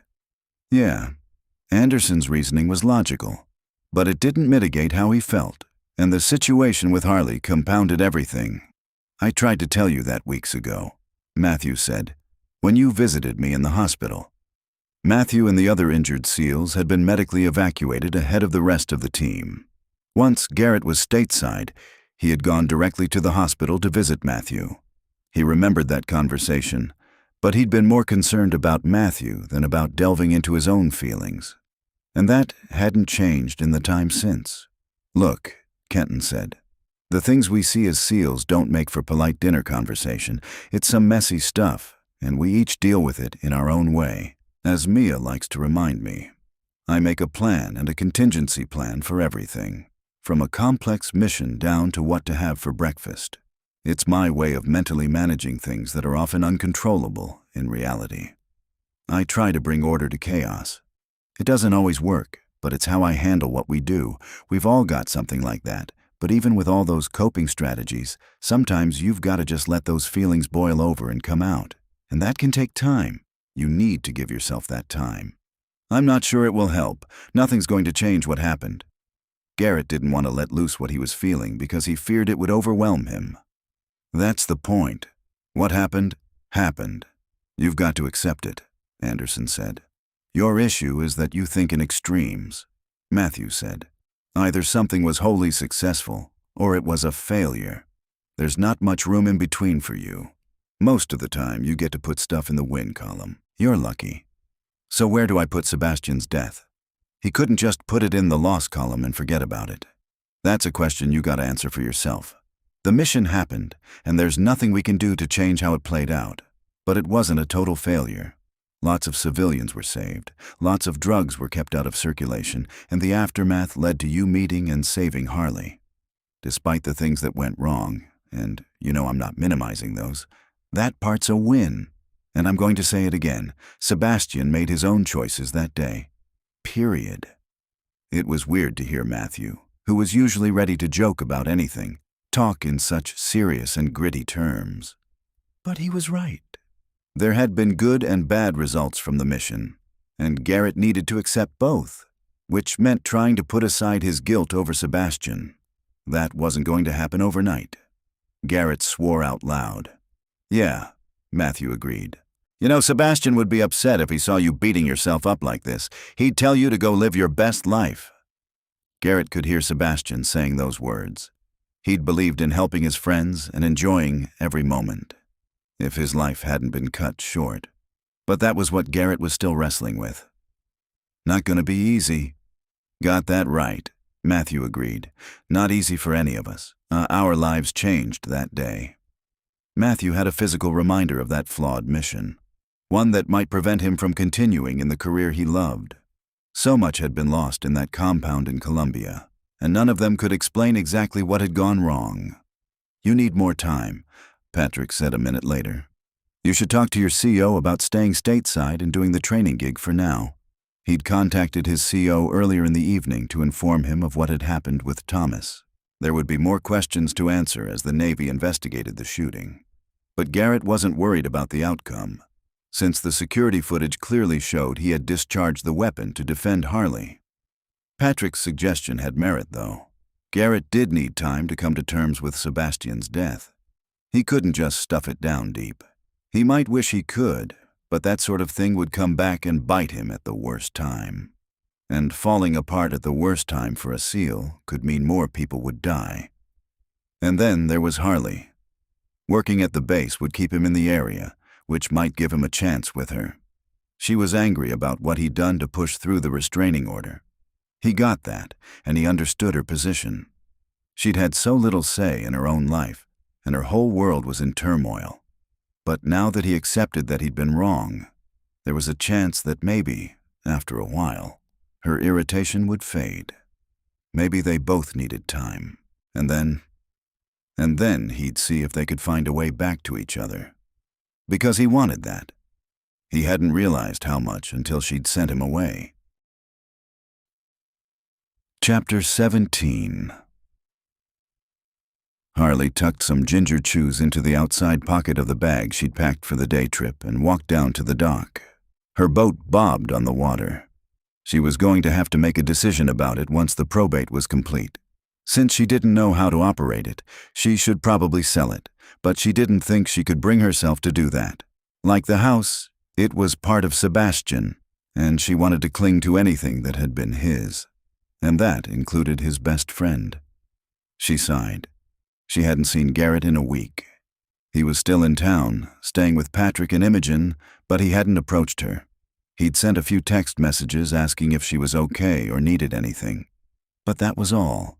What they'd had for those brief weeks was over, which hurt, especially when she felt his presence all around her. He seemed to be everywhere she looked in her home, from the kitchen pantry to her now lonely bed. Soon he'd be gone from the area, and that made her ache too. When a boat motored up to her dock and stopped, she pasted a smile on her face. "Hi, girlfriend," Maya said. "Are you ready for our outing?" The SEAL wives had checked in on her daily, inviting her to come over for dinner or to go shopping. She declined most of the time, but the prospect of being outdoors on a beautiful spring day had been too appealing to turn down. "As I'll ever be," I'm not sure about boats, but I'm willing to brave it. She was at the beginning of the second trimester, and her stomach was doing well in general. Still, she'd had a few bouts of morning sickness, and she didn't care to experience those again. How would her body react to riding in a boat? She was about to find out. Never been on one before? Kenton asked as he offered his hand to help her board. Not even once. I know that's probably funny, coming from someone who lived in Florida, but it's true. I never had the opportunity. She stepped onto the boat. Mia and her nieces were sitting on cushions in the back, so she went to join them. I'll keep it steady for you, Kenton promised. It's only about a 20-minute ride out to the island. He and Matthew stood at the controls, and soon the boat was cutting through the water. The lake was beautiful, blue and dazzling in the sunshine. A breeze ruffled her hair, and she felt okay for the first few minutes.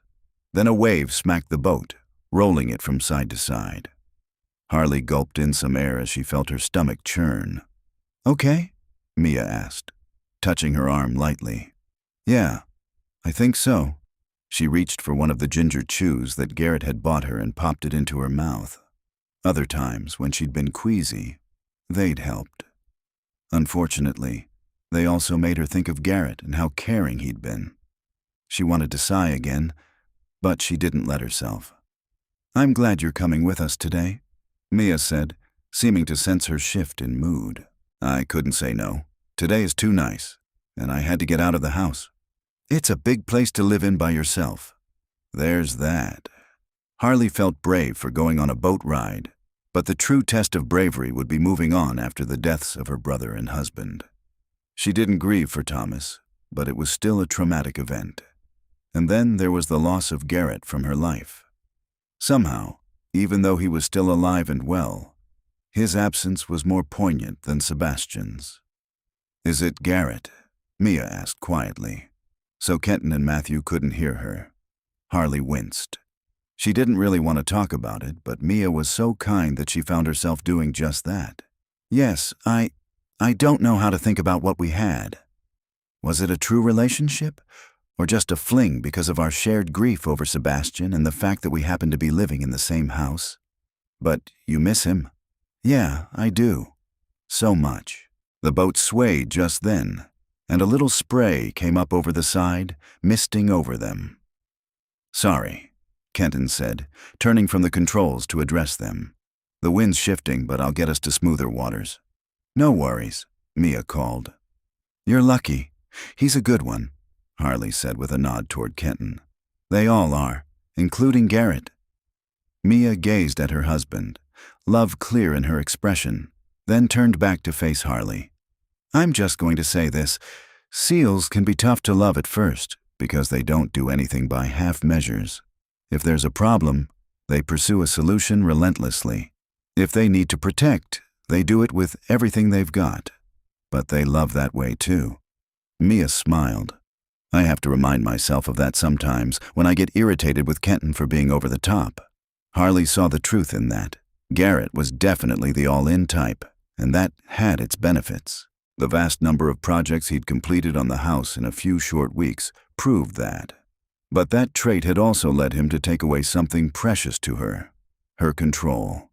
She didn't know if that need to take the reins without consulting her was something Garrett would be willing to change, and if not, whether she could live with that the way Mia had learned to. She still yearned for him, though. She sat back against the cushion and tried to enjoy the ride, as Mia pointed out birds and cloud shapes for her nieces. The water didn't get any rougher, but Harley's tolerance for it waned.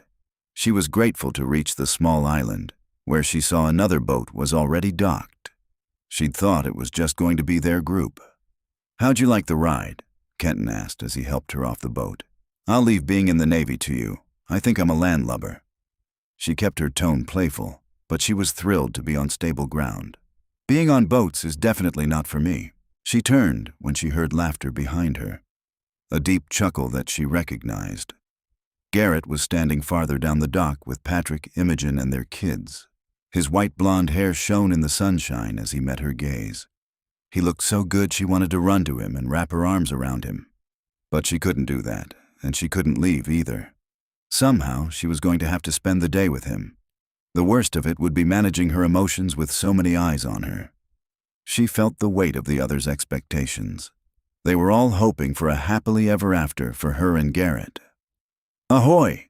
Violet called as a third boat nosed into the dock with Anderson at the wheel, holding their son, Nate, in one arm. "I guess we're the last ones to the party."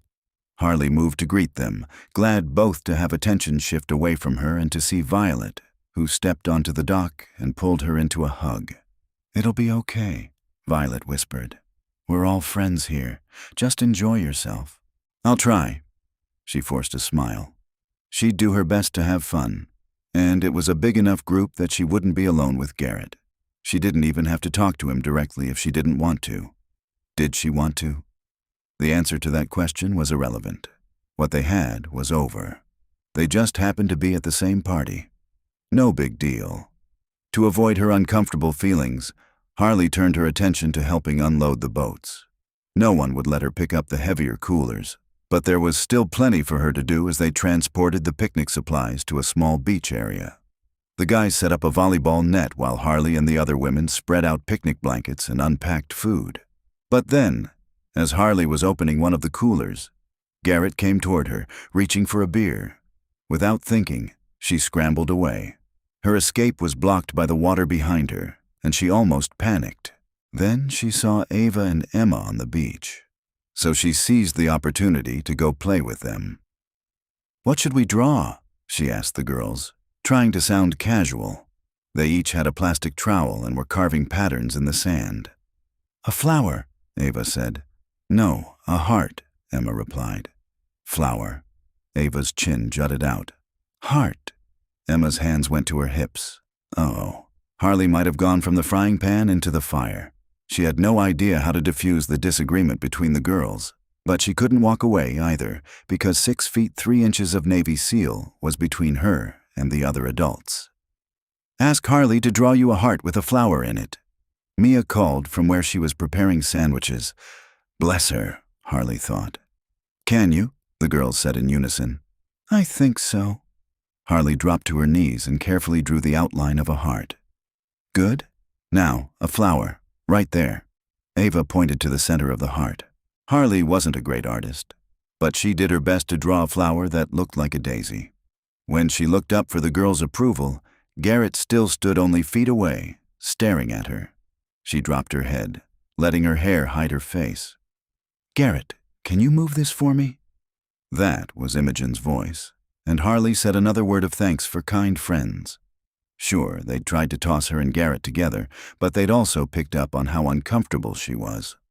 "Time to eat," Violet announced a moment later, and Harley let herself be drawn along with Ava and Emma to a blanket where Ellery appeared to be in charge.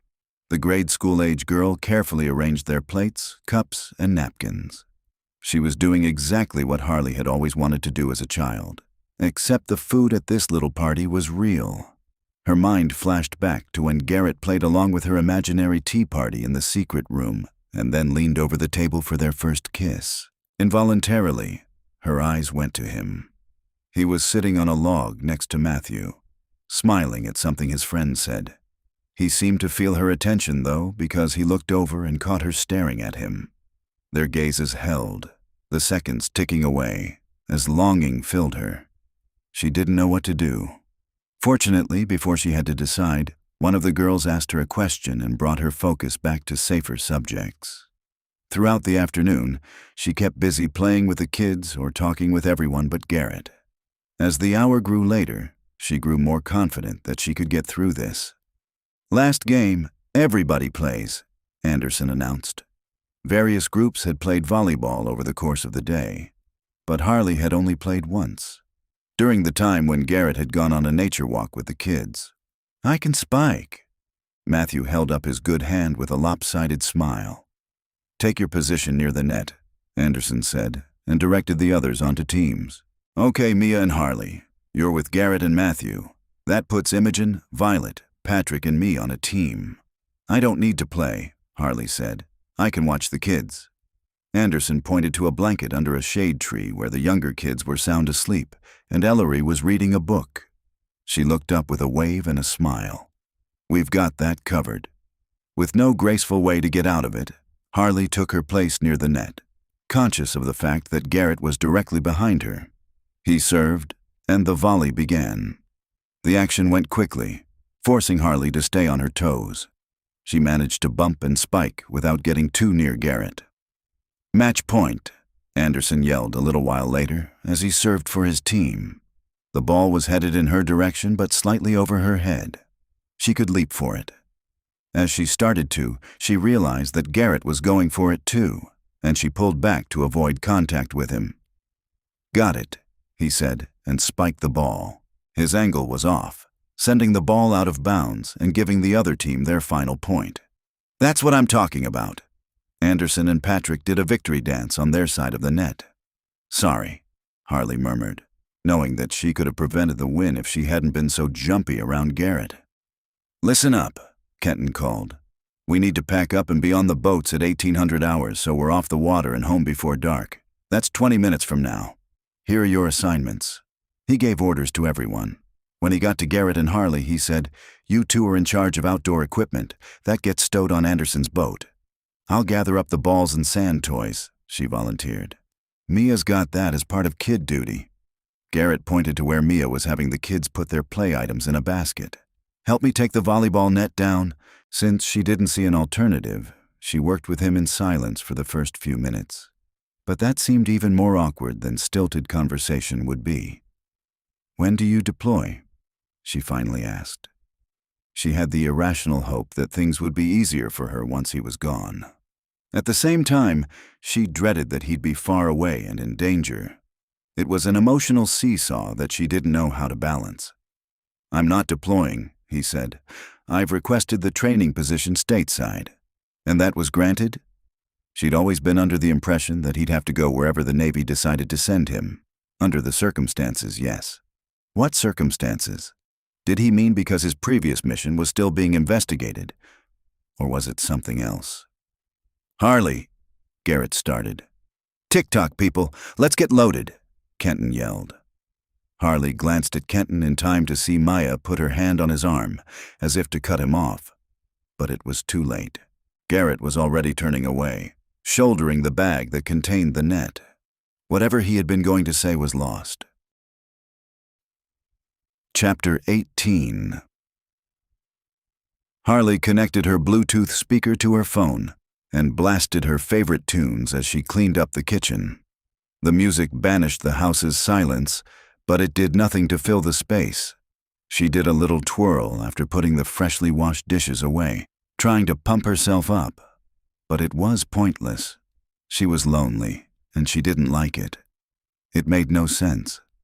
She'd lacked meaningful connections to others for most of her life, and she had them now. Mia, Violet, and Imogen had taken turns staying with her for several days after the attack, and she could call any of them up to talk.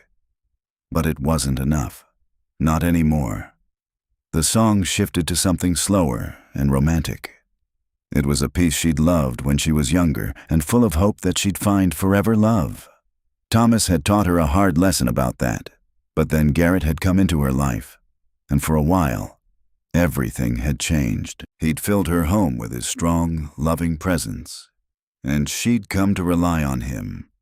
She'd dreamed of a future with him, and it had seemed within her grasp right up until he'd let her down and she'd sent him away. He'd still swooped in to save her from Thomas, but she felt cut off from him now, adrift. Seeing him at the island had only reinforced how much she missed him. And what had her reaction been?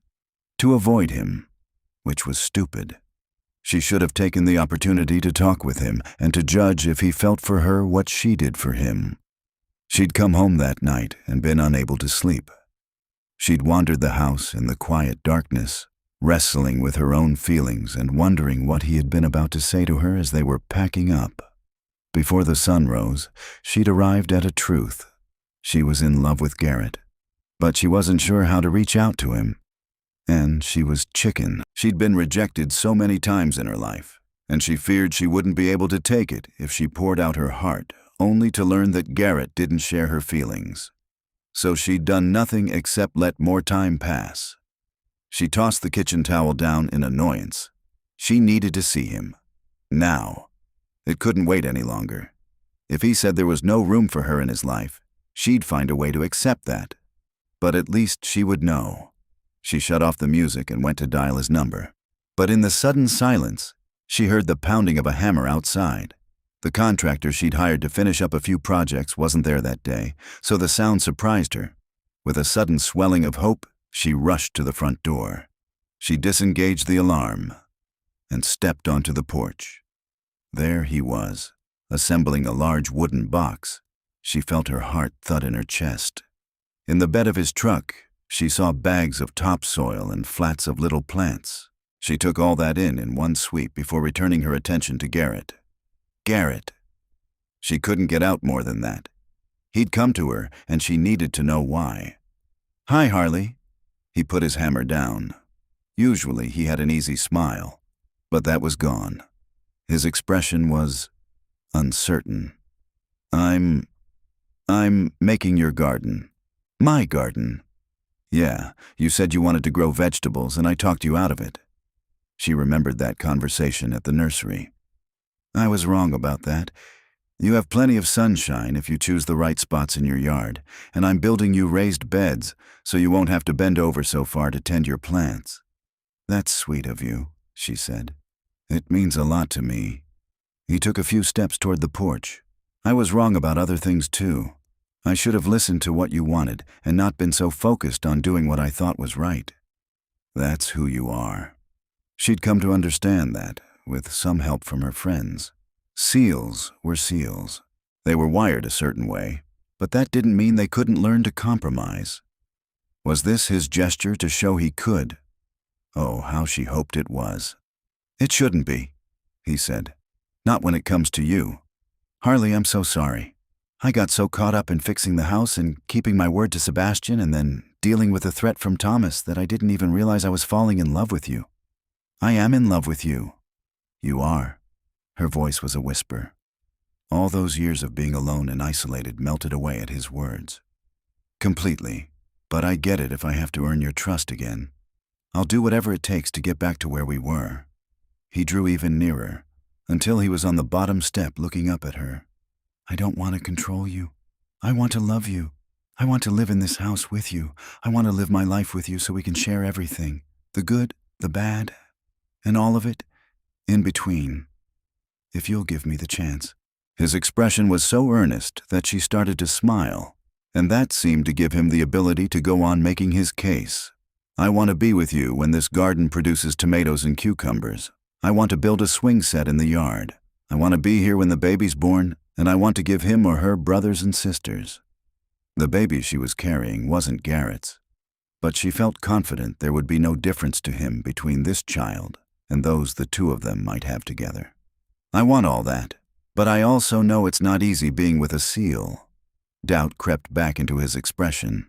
"I'll be deployed for stretches, but I'll always come home to you as soon as I can. I promise you that." She went down 2 steps, so she was perched on the one just above where he stood, putting them at eye level. She rested her hands lightly on his shoulders. "Are you done? I could say more, but it all boils down to, I love you and want to be with you," he said, eyes burning with hope. "Okay, I've got a few things to say now," she said.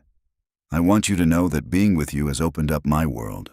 For the first time ever, I'm connected to people and a place. I can't even express how magical that is to me. I belong here. I feel that. And as wonderful as that is, knowing I have your love makes it better. You do have it."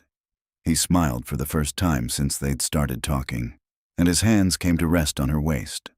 "All of it. All of me." "Good, because I need you so that this beautiful house can become a home. Our home. I love you, Garrett. Without you, this is just a pretty place. But with you, we can make the life I've always dreamed of. I know it's not going to be perfect, and when you're deployed, I'll miss you like crazy. But I'll have friends to help get me through. When you come back to me, those are going to be incredibly special days." "And nights?" he asked, pulling her against him. "Definitely the nights." She stroked her fingers over his cheekbones, drawing out the moment. She intended to kiss him until their lips went numb, but first she wanted to preserve this memory. She liked that it took place on the steps of the porch she already loved. This exact spot was going to be the scene of many happy reunions for years to come. He took one of her hands and kissed her palm before his lips moved to the inside of her wrist and began a slow, torturous trip to her mouth. When he finally reached it and kissed her fully, it was worth the wait. After a few more minutes, he scooped her up and headed for the front door. "What about the garden?" she asked, resting her head on his shoulder. "Later," he said. "For now, I want to love every part of you." Nothing had ever sounded better. Once they were inside, he closed the front door behind them, and together they opened the way to their future.